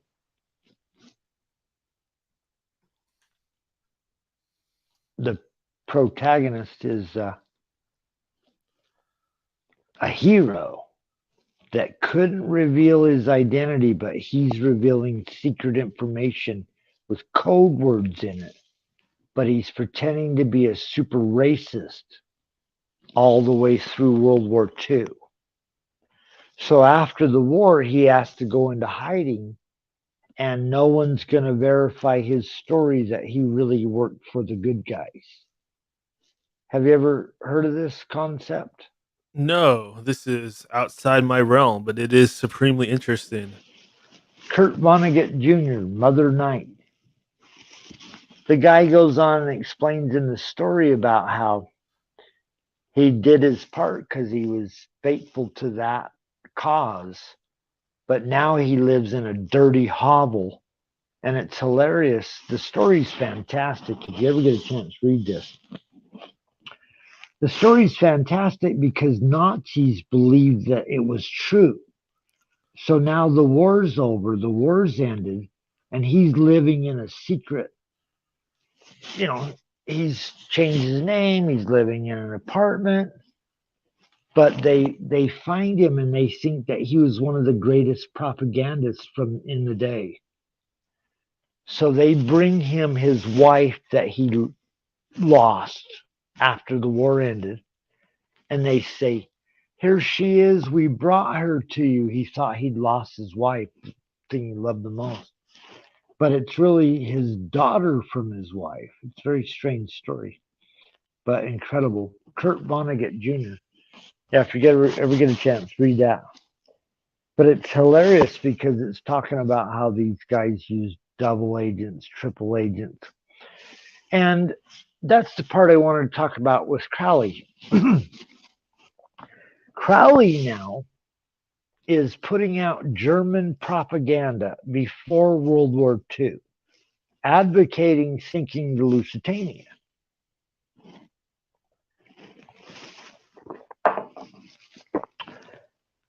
Are intelligence agencies dumb, Daniel? Do you think they're dumb? No. No.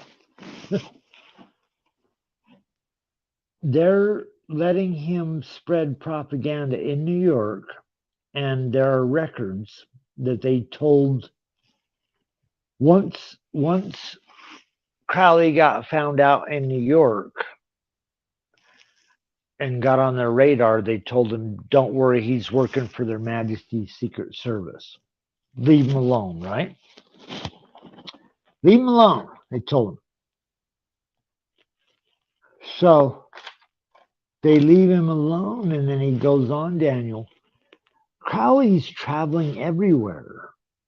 He's like a double, triple agent during this period.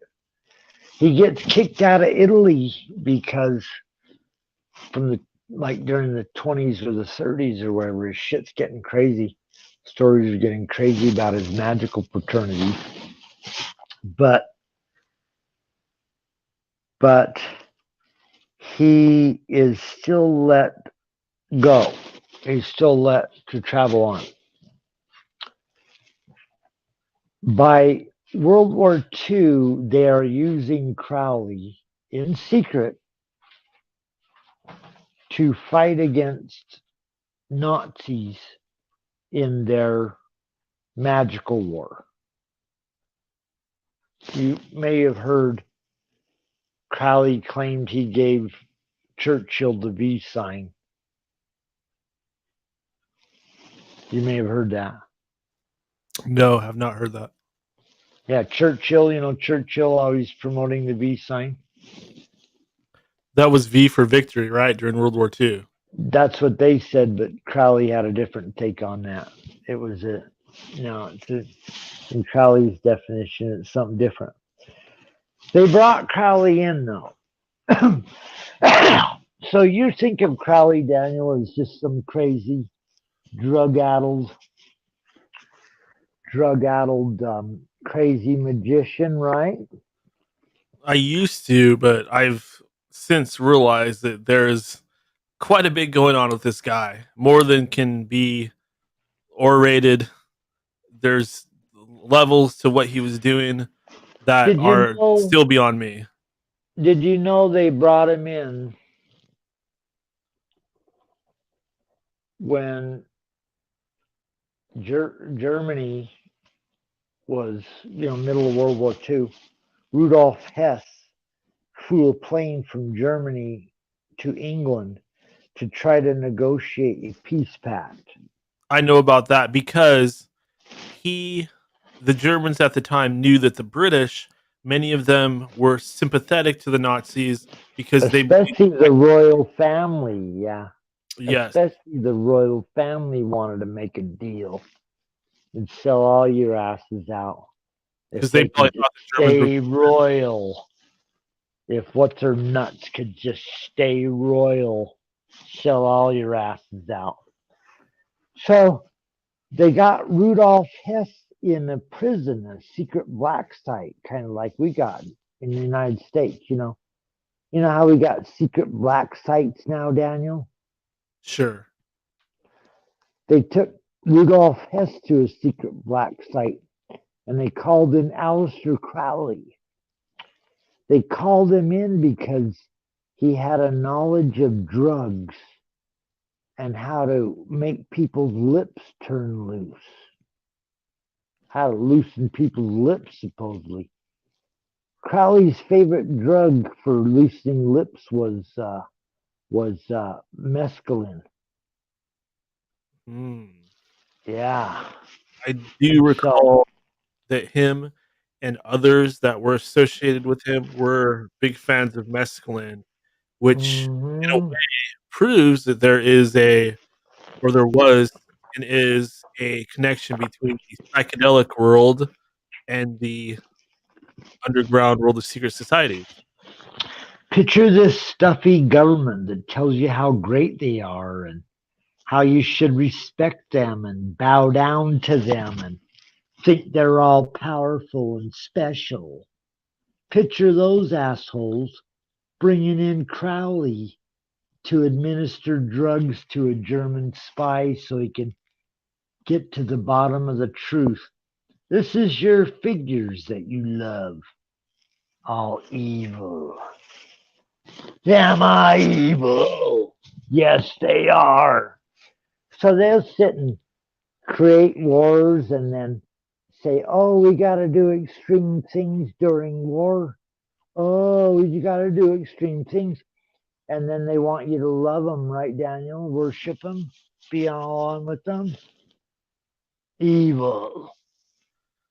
Yeah, whenever you get into any of this stuff, like, what Crowley was doing, he would be an asset to any organization. And they were calling him in because he could administer the mescaline, and then he could start asking questions about, how can I kill Hitler? How can we kill Hitler? Come on, man. These guys are fucking... Yeah, what I find really interesting was Crowley. This was probably around the same time, and Bram Stoker, the author of Dracula, they had a rivalry. They actually hated each other, or Bram Stoker really hated Crowley, and they were both connected to the world of secret society. Crowley made a lot of enemies because he didn't like anybody that was outside of what he was doing, and sounds pretty ridiculous. And he was friends with the Scientology guy. A lot of people probably know this. L. Ron Hubbard. Yeah, the guy that wrote that book, Battlefield Earth, about the giant Anunnaki, or I guess they weren't Anunnaki, but it's similar to that whole story. The giant race that was coming to Earth to kind of rape the Earth of its resources, and et cetera, et cetera. And people that were followers of L. Ron Hubbard, when that book came out, they just went crazy. Like, oh my God, L. Ron Hubbard is returning to the world of science fiction writing. And then they, as you know, they made it into a movie with John Travolta, who's also a Scientologist. But anyways, I digress. Some people believe that L. Ron Hubbard was using Crowley's methods of, using secret societies and the mind control associated with them to, of course, start the Church of Scientology. That story's horrible about how L. Ron Hubbard took advantage of Jack Parsons. Took advantage of him. Really? Had control. Oh, yeah. There was another character involved. That's where they created the Moonchild. Crowley was pissed off that they were trying to do it. Parsons had a girlfriend. What's her name? Marjorie Cameron, who was in the movie Cameron Marjorie. What's it called? The Psychodome or the Pleasure Dome or something like that? I don't know about this explanation, or the descriptions of what she was going through producing a Moonchild with these crazy magical people. Most people think of magic and fraternities and Crowley, and they think of England, or they think of England. They don't think of Chicago. They don't think of San Francisco. JPL. They don't realize that the Golden Dawn was not the Golden Dawn, but the OTO was spreading all over the United States. And I don't got nothing against the OTO. The OTO was the German operation. Daniel, was the German element. That's where Crowley was made head of the OTO. OTO started in Germany. That's where it kind of connects back to the Illuminati. Germany's always involved there somewhere.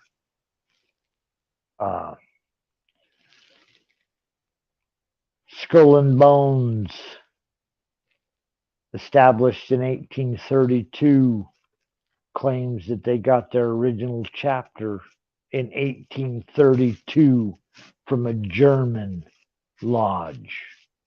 That lodge is never mentioned. Skull and Bones is 322. Does that mean there's 322 lodges, or what does that mean, right? Yeah, that's really bizarre. And the fact that it's coming from Germany, which is kind of close to Bavaria, and that's the seat of the whole Bavarian Illuminati. And let's not forget, Todd, that the Roman Empire, a lot of people think, oh, Italians, Rome, blah blah blah, but actually that whole Roman Empire was it was half Germanic, it was half German. True. That's where they ran into their worst, that's where they ran into their toughest battles. They might have flipped a person. Maybe they flipped a person.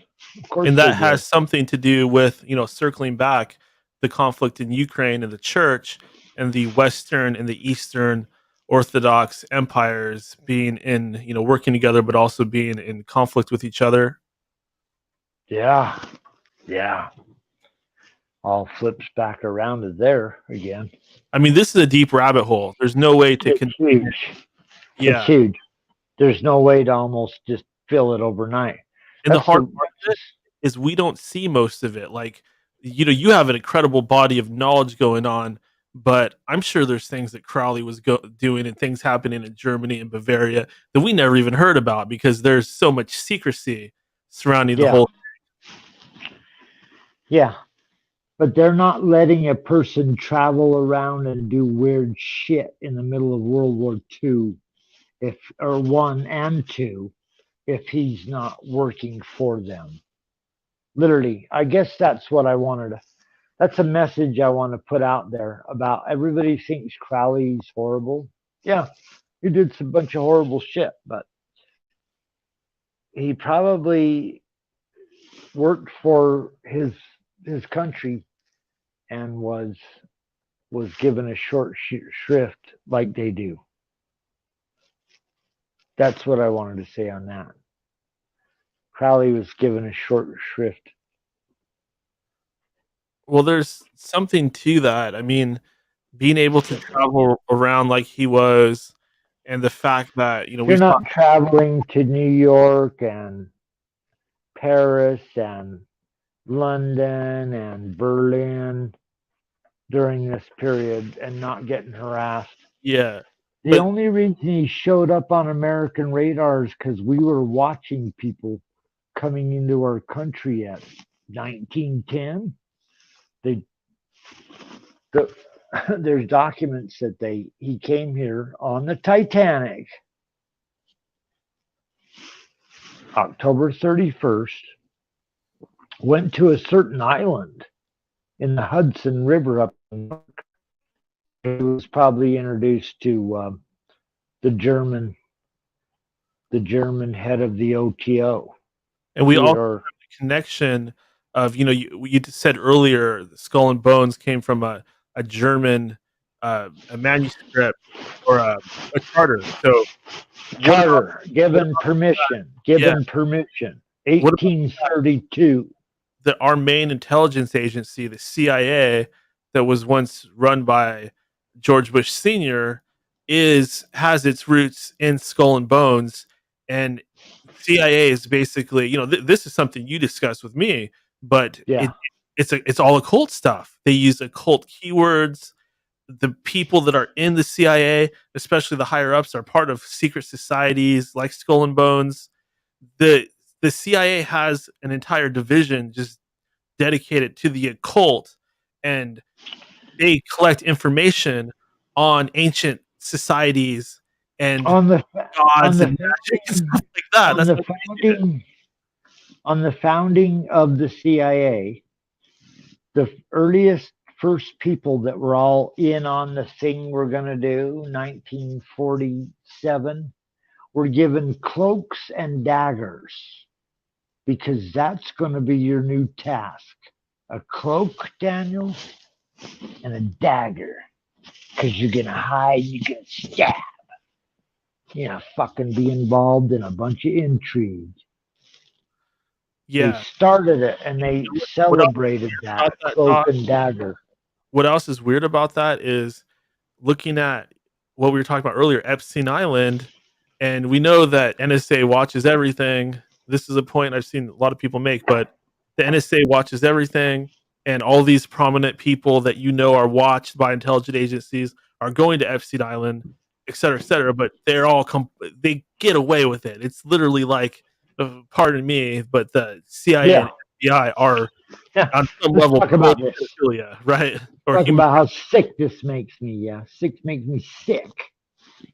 Because I had lots of shit. We're not going to get to everything I wanted to talk about because Logan came in tonight. I love Logan. Right on, Logan. Keep calling in, buddy. Give us some information. Tell us about how you're creating Lovecraftian fucking entities and starving yourself to death. That's freaky shit. I love that. Yeah. You know what that reminds me of, Daniel? You know what that reminds me of? What's This that? fucking Lovecraft book. Look at that book cover. Look at that book cover. Yeah, that's trippy. That looks like some of those See obtuse. the guy over there? See the guy that's just starving? Weird fucking Lovecraftian. Boy, that's cool. Logan he reminded me of that. He was doing these rituals that are so incredible, advanced, that just blow your fucking mind. But hey, Blow Todd. his mind. Yeah. Todd, those angles and stuff, they make me think of something. Because in the book Call of Cthulhu, once they get off the boat and they're exploring the Cyclopean ruins, one of them sees a weird angle, an impossible angle, and he instantly goes crazy, right? And then many books. Yeah, when I was stories. Magic books, a big part of black magic is these weird angles. They can literally be portals to like the demonic realm or something like that. These weird you touched on something, Daniel. You found something. Yeah, you saw something. Angles that are out of proportion. Angles that don't fit quite right, but there they are. Yeah, in some effigies or altars or whatever you would call them, they're actually built with those weird angles, or the temple has those weird angles in there to produce a magical effect on the mind. Yeah. It blows people's minds because they're unright. They're not right. They're like so twisted. Mind blowing. Oh, yeah. Fuck, there's a few mind-blowing moments of the day here. Mind-blowing moment of the day. You're blowing our minds. Should I grab some bongos, Daniel? Sure. All right. Give me a minute. Blowing my balls. You keep talking. You keep talking. Blowing moment of the day. I wish I had all my old instruments out so that I didn't have to keep shaking this crappy egg. But it's good for now. Mind blowing moment of the. You're blowing my mind, man. No, we need something serious for this. We need some.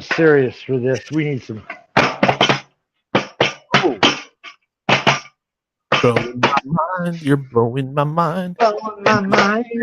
You're blowing my mind. Bongos. They look like Madonna. You're blowing my mind. Look at these beauties, Daniel. Look at these. Those are beautiful. Did you just get those? If you don't think these could cause some, my wife to say, knock that shit off. That's what these things will do. They will make your wife say, stop playing them. Cut the shit. Cut the shit. She'll let me sit and rant, but no, Daniel, look at this. Look at this beautiful thing produced in the Middle East. Oh, those are from I might be able to show them off, but I can't play them. Right, babe? Yeah, my wife says you can show them, but not play them. I like that you can smack them together and produce more sounds. Sorry. Todd, unfortunately, man, we got to do this again because I'm beat, man. I got to get off air. It's been 4.5 hours. Oh, totally, man. I don't mean to drag you in here, long. Fantastic. I was planning to go another. Yeah, I was planning to go another half hour, but I got to work early tomorrow, so I got to finalize everything and get this show edited and uploaded and all that. Fuck, I had to work today, rushed home as fast as I could to get to you, so I hear you, my man. Why don't you go ahead and hop up on that soapbox one more time and just say whatever you would like to say to the millions and millions out there, and follow that up by just plugging whatever you want, or not plugging if you don't want to plug anything. Yeah, if I'm going to plug anything, I'm plugging your show.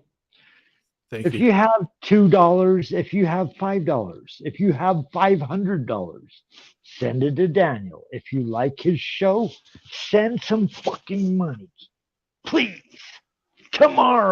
Yesterday. Give Daniel some funds. Man, where else you going to get 6 hours of nutballs saying whatever the fuck they want. Sometimes these nutballs might have something decent to say that people don't mind. I love Daniel's show. I've been following him for quite a while. Quite a while. Please donate to Daniel's show. I know I'm going to donate the minute that I have money. The world's fucking hard right now. But the second I got money, it's coming, Daniel. It's coming your way. I have nothing to push except Daniel's show. Listen twice, listen 3 times. Go back through all of his archives. He's really cool. And so are his guests. So, and that's pretty much it. Love you, Daniel. Thank you. And likewise, Todd, I appreciate you coming on here. I know that fans out there... We need to go again because I didn't get it. Fuck, I got books stacked up. I have grimoires. I was going to go into like grimoires and shit. And we didn't get a chance to do it. And that's okay. Yeah. I have actual grimoires, that I wanted to try to explain demons everywhere, why magicians use demons and all that shit. We will definitely do it again. We can do it again soon. Next time around, yeah. If you ever want to do it again, Daniel. I love you, my man. For sure. In fact, you rock on. I'm doing more shows like this where we just kind of jump on here and bring people on, and rather than have it all planned out with some fancy pants guests or anything like that. I kind of like these more roundtable format shows. They're more fun for me. I mean, they might not be financially as good as booking like some hot guests from coast to coast or whatever. Sure. I can't believe fucking Robert Stanley has 17,000 views on your YouTube, but somebody like me or some stupid person only has 600 people listening. Or his website got taken out. Did you know that? Robert Stanley did? Yeah, his Unicus website. Who's the fucker that talks about Montauk?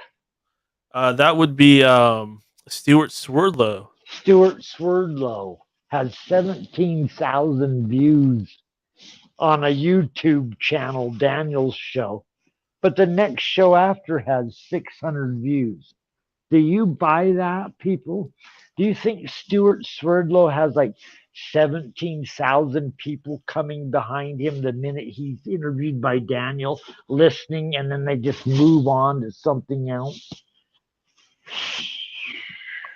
Yeah, it's very up and down. It's weird. Anybody understand? It's very up and down. But this show, YouTube is just one of the platforms it's on. It's probably on at least, 15, 16 other platforms. So it's just a small slice on here. We focus on it a lot because it's got the video and it's got the comments and stuff like that. But it's not the end all be all. And if we lost it, wouldn't be the end of the world. We'd probably just become stronger and find some more underground place to do the show. So I'm not too caught up on it really.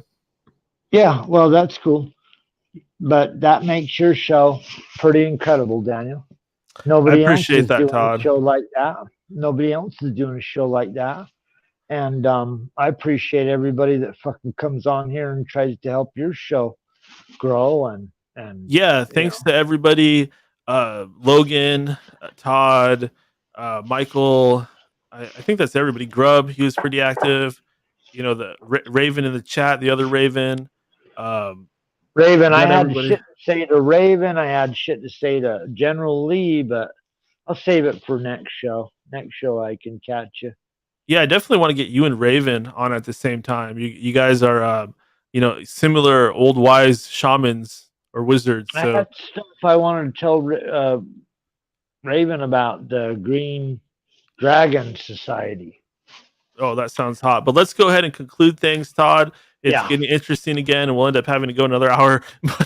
But I'll talk to you later, buddy. You have a good night. All right, sounds good, Daniel. Love you, my man. Love you, Todd. Oh my God, I'm so sorry for having to bring things to an abrupt close, everybody.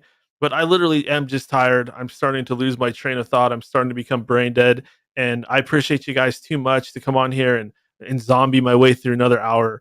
So, boy, what a great show! I mean, this is what I was planning to do, and it came together great. We had a very hot panel tonight. Some great information, a lot of fun, a lot of jokes. My God, what more could you ask for? Remember to subscribe to End of Days Radio wherever you can get End of Days Radio. Stay current on End of Days Radio, and we will continue to bring the mind-blowing moments and the laughs, etc., etc. Until next time, love you guys. For now, I will bid you adieu. Bon voyage. Good night.